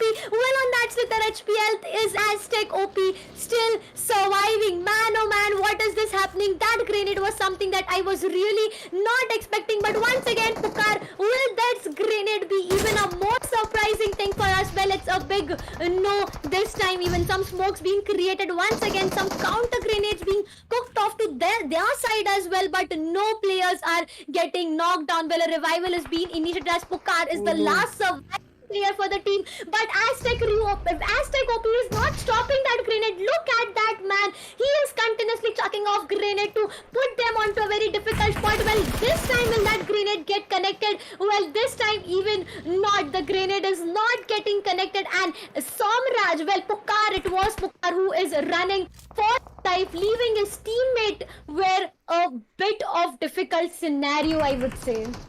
It's a difficult scenario, but Somraj coming back to good health. Things can be turned around, but yes, a 2v3 situation not looking that great, but yes, a crossfire has been held from Somraj as well as one more player, that's going to be Pukar. But in the meantime, there is IND going in for a rotate, not working out. They will be caught from the side of Team Tenacity. Make it one more player. Slayer is about to confirm a knockout for himself, and that's done and dusted. Another confirmation in terms of finish point comes in as Snacks is done and dusted. Now it's all up to, wait, okay, it was not Snacks. I guess it was one more player, either Atanki or Daljit. I think it was Atanki or maybe Kratos. I missed that. But nonetheless, it's going to be now up to the last two players. There's a beautiful grenade coming from Ryu OP. What a connection. And SKYLIGHTZ Gaming in this fight have gone into, I would say, a standby mode. They're not picking up the fight. They're just making sure that they come out safe. They go into the zone and then they pick a fight. But right now it looks like GodLike and Revenant, they have started their fight of their own. 8-bit in the meantime have picked a fight on the side of 7Cs. They've got a confirmation to work with. But again, GodL, they're very in the open. And right now this is where it's going to be a huge disadvantage. They don't have a ridge advantage. They don't have any covers to play with. Their vehicles are not going to work in their favor because they are being surrounded everywhere from different teams. If they let their back be open, FNLS is ready, and if they let their straight angle north to be open, there's going to be the side of Revenant trying to take them down. So it's going to be very difficult right now. Jonathan is down to the ground. They can revive him because there's a lot of smokes, but look at the side of Revenant. They're completely pushing through. You can see a complete, I would say, a complete triangle situation coming in from the side of Team Revenant. They've completely boxed the side of Team GodLike, and if GodLike want to survive this, they have to pick fight in each and every direction from the side of Revenant. This is going to be very difficult for the side of GodLike to come out of alive. Well, definitely, when you're talking about angles, they have to make sure that each and every angle is being covered. But the sides of Z God, well, he has to heal with a lot of damage while coming across. He is trying to going for a fight, but jumping down the ground was really a bad decision where he's going to lose a lot of HP. Look at Top God. This player is trying to confirm the players he has around as well. Godel, they lost 2 of their players, and it's time for Jonathan to hit the ground. Well, Clutch God is going to be the last surviving player for the scenarios of Godel. Further coming back to Celsius, well, they are making sure to clear the sides of Enigma as Clutch God is running back for his life as Jonathan is still down. Well, a revival is something that is going to risk the life of Clutch God as well, but the efforts from Jonathan are something that can complete this revival. But Paradox, well, he is really low on HP. He needs to pull off and patch himself, pull off a medikit and patch himself completely. Jonathan is getting bleeded as the seconds are passing by. Well, he can get eliminated if the revival is not being initiated in some fraction amount of time. Destro once again with that Scarl, well, he's down to his tummy. Or Aditya providing a revival to his teammate Gil. Well, he needs to patch himself up once again. Some bullets, some ample amounts of bullet could just take him back to the ground. So that is definitely that you have to come across. But look around, team. They are holding an inside wall cover once again for themselves, but not for a long period of time as the zone is collapsing in where the sides of OR, they need to move around for the zone. Team still holding that position, but look at the player who is trying to provide the sprays. Man, oh man, what a performance. So stout OP once again. Well, he is trying to provide a good amount of sprays to that moving vehicle with that hope of blasting or exploding it off completely, but it doesn't work with his favor like this. The vehicle is not gonna get exploded. For now, it's gonna be Clutch God. Well, he's holding a small shack, I would say, for his team right over here with 0 finishes, but 1 incoming grenade. Once again, buddy can take your life off your hands. So that is definitely have to come across. But Top Dog, well, this guy is not stopping continuously. So much panicking scenario he is coming across, but he is just providing sprays and he's taking player down. Well, the question right now is that will you be able to confirm the players that you are taking down as they are away from you? Blaze is down, a revive is being initiated, but Top Dog, well, he confirms the sides of Enigma completely, and Godel still trying to hold that position. What do you think, Lucifer? Till how much time can Godel hold that position? I mean, Clutch God, he could have turned things around, but a missed jump, it's going to hurt his team. But yes, he can hold it for some time because Revenant have surrounded him, but they don't have a clue. But in the meantime, Soul, who had a great position and complete squad wipeout, it looks like they will be wiped out very soon because 8-bit are rushing onto them. The side of TSM is rushing onto them.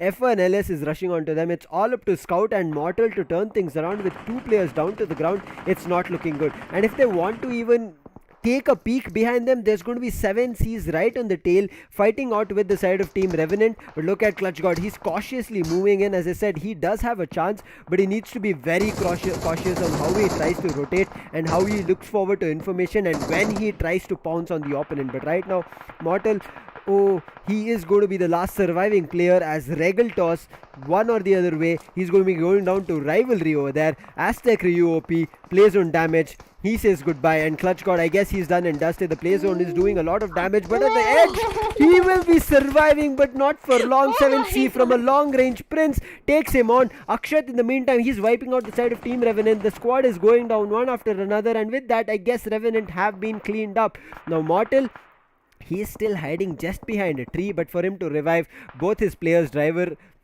that's going to be Mavi and Scout. There is not even the slightest chance they will be bled out, and Mortal will be only sole survivor. But Tenacity, they have all the 4 players standing.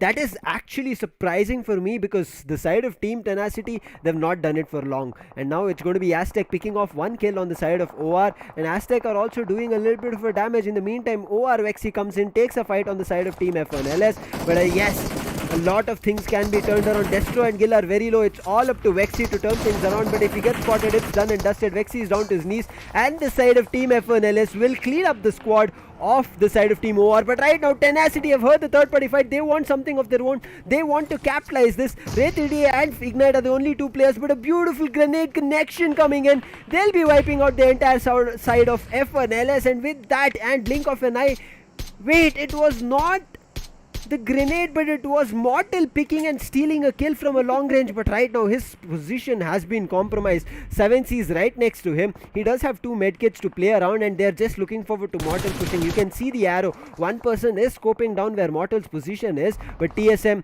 the last 2 surviving players, I'm not sure what they can do. But 8-bit are a better position because of their hard cover. I guess 8-bit, this might be another map written in their favor. Well, definitely that can be another map that can be just written down in their favor, but now they have to play very consistent. If they get spotted, well, it's time for, I was just telling about the things of getting spotted. Well, Tenacity, one player has to go down there. It's going to be the sides of Zero who has to go down. Well, other teammates would go and try for a revival. You can see that one incoming drop which is coming your way all to the center of the zone, and I don't think any player would risk going in for the drop, as going for the drop means risking your life completely. Well, Tenacity loses first of their player as Zero to go down completely. His skill has been confirmed as well. But talking about the sides of 8-bit, well, they are holding it very good with 3 amazing finishes, but the sides of I think it's going to be the sides of TSM that are not looking really good, as it's going to be the Ninja who is the last surviving player for the sides of TSM over here. Well, we are going to have the last 4 surviving teams with us with an amazing view for each one of them. You can see one upcoming grenade as well being cooked, but getting connected is a bit of difficult, I would say. Once again, 8-bit Viru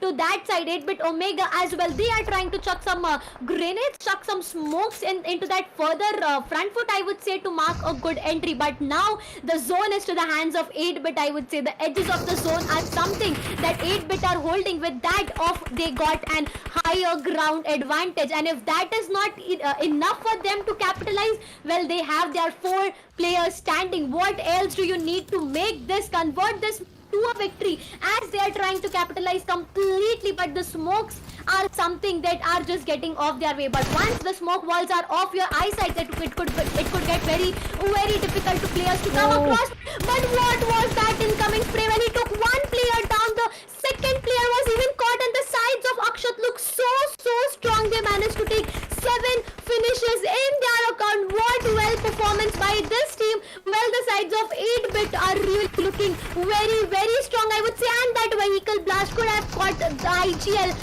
his life, but well, no, he's still trying to survive. He's trying to play around with that.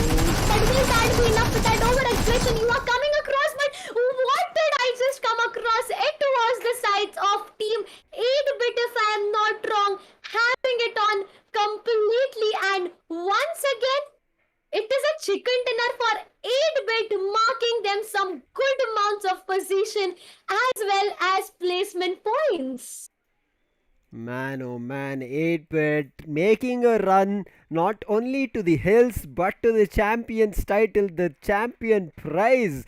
This is what I talked about. If teams do not understand what the side of 8-bit is doing, you'll be having a bad time. You'll be having a tough time in trying to take them down, and especially with this winner chicken dinner coming in, the position that they managed to hold. And again, if we take a look at the play that the side of 8-bit did, again we will be going through the highlights. They went and took a compound right next to the side of FNLS where they had a watchtower, but FNLS, I would say, pushed out of that position, which they could have, I would say, capitalized on the side of 8-bit. Maybe if they tried to aggress a little bit, they did not. They rather pushed out, picked a fight with a different team, and eventually were taken on. Whereas 8-bit held that position as long as their zone favored, as long as they understood where the last few teams and their players' position were, they held that position. Once they knew the position, you could see them, everybody, all the 4 players ran out of the house in 4 different directions, just like a shield, and completely looked for information. As soon as Rivalry made a run, they saw Rivalry, sprayed that down coming in either from Akshat or Omega, I did not see the exact name, sprayed the side of Team Rivalry, took them down, and then as soon as that team was taken down, they knew the another angle where the side of Team Tenacity were, and then threw grenades at them, threw mollies, and the last person, IGL, trying to survive. man, I'm not sure how you were planning to convert a 1v4, but the side of 8-bit, they are the ones who convert 1v3s in their favor. I do not know about the other way around. I've not still until now. Maybe in the next match, that is going to be tomorrow, but for today, it's going to be 8-bit stealing the show, sitting in the first position. Well, indeed, that is really gonna be true. 8-bit, what a performance by them! What a performance! Well, we came across Akshat, how confident he just was. Looking across the confident Akshat had, man, oh man, he took two players down back to back with one single spray incoming. He just, the mag was filled with bullets, and he was like, "Come on, now as I have my bullets, I would just spray it across," and he took two players down completely. What a performance by the team. So everyone who is joining new, it's gonna be the sides of 8-bit taking a victory, taking a winner chicken dinner once again with 10 finishes plus the 15 victory points that they get, marking them a total of 25 points, setting a benchmark once again for other teams to catch for. They are holding the throne. I would really like to repeat it. They are holding the throne, and now they got like a jump of 25 points once again, marking it really a benchmark for the other teams who are trying to capitalize on them. Well, the second position goes to the hands of Tenacity with 5 finishes and 12 points, I would say, for the second position. And Rivalry, well, they are done with 6 finishes and 10 placement points that they come across with. So what a match to come across. I think we were discussing about the things that we come across through the map of Erangel. We had a discussion even on the topic that Erangel is something that gives you surprises. But this surprise by the side of 8-bit was something not expected. I agree with you. The side of 8-bit, I mean, there's no questions right now I have for the side of 8-bit. They have been performing. If there is even a word, I guess there should be a word created for that team right as of now, because we have used insane, we've used cracked, we have used amazing, we have used wonderful. I guess it'll be repetition right now if I use the same word. So I think maybe tomorrow I'll head over to the dictionary and try and find a new word, because that's how difficult the side of 8-bit is making for us, our life as casters here, because each and every map that we see, 8-bit not only try to get a winner chicken dinner. If they fail to do so, they put up a performance where they manage to grab a couple of points and still sit at the first position. Just like kings, they have been ruling the entire overall standings without anybody questioning them. GodLike did come close, but immediately the next map itself, without giving GodLike a chance to breathe and take that, I would say, first position for another map, 8-bit made a comeback, took it, dethroned GodLike. But right now, with 8-bit, another winner chicken dinner coming in, I mean, I am a little bit worried as we progress. As we said, the race is like expediting. Teams are running away with this matches coming in, and with just 2 more days, I cannot imagine what these 2 days packs for us. But yes, there's going to be one more interesting thing before we end today's day. There's going to be a surprise interview coming in. Can you guess which team? Can you guess which team? I mean, I'll tell you again which team, but before that, we will again go back to who won the all 6 maps. In the meantime, chat, you can start going crazy in the chat section of whose interview it might be. But again, talking about where we started off, it was Erangel. Started off with the victory for the side of GodLike, and this is where GodLike got their first throne position. Then it was the side of second position for the side of 8-bit, but still GodLike on the first. But then we headed in the map of Miramar. Surprise. This time it was not the teams that you knew could have capitalized or taken the winner chicken dinner. OR come up on top and FNLS right behind them. Then we head over to the side of Erangel again, and 7Cs, who had, I would say, kind of a diminished performance over the previous days, made a comeback, got the winner chicken dinner. IND came close to it, but will be at the second position. Then it's going to be the map of Sanok, the 4th match for the day. FNLS managed to capitalize on a beautiful fight with the side of Team Revenants. A 1v3, especially coming in for Ignite, was the reason that turned around, and Revenant, as I said, were the second place team. Then we headed into Miramar, where we were all, I would say, surprised by the performance of Seoul. The way they managed to hold the ground, the way they managed to rotate and play together as a team is the reason they capitalized. Rivalry came in second, and this last match of Erangel, I'm pretty sure you all saw, it's going to be 8-bit, then the side of Team Tenacity. So Tenacity, one thing, Darshita, they did make a comeback, right? So I think the side of Tenacity are going to be having a chance in the runners pack, hopefully. Not too sure about it. We'll take and have a discussion in the overall standings. But do you want to reveal who the interview team is going to be with our Hindi desk, with our lovely casters Gamezo, Mayavi, and Captain? I would really wait for a second and let the comment section. But okay, as we are gonna head towards the interview, it's gonna be the sides of Revenant joining us for the interview. But nevertheless, we are back again with the highlights. So just let jump across the highlights. Look across what these teams have done. It all started with Soul OP. Well, I am not forgetting this moment ever. That grenade and that shotgun getting connected on distance was something really very surprising for me. Well, Soul, a scout, he did it very amazingly. But coming back to Gamla Boy, it was the sides of AZTEC and SKYLIGHTZ Gaming getting into fight. But what beautiful grenade was that? That grenade connected on such a good note. Well, once again, AZTEC AKOP was trying to take one player down. But definitely, it was a moving vehicle coming across. He managed to, AZTEC Ryu OP, well, he managed to take one player down. Coming back, he took two players down over there with that grenade. Well, that grenade was really beautifully connected as the sides of IND were into a big mess there and there. The sides of Revenant who are gonna join us for the interview today. Interview starting in a few minutes, I would say. But coming back to the sides of Revenant, well, look at that spray by Austin Vortex, that M249, but clutch cord. Well, that was something that we were like, will this player be able to move across the zone? But yes, he moved across the zone. But gunpowder was something that just came across. OR as well, they were caught and punished badly.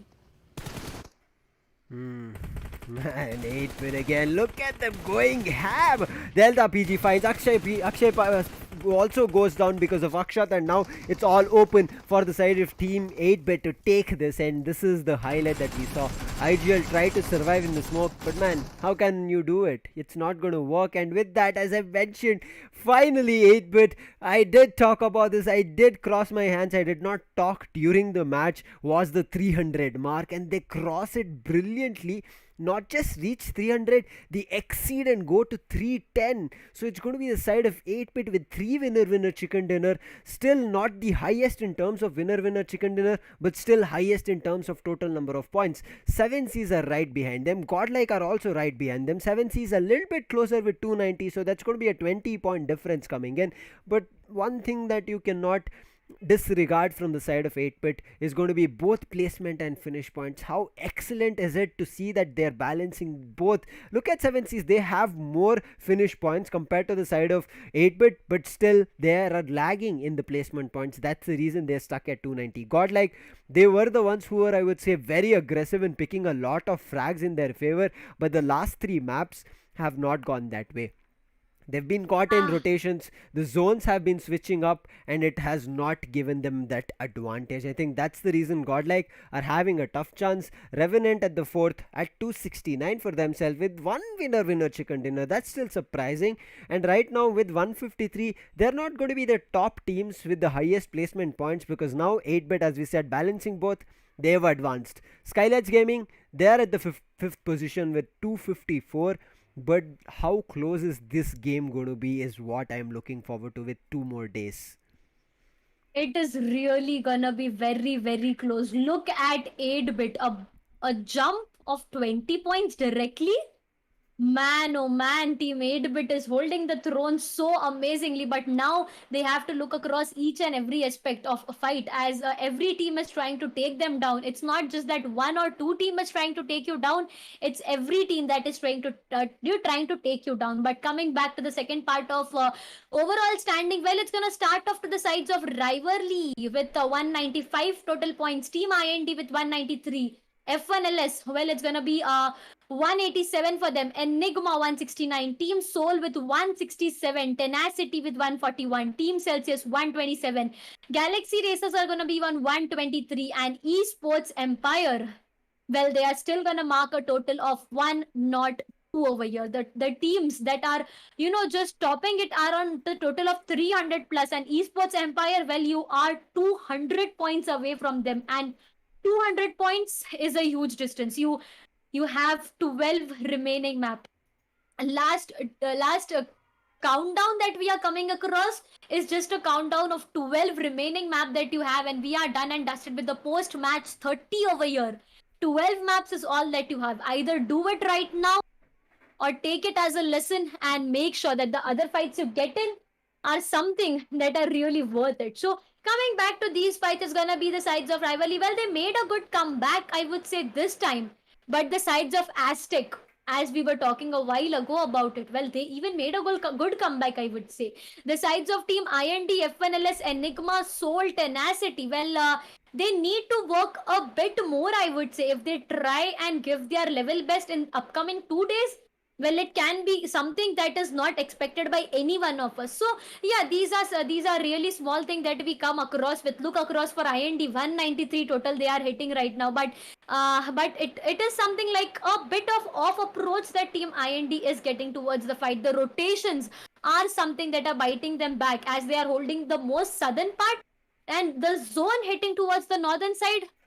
Well, you just go in for a rotation, you just go in with a fight, and there either you lose it or either you lose some of your players. So that is something that is really biting the team back, and well, they have to work across it. As said by the interview, even they are looking forward to work across this. They really don't want to let down their fans that are eagerly awaited to look across for IND as a winner chicken dinner. So yeah, that is something that is coming across for Team Soul as well. One map going really good, but the other map, well, it should be something average that you come across with. Well, it was a good start, I would say, for the lobby by the sides of Scout. Well, he just got 1v2 clutch done with a shotgun, and that was something that was, real. I was just sitting on my chair and I'm like, well, will Soul lose their body this time? But no, it was Scout who got into that 1v2 clutch, and that was really amazing to come across with. These fights are just getting better and better, and that's what I'm looking forward to. As I said, I don't want any team running away with points as of now, because with day 6 and day 7 still pending, I want to see a lot more action coming in. And with the action such as the zone gave us in this map of Erangel, lets us know that there's a lot more that the zone wants to do in this AMD Ryzen Skyesports Championship 3.0. Zone is like, I'm going to be a single player in this whole squad fight coming through from different teams, and I'm going to give you a tipsy-turvy turn where nobody can figure out who is on an advantage. I think GodLike, who had battled with the side of Team Soul and even in the open zone managed to survive to get control of it, was brilliant. But then Zone played a huge... what is the word I would say? Zone played its own game. Yep, that's the best thing that I can find right now. It played its own game, destroyed each and every team. You could see everybody immediately. The zone changed. Everybody jumped into the vehicle, and they were trying to go diagonally inside. They immediately started going downwards. And GodLike, we did talk about that. They should start aggressing a little bit further faster, or they should just look forward to gatekeep. I think they went right in somewhere in between, where they thought, I'll gatekeep as well as try to progress. And Revenant, I did talk about it. A little bit time is given, the side of Revenant will come in and take up and clutch it out. But what a show it was. It does keep our hopes high, and I'm really like the chat. The chat is still keeping hopes high for a lot of these teams, and that's what I really like. Keep spamming your favorite team's name, nothing else, and that's where we'll be heading. And as Darshita mentioned, there will be a quick interview coming in from the side of Team Revenant. They would like to talk to you, and for that, don't forget to spam your questions in the chat as well, because there might be some questions being picked from the broadcasters, from our casters on the Hindi desk, who will be giving you a quick idea about it. But right now the interview is ready. Go enjoy the discussion from both of them, and maybe you get some ideas about the next tournament that you can plan for. Okay, so I think we have Paradox, we have Encore and Austin X with us. Top Dog यहाँ पर अभी के लिए मौजूद नहीं है. So कैसे हैं रेवेनेंट के सारे प्लेयर्स एंड कैसा चल रहा है खेमे में माहौल? मतलब डिसअपॉइंटेड हैं आज की परफॉर्मेंस से कि काफी हद तक सेटिस्फाइड है इनकोर? डिसअपॉइंटेड तो नहीं बोलूंगा, बट हाँ, जो एवरेज गेम प्ले होता है हमारी साइड से कंसिस्टेंसी दिखती है, वो आज थोड़ा सा आ गई. लाइक जल्दी एलिमिनेशन हो गया, तो उसकी वजह से थोड़ा अभी स्टैंडिंग्स में ऊपर नहीं आ पाए. बट अभी 2 दिन रहते हैं, होप सो टीम वो जो पेस है वो पकड़ेगी और क्या पता ट्रॉफी आ जाए. वेल एग्जैक्टली कोशिश पूरी रहेगी आप लोगों की, वो हमने कई बार देखा है। आप लोग अगर कास्टिंग थोड़ी सी फॉलो करते हैं, स्ट्रीम्स पर अगर एंजॉय करते हैं, तो मैं हमेशा से ये सेगमेंट बोलता आया हूँ कि रेवेनेंट की जो टीम है ये टूर्नामेंट विनर्स हैं और ये साइलेंट क्लाइंबर्स हैं, कब ऊपर आ जाते हैं पता नहीं चलता है। सो आपके मैचेस में मैंने एक चीज़ नोट करी है कि सैनॉक का मैच आपका बहुत बढ़िया जाता है। ये मैंने कल भी नोट करा था, रेवेनेंट ने कल चिकन निकाला था, आज भी टॉप 2 तक के सफ़र में बहुत अच्छा मैं कहूँगा एफर्ट्स था। दूसरे ही मैच के बाद मुझसे पूछे जा रहे थे क्वेश्चंस भी, हमारे पास आस्क स्काई स्पोर्ट्स में आया था कि रेवेनेंट ई स्पोर्ट्स को क्या अच्छा करना चाहिए, कब अटैक करना चाहिए। मैंने यही बोला था कि I think they are waiting for the Sanhok map. And Sanhok में क्या ऐसी अलग स्ट्रैटेजी रहती है टीम की जो बाकी मैप्स में नहीं चलती है इनकोर?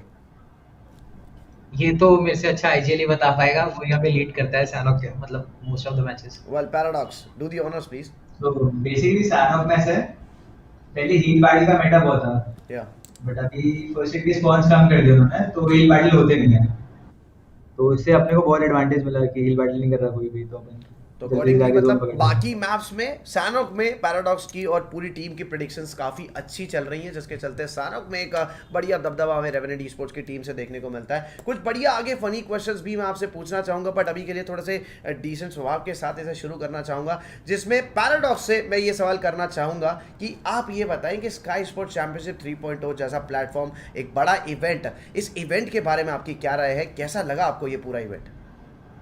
मेरे हिसाब से इवेंट का फॉर्मेट बहुत अच्छा है।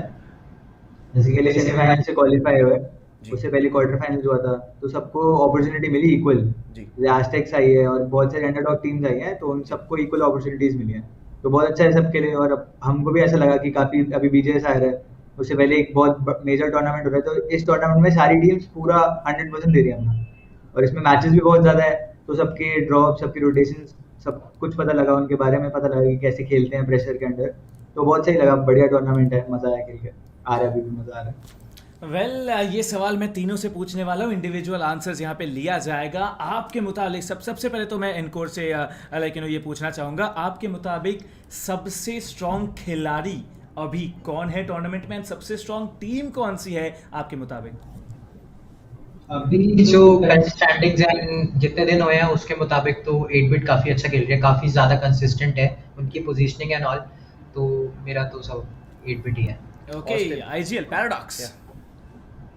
मेरे हिसाब से स्काईलाइट मेरे को बहुत अच्छी लगी है, उनका आईजीएल बहुत अच्छा लगता है मेरे को, उनकी पोजीशनिंग वाइज बहुत सही करते हैं वो, कभी भी एक दिन में 2-2 3 गेम निकाल लेते हैं, उनको स्काईलाइट एक स्ट्रॉन्ग कंपनी लगता है।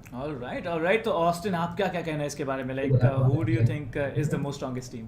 मेरे को लगे 8-बिट है, 8-bit, so 2 8-bits, 1 Skylight. I think मज़ा आने वाला है अगले आने वाले 12 मैप्स पे। वेल एक और सवाल यहाँ पे रहेगा आपके लिए, लाइक अगर आप एक लेट्स से कि आप एक 2-way फाइट में ऑलरेडी एंगेज्ड है, तो वो दोनों टीम्स आप कौन से चाहेंगे आपके ओपोनेंट्स में रहे, जिनको आप लगते हैं कि like those teams you can actually encounter करके मज़ा भी आएगा, whether you lose the fight और यू विन इट? मेरे हिसाब से तो 2 टीमें रहेंगी, एक लाइक गॉडलाइक और 8-बिट ही रहेगी, क्योंकि उनके अगेंस्ट एक तो फाइट जीतो तो ऑब्वियसली थोड़ा सा इन गेम कॉन्फिडेंस भी बूस्ट हो जाता है, प्लस वो अभी हमसे ऊपर चल रहे हैं, तो अगर मारेंगे तो ऑब्वियसली ऊपर जाएंगे स्टैंडिंग्स में, तो वो भी अलग सवाल है। Okay, alright, not bad. Tactically बड़ा सोचा जा रहा है, और साइलेंट क्लाइंबर्स का टाइटल कितना सूट करता है आपको, आप कितना अग्री करते हैं इस चीज से कि इसमें आपने सच में थोड़ी सी महारत हासिल कर लिया पैराडॉक्स की? बाकी सारी टीम जहां पर थोड़ा सा अग्रेसिव खेल जाती है, chicken dinners back to back ले जाती हैं, वो टॉप 5 टॉप 6 में भी चिकन डिनर लेने के बाद भी टॉप 5 टॉप 6 में रहती हैं, बट रेवेनेंट भले ही स्टार्टिंग के इवेंट में 3 दिन में चिकन नहीं मिल पाता, बट टॉप 3 तक का वो स्पॉट RNT साइलेंटली एकदम से ले आ जाती है। आप कितना अग्री करते हैं इस टाइटल से? मैं 100% अग्री करता हूँ। जब हम मेगा स्टार्स में भी थे तब भी ऐसे ही होता था अपने साथ, ये चिकन नहीं निकलता था बट कंसिस्टेंट रहते थे, तो क्योंकि हमने ये चीज टेबल में काफी नोट करी है कि जिन टीम्स के पास 2-2 चिकन डिनर्स होते हैं उनके पास आपसे कम प्लेसमेंट पॉइंट्स होते हैं। सो ये रेगुलर देखते देखते अब ये टाइटल अपने आप ही बन गया कि they are the silent climbers, और सच में नहीं पता चलता है कि कब टॉप 3 में आ जाते हैं। अभी भी बहुत चांसेस है रेवेनेंट के, बिकॉज ये भी काफी बार बताया गया है कि आखिरी के कुछ दिनों में पेडल टू मेडल और एकदम से रफ्तार पकड़ी जाती है। सो वो रफ्तार कब पकड़ी जाएगी? पैराडॉक्स 5वें दिन के भी माइंडसेट में अभी तक का जो पैटर्न है वही कंटिन्यू रहेगा कि सीधा लास्ट दिन रफ्तार पकड़ी जाएगी, या फिर कल पेडल तेज होने वाला है? सो बेसिकली अब 12 मैचेस बचे हैं, तो अभी वो टाइम है अपना कि अब हम थोड़ा एग्रेसिव स्टांस से खेलेंगे जिससे अपन लीड ले पाए, वापसी टेबल पे टॉप 2 में आ पाए, टॉप फर्स्ट पोजीशन पे आ पाए। तो अब स्टार्ट करेंगे वो। Alright, let's head over to the next segment and एक मजेदार तो नहीं, but yes we are going to give you a free choice इस सवाल के लिए। ये सवाल एनकोर एंड पैराडॉक्स के लिए स्पेसिफिकली रहने वाला है। सबसे पहले मैं पैराडॉक्स से पूछना चाहूँगा, since you are the IGL of the team and you are leading your team really well, अगर आपको फुल फ्रीडम मिलता है, like if you have freedom to get 4 players on board your team पूरी IGC में से, except of course आपके जो अभी करंट टीममेट्स हैं, तो उन चारों खिलाड़ियों के क्या नाम होने वाले हैं? That's a tough question. और बहुत अच्छे अच्छे प्लेयर लगते हैं मेरे को आईजीसी में, बट लाइक कुछ प्लेयर्स हैं जो बहुत ही अच्छा खेलते हैं, मेरे को अभी मतलब आउटस्टैंड करते हैं। तो उनमें से एक मेरे हिसाब से रहेगा नियो, एक रहेगा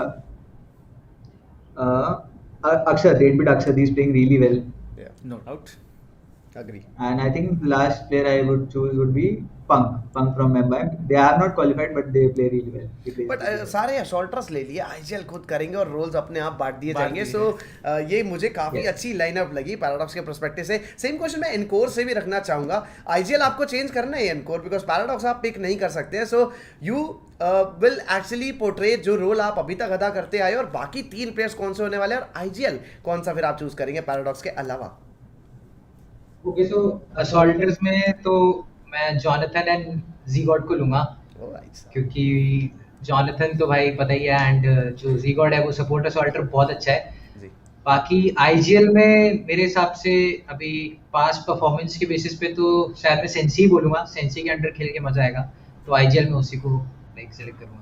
I actually thought of Omega because even me, क्योंकि अक्षत का भी नाम वहां पर आया था, बट अच्छा है, काफी ज्यादा इससे पता चलता है कि काफी ज्यादा डाटा टीम के पास भी है कि कौन कौन सी टीम्स के कौन कौन से प्लेयर्स का रोल ज्यादा अच्छे तरीके से जस्टिफाई होता हुआ आपको दिखाए। सो एक और क्वेश्चन मैं यहाँ पर आप तीनों से ही पूछना चाहूंगा। ऑस्टिन यहाँ पर ज्यादा इन्वॉल्व नहीं हो रहा है, आई थिंक उनके पास हेडफोन्स नहीं है तो क्वेश्चन उन तक पहुंच नहीं रहे हैं। Exactly, I would love to. यहाँ पर आप ये वाला हेडफोन आप दीजिए ऑस्टिन को, और ये क्वेश्चन एक बार फिर से रिपीट ऑस्टिन से भी हो जाए कि ऑस्टिन कैसे हैं आप? आपसे ज्यादा बात अभी तक हो नहीं पाई है, और मैं पूछना चाहूंगा आपसे कि कैसा लग रहा है ये इवेंट, और पूरा बताएं आप कि कैसा चल रहा है यहाँ पर खेमे में सब कुछ। ये इवेंट खेल के मुझे ऐसा फील हो रहा है कि मुझे रियल कंपटीशन फील हो रहा था। अब तक मैं जो टूर्नामेंट्स खेल रहा था मुझे कोई कहीं पर भी रियल कंपटीशन फील नहीं हो रहा था। ये मतलब ये टूर्नामेंट खेल के मुझे ऐसा लग रहा है कि रियल कंपटीशन स्टार्ट चल रहा है अभी, जैसे बीजीएमआई के लिए बहुत अच्छा प्रैक्टिस मिल रहा है मुझे, तो इससे मैं बहुत ज्यादा खुश हूँ। अभी हमने एनकोर और पैराडॉक्स दोनों से एक सवाल किया था कि आपके पास एक फ्री हैंड है, आप उस टीम के हिस्सा रहेंगे, बट उसके अलावा आपको 3 और प्लेयर्स पिक करने हैं जो आपकी टीम होगी, टीम ऑस्टिन के नाम से वो खेलेगी। तो वो कौन से 3 प्लेयर्स होने वाले हैं आपके लिए? मेरे लिए तो अगर असॉल्टर में देखे तो जॉनथन होगा, सपोर्ट में होगा तो मतलब ज़ीगॉड होगा, okay, quite separate than core, और आईजीएल में बोला तो डेस्ट्रो को ले लेता हूं, भाई है मेरा। ओके, सो डेस्ट्रो का टीम ऑस्टिन में स्वागत है। काफी अच्छा, मैं कहूंगा तीनों ने अलग अलग आईजीएल पिक कर रखे थे। वहां ओमेगा अच्छा कर रहे हैं, वहां सेंसी अच्छा कर रहे हैं, वहां डेस्ट्रो। तो इससे पता चल रहा है कि ना सिर्फ डाटा अच्छा, हमारी पूरी आईजीसी में आईजीएल भी बड़े अच्छे हैं। इंटरेस्टिंग। वेल, चलते हैं हमारे सबसे फन सेगमेंट की तरफ। Let's head over to it, rapid fire session, and this time Austin को हम सबसे पहले पकड़ने वाले, ठीक है, इस सेगमेंट के लिए। सो गेट रेडी ऑस्टिन, एक एक करके सवाल पूछेंगे, एक मेरी तरफ से, एक मायावी की तरफ से। वेल, सबसे पहले डीपी या M4? डीपी। 6x या 4x? 6x। जिम या पिज्जा? पिज्जा। BGMI या girlfriend?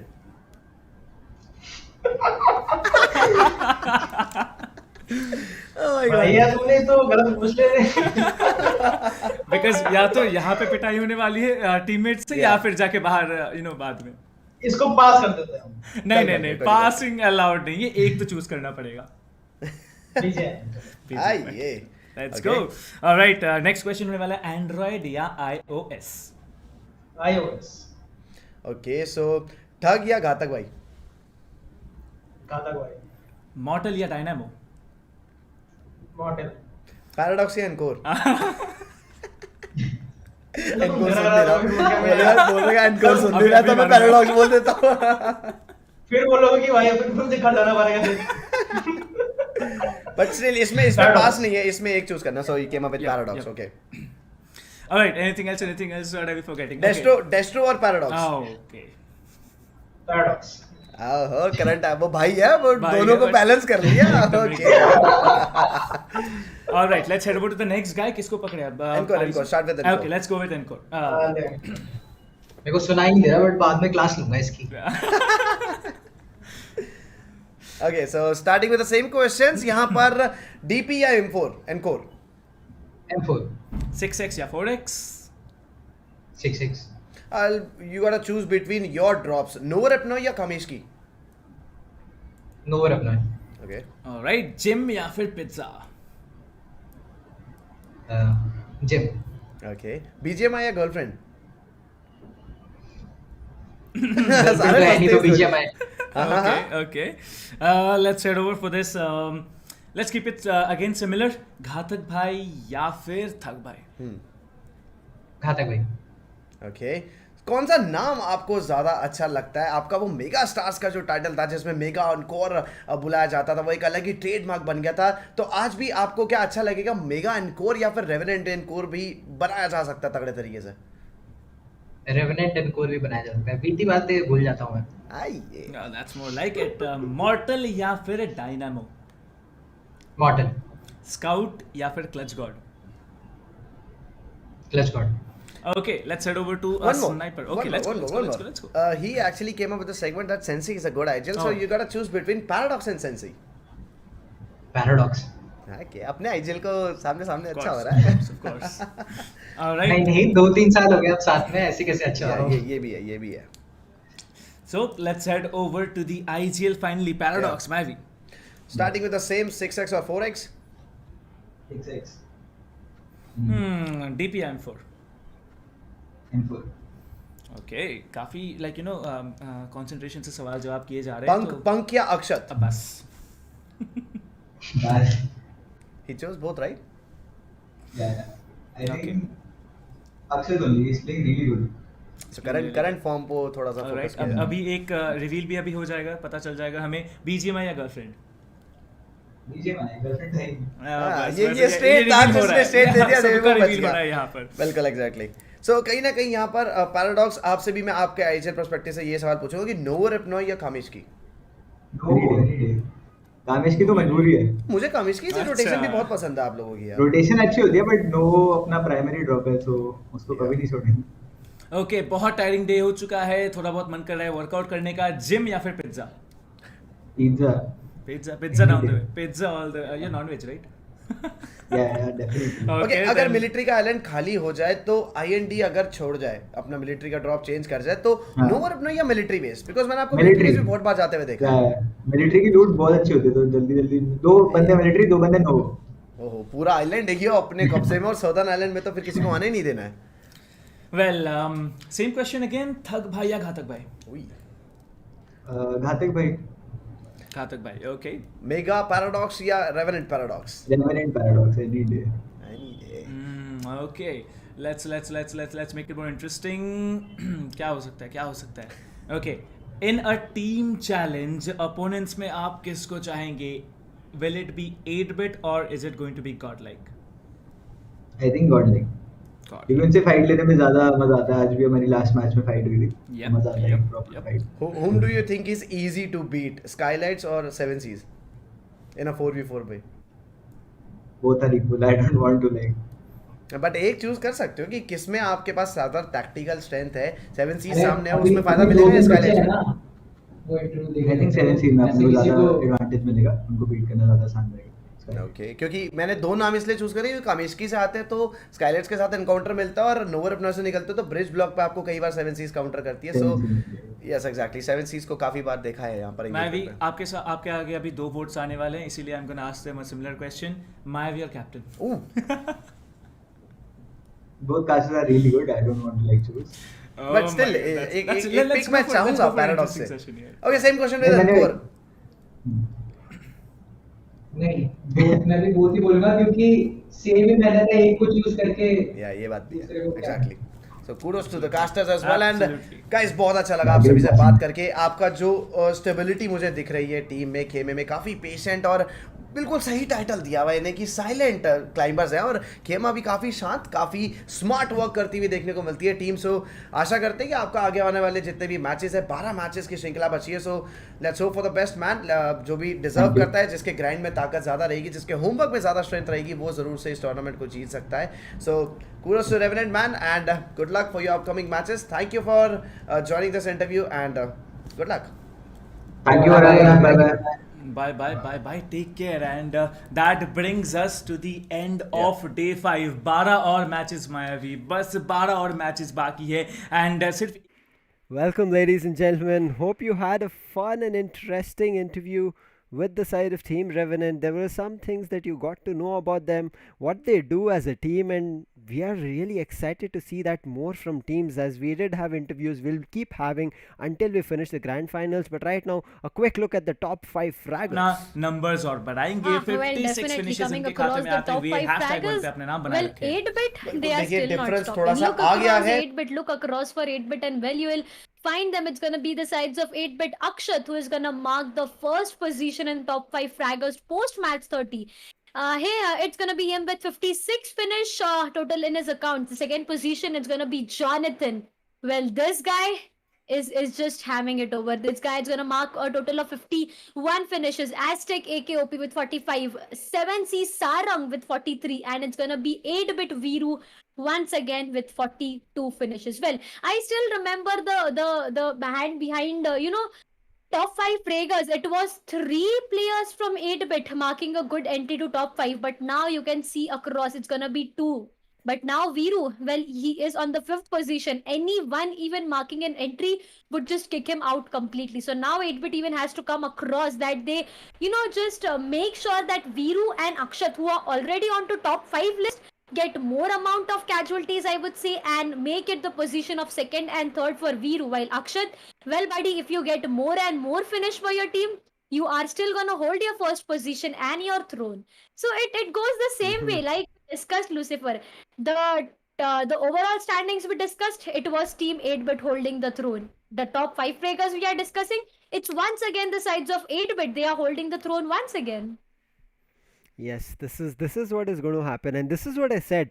Just imagine if the champions and the MVP both are from the same team. That's going to be a huge hit for a lot of the opponents, because if both the things are in the same squad, that does tell us that not only that the side of Team 8-bit is great in terms of their firing power and fragging power, in terms of assaulting, it is also that they are calculative, and their IGL is doing right now a calculative, I would say, rotation for the team, getting center control and making sure their fights are in terms of a victory. They have calculated what if there is a casualty, if there is going to be a lot more teams coming in, if there is a third party, and then they start bouncing. And that's the reason right now 8-bit are strong. 2 players are still there, but you can see AZTEC, 7C and GodLike. These 3 teams, as I keep mentioning AZTEC as well, this is a team which has no winner chicken dinner, still on the, I would say, top 8 of the leaderboard. So they have a lot of things in their favor and they can make a huge comeback. But GodLike as well. GodLike, we did see that they managed to get one winner chicken dinner on day 5 and managed to grasp the spot of the champions. I mean, just for a bit, but then again 8-bit dethroned him. But with 2 more days left, either the side of 7Cs, GodLike, Revenant, any of these teams still has a really good chance. Any teams right now running in the race, they can make a comeback because 12 maps are left. But we also saw what the side of Team Revenant just said. They said, we're ready to kick it off, because right now from today onwards, or from tomorrow onwards to be exact, they'll be going on an aggressive stance. And for a team which has already grasped so many placement points, aggressive might be the way to go forward. But before we come to an end, Darshita, any words from you? Well, if you ask me for any words, I would say that teams, now that you are left with the last 12 maps, give it your best. Give it your 100% best, so that when you get back, you get 100, at least not 100%, but somewhat at least 80% even you get back out of it. Well, that will mark you an amazing fight. So give it your heart, give it your 100% best is all I can say y'all guys for now, we are looking across a great competition. We are, coming across new teams who are just trying to ham it over, who are just trying to take it over a very good side. So yeah, if this team crosses you over, well, you will feel very bad for the fact that you were holding a position, but last 2 days were really bad for you. So don't let that happen. And for the teams who are still on that second part of the overall standing, guys, y'all still have a chance.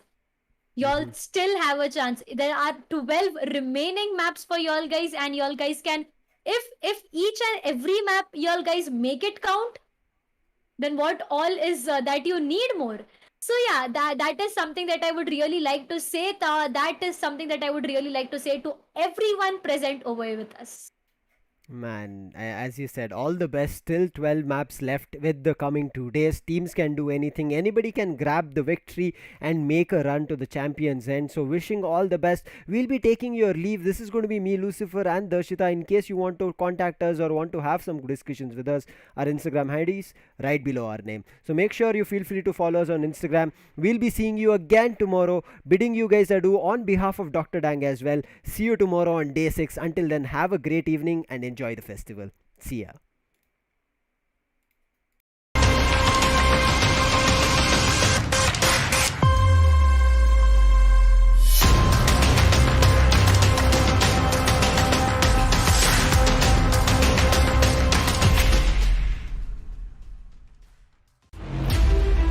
From a driver's point of view, to get ahead, you need to understand the data. I have over 20 buttons on my steering wheel that have a direct link to how the car behaves. So I'm studying that in the background on computers all the time. I'm super grateful that we have AMD with us. It's a huge asset for us. When we come back into the garage, the car downloads and the data pops up on my screen. The faster we can get that, the faster I can analyze it and the faster I can get back out there.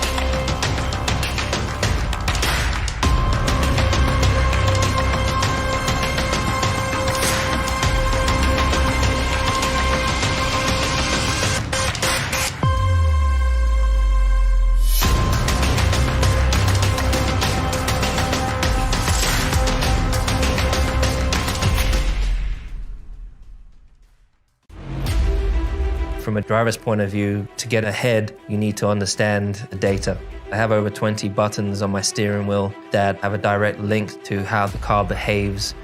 So I'm studying that in the background on computers all the time. I'm super grateful that we have AMD with us. It's a huge asset for us. When we come back into the garage, the car downloads and the data pops up on my screen. The faster we can get that, the faster I can analyze it and the faster I can get back out there.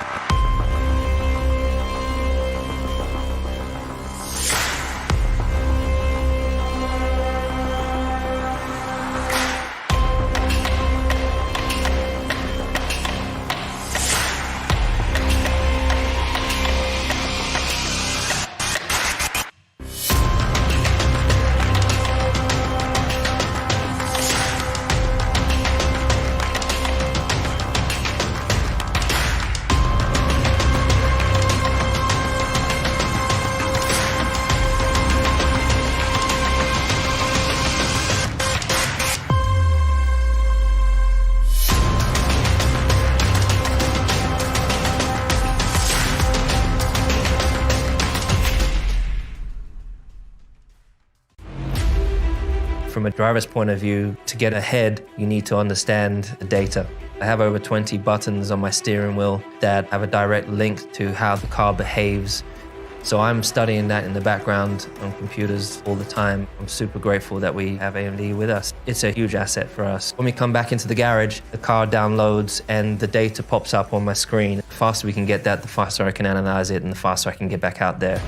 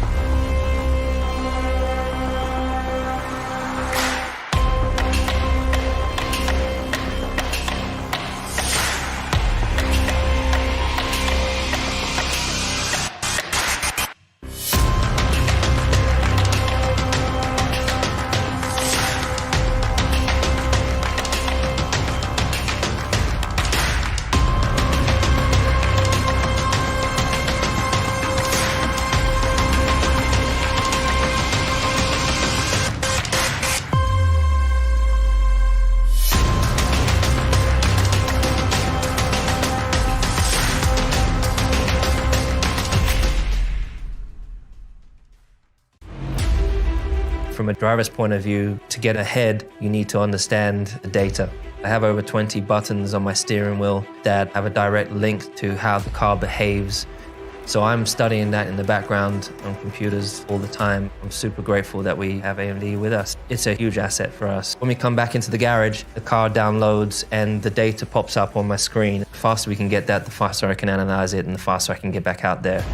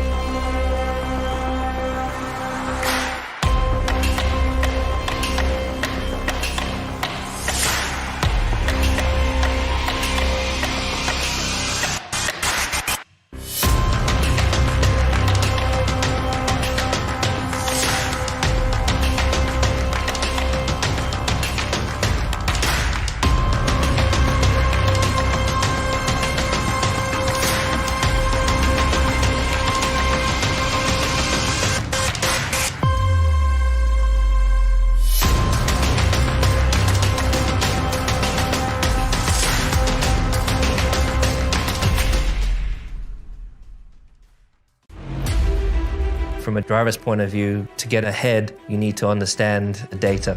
I have over 20 buttons on my steering wheel that have a direct link to how the car behaves. So I'm studying that in the background on computers all the time. I'm super grateful that we have AMD with us. It's a huge asset for us. When we come back into the garage, the car downloads and the data pops up on my screen. The faster we can get that, the faster I can analyze it and the faster I can get back out there.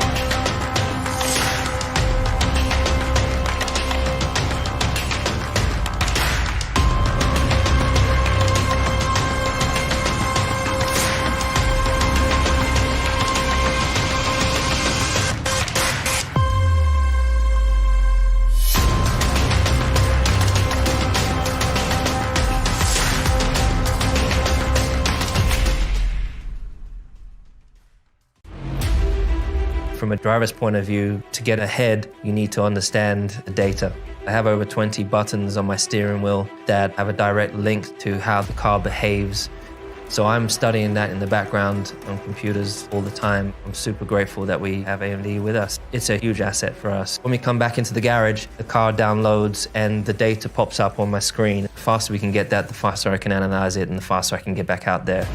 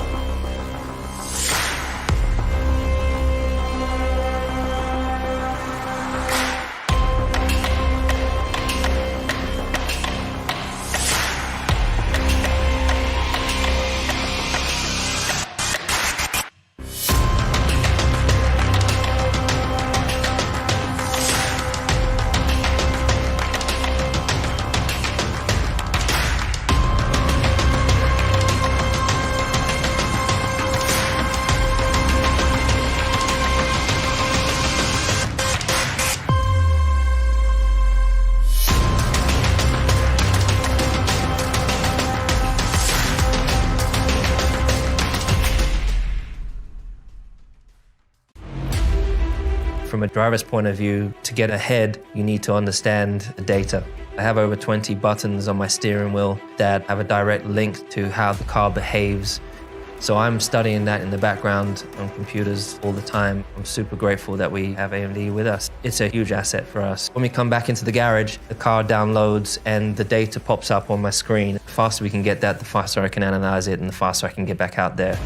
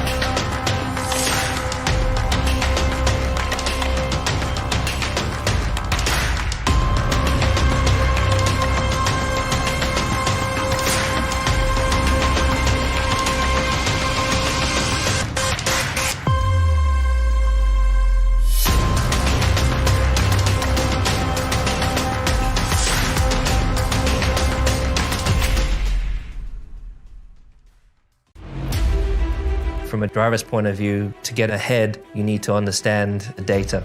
I have over 20 buttons on my steering wheel that have a direct link to how the car behaves. So I'm studying that in the background on computers all the time. I'm super grateful that we have AMD with us. It's a huge asset for us. When we come back into the garage, the car downloads and the data pops up on my screen. The faster we can get that, the faster I can analyze it and the faster I can get back out there.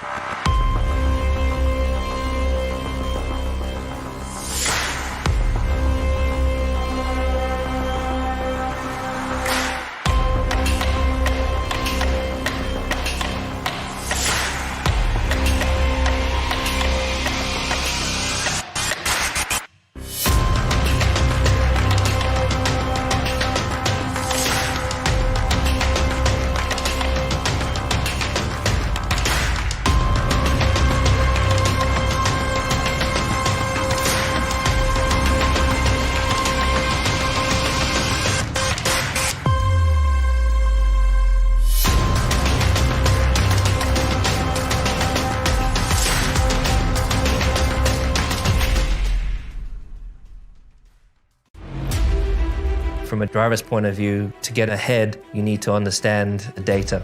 I have over 20 buttons on my steering wheel that have a direct link to how the car behaves. So I'm studying that in the background on computers all the time. I'm super grateful that we have AMD with us. It's a huge asset for us. When we come back into the garage, the car downloads and the data pops up on my screen. The faster we can get that, the faster I can analyze it and the faster I can get back out there.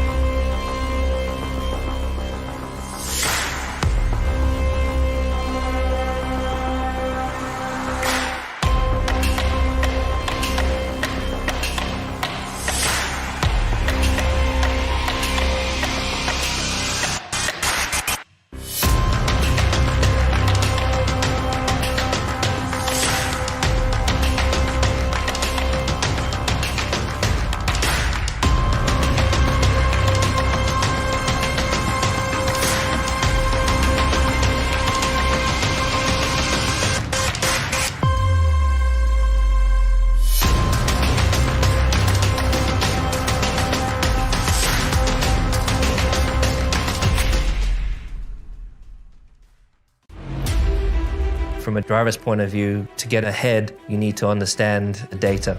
I have over 20 buttons on my steering wheel that have a direct link to how the car behaves.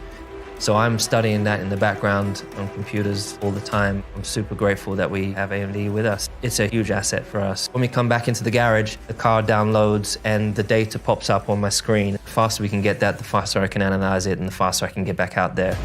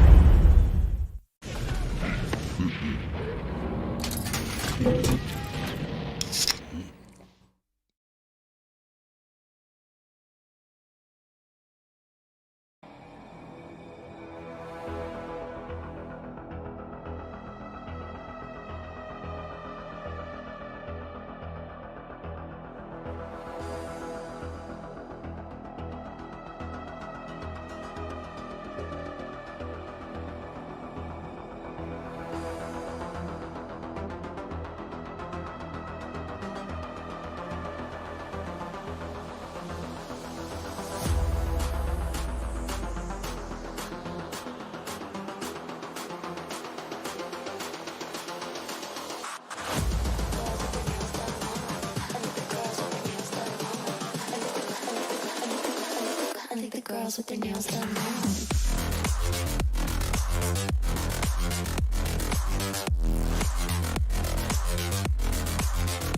Girls with their nails done. I like the girls with their nails done.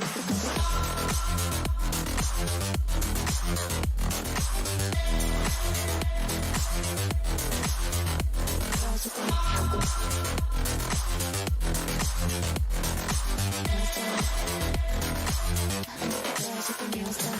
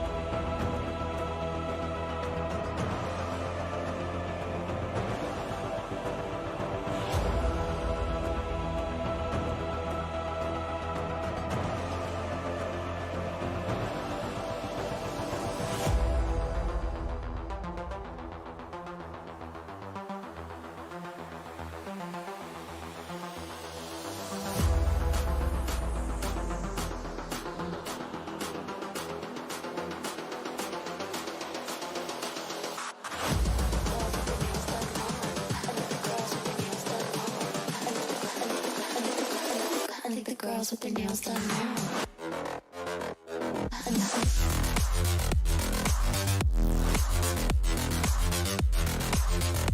Girls with their nails done. I think the girls with their nails done.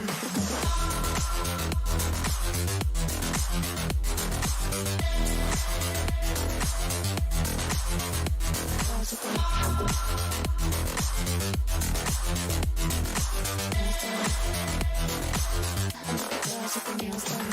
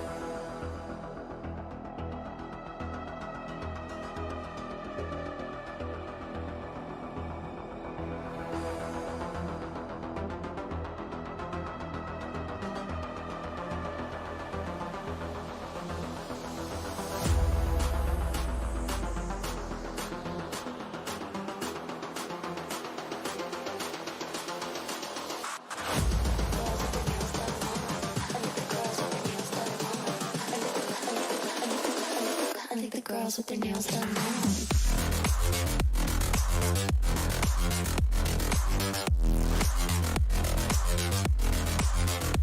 Girls with their nails done. I think the girls with their nails done.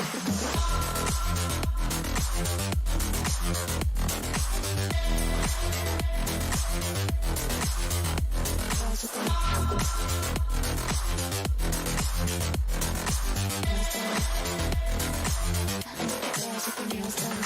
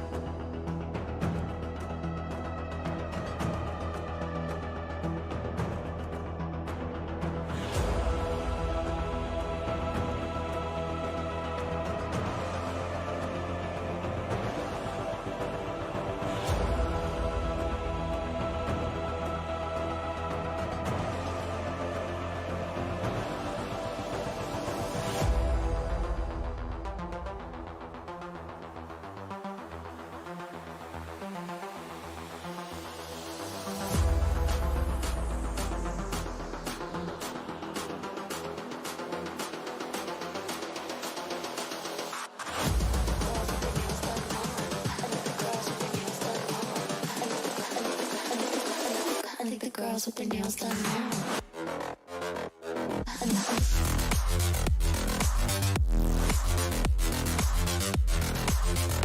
Girls with their nails done. Girls with their nails done.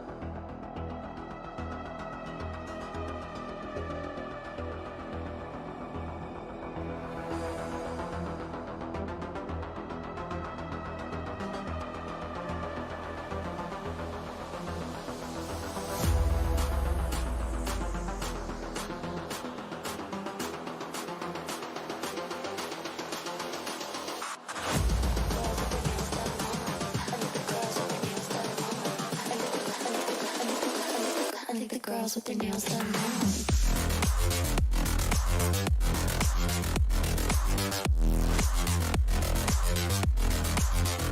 Girls with their nails done. I think the girls with their nails done.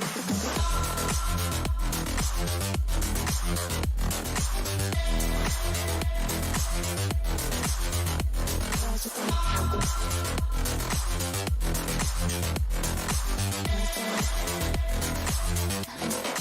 nails done now.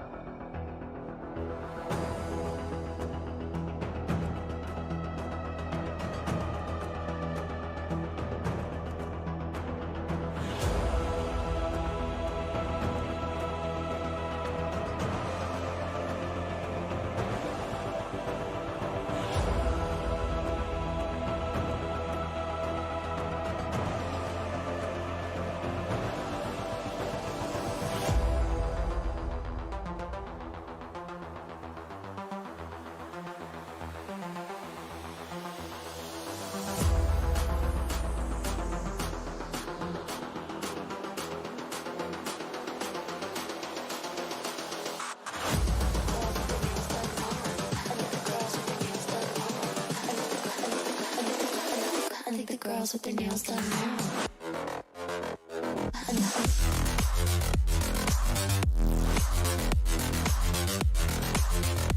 Girls with their nails done. I think the girls with their nails done.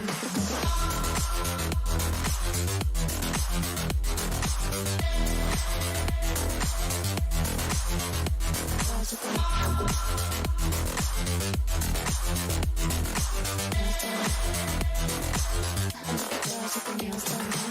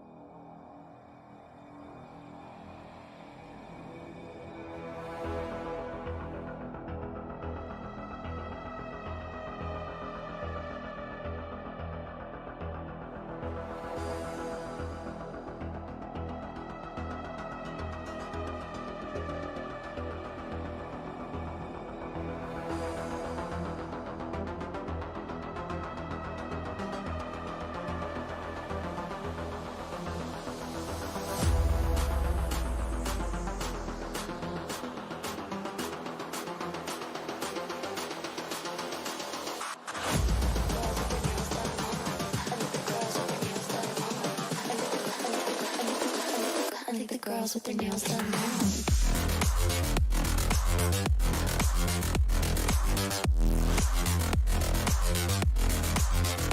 Girls with their nails done. I like the girls with their nails done.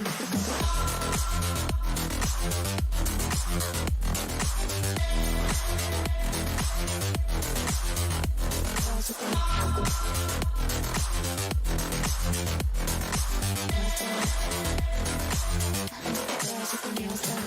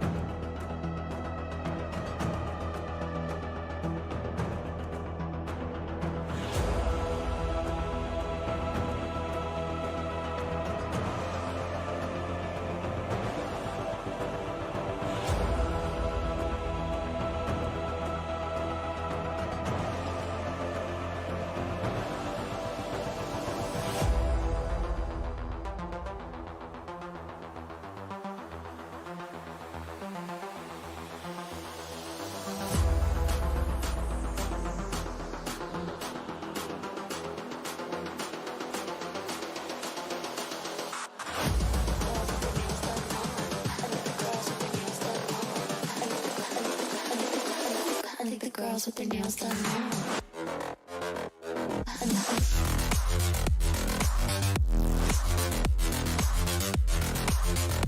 Girls with their nails done. I think the girls with their nails done.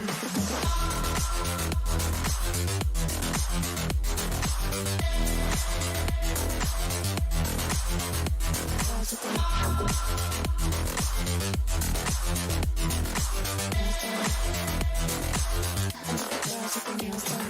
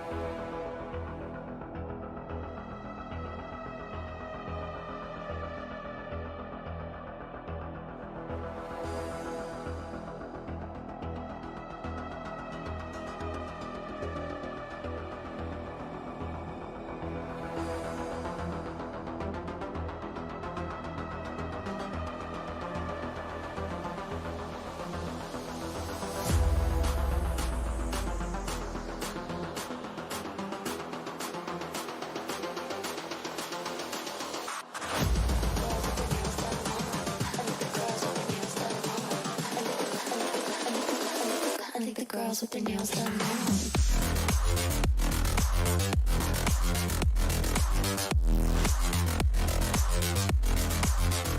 Girls with their nails done. I think the girls with their nails done.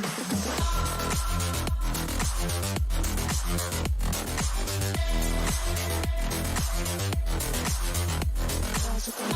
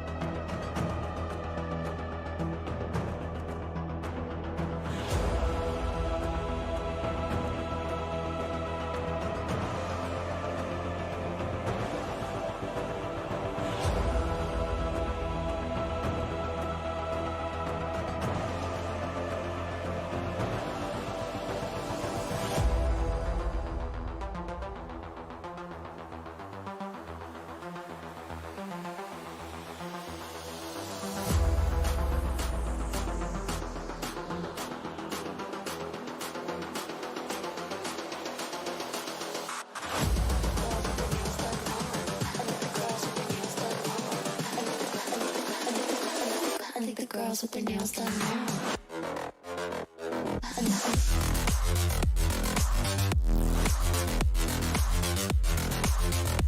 Girls with their nails done. Girls with their nails done.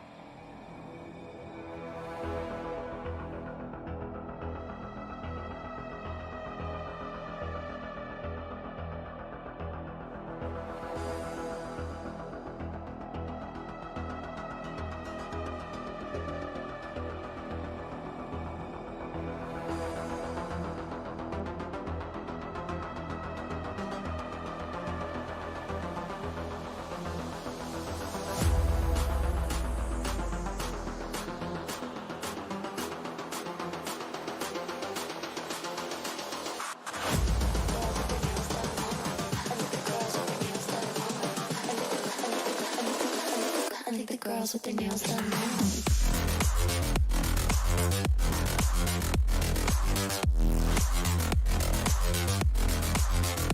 Girls with their nails done. Girls with their nails done.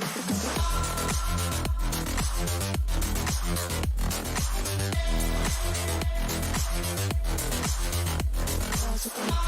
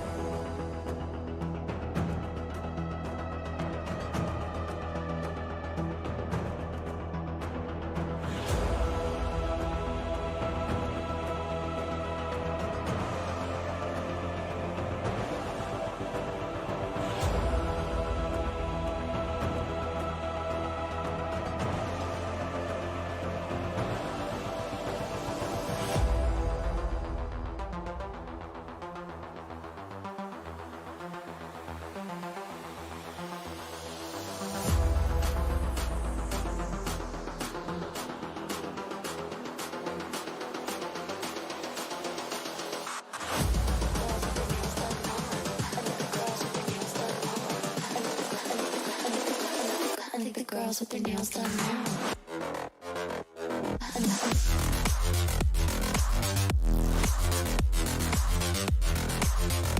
Girls with their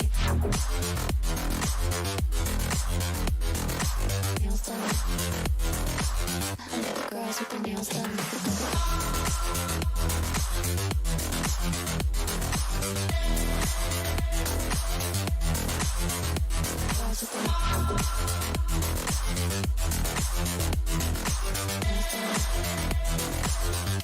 Girls with their nails done.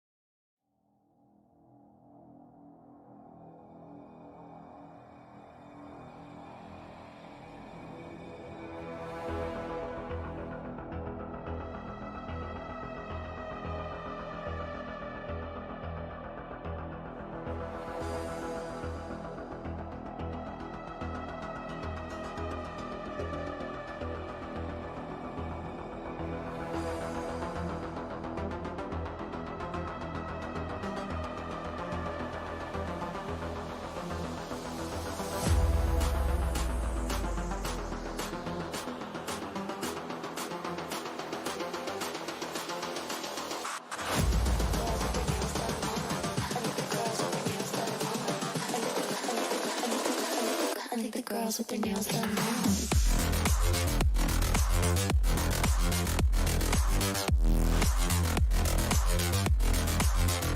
Girls with their nails done.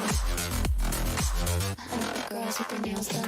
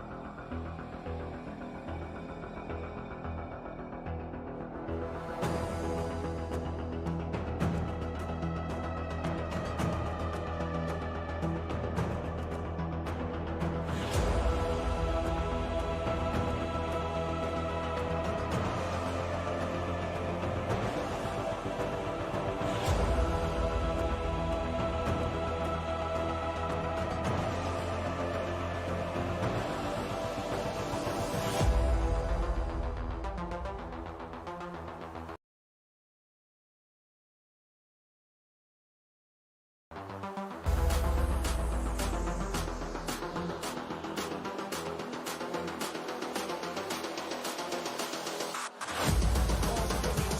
nails done. I think the girls with their nails done now.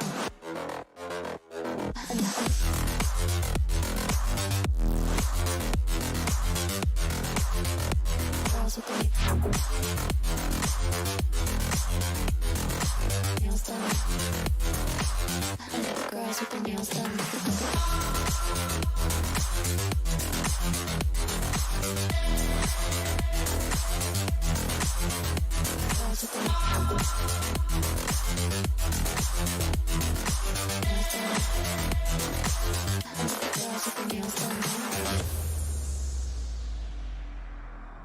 Girls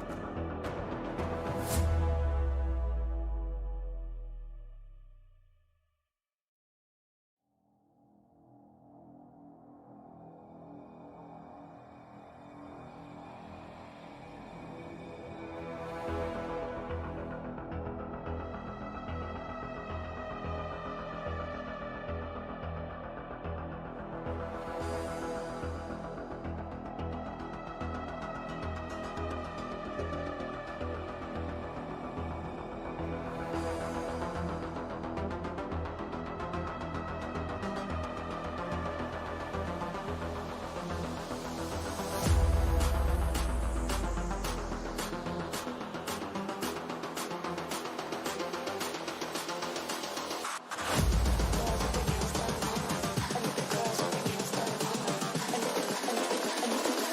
I think the girls with their nails done now.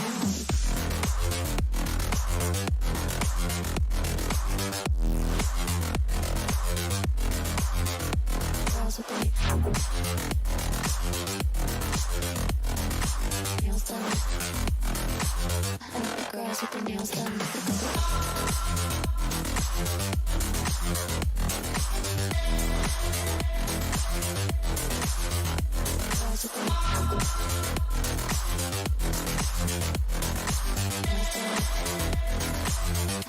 Girls with their nails done.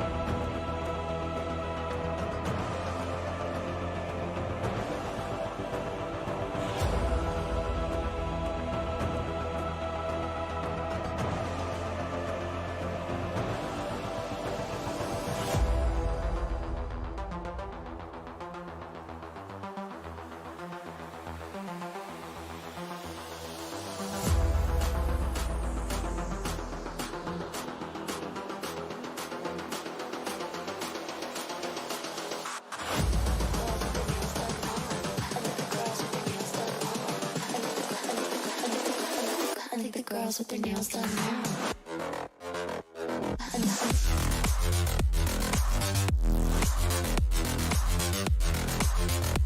Girls with their nails done. Girls with their nails done.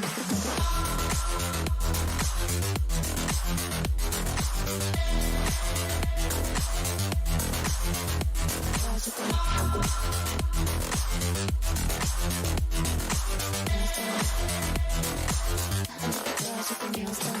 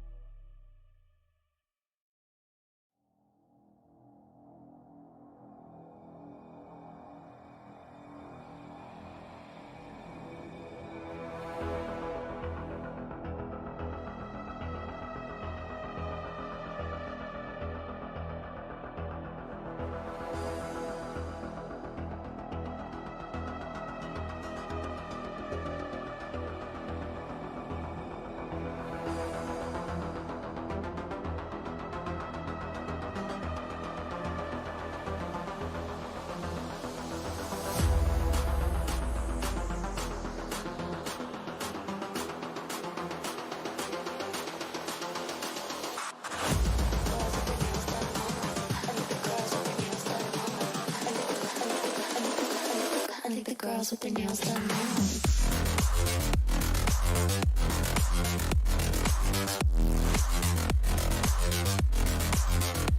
Girls with their nails done. I think the girls with their nails done.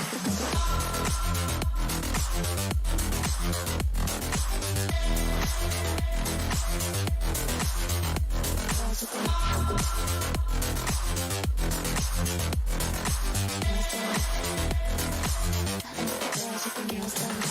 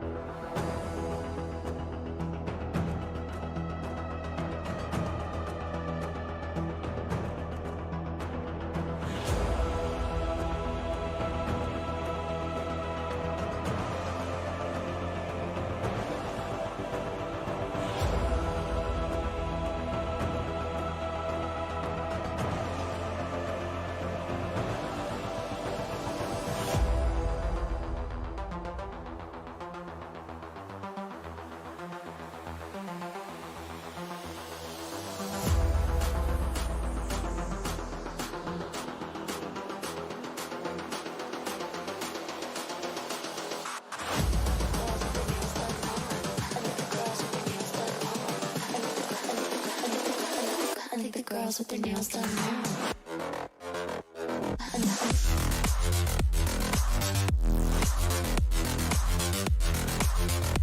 Girls with their nails done. I think the girls with their nails done.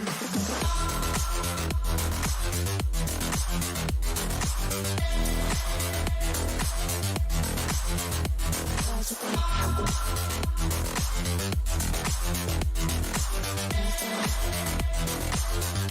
girls with their nails done.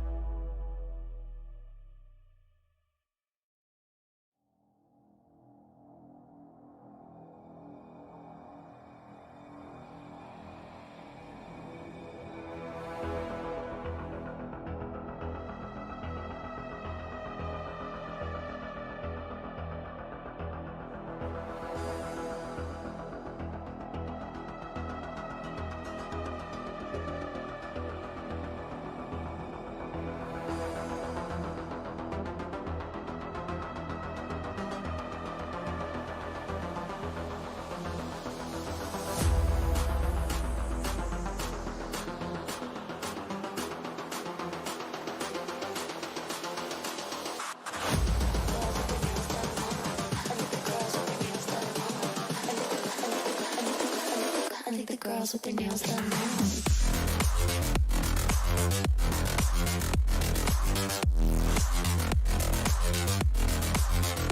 Girls with their nails done. I like the girls with their nails done.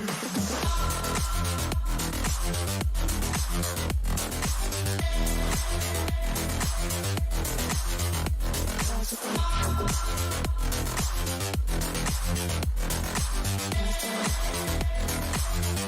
girls with their nails done.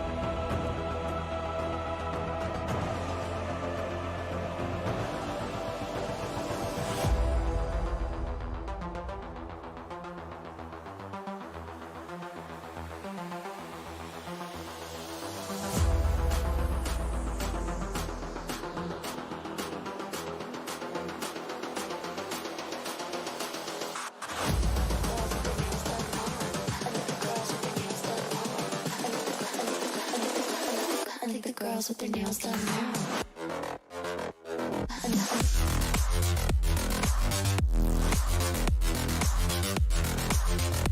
Girls with their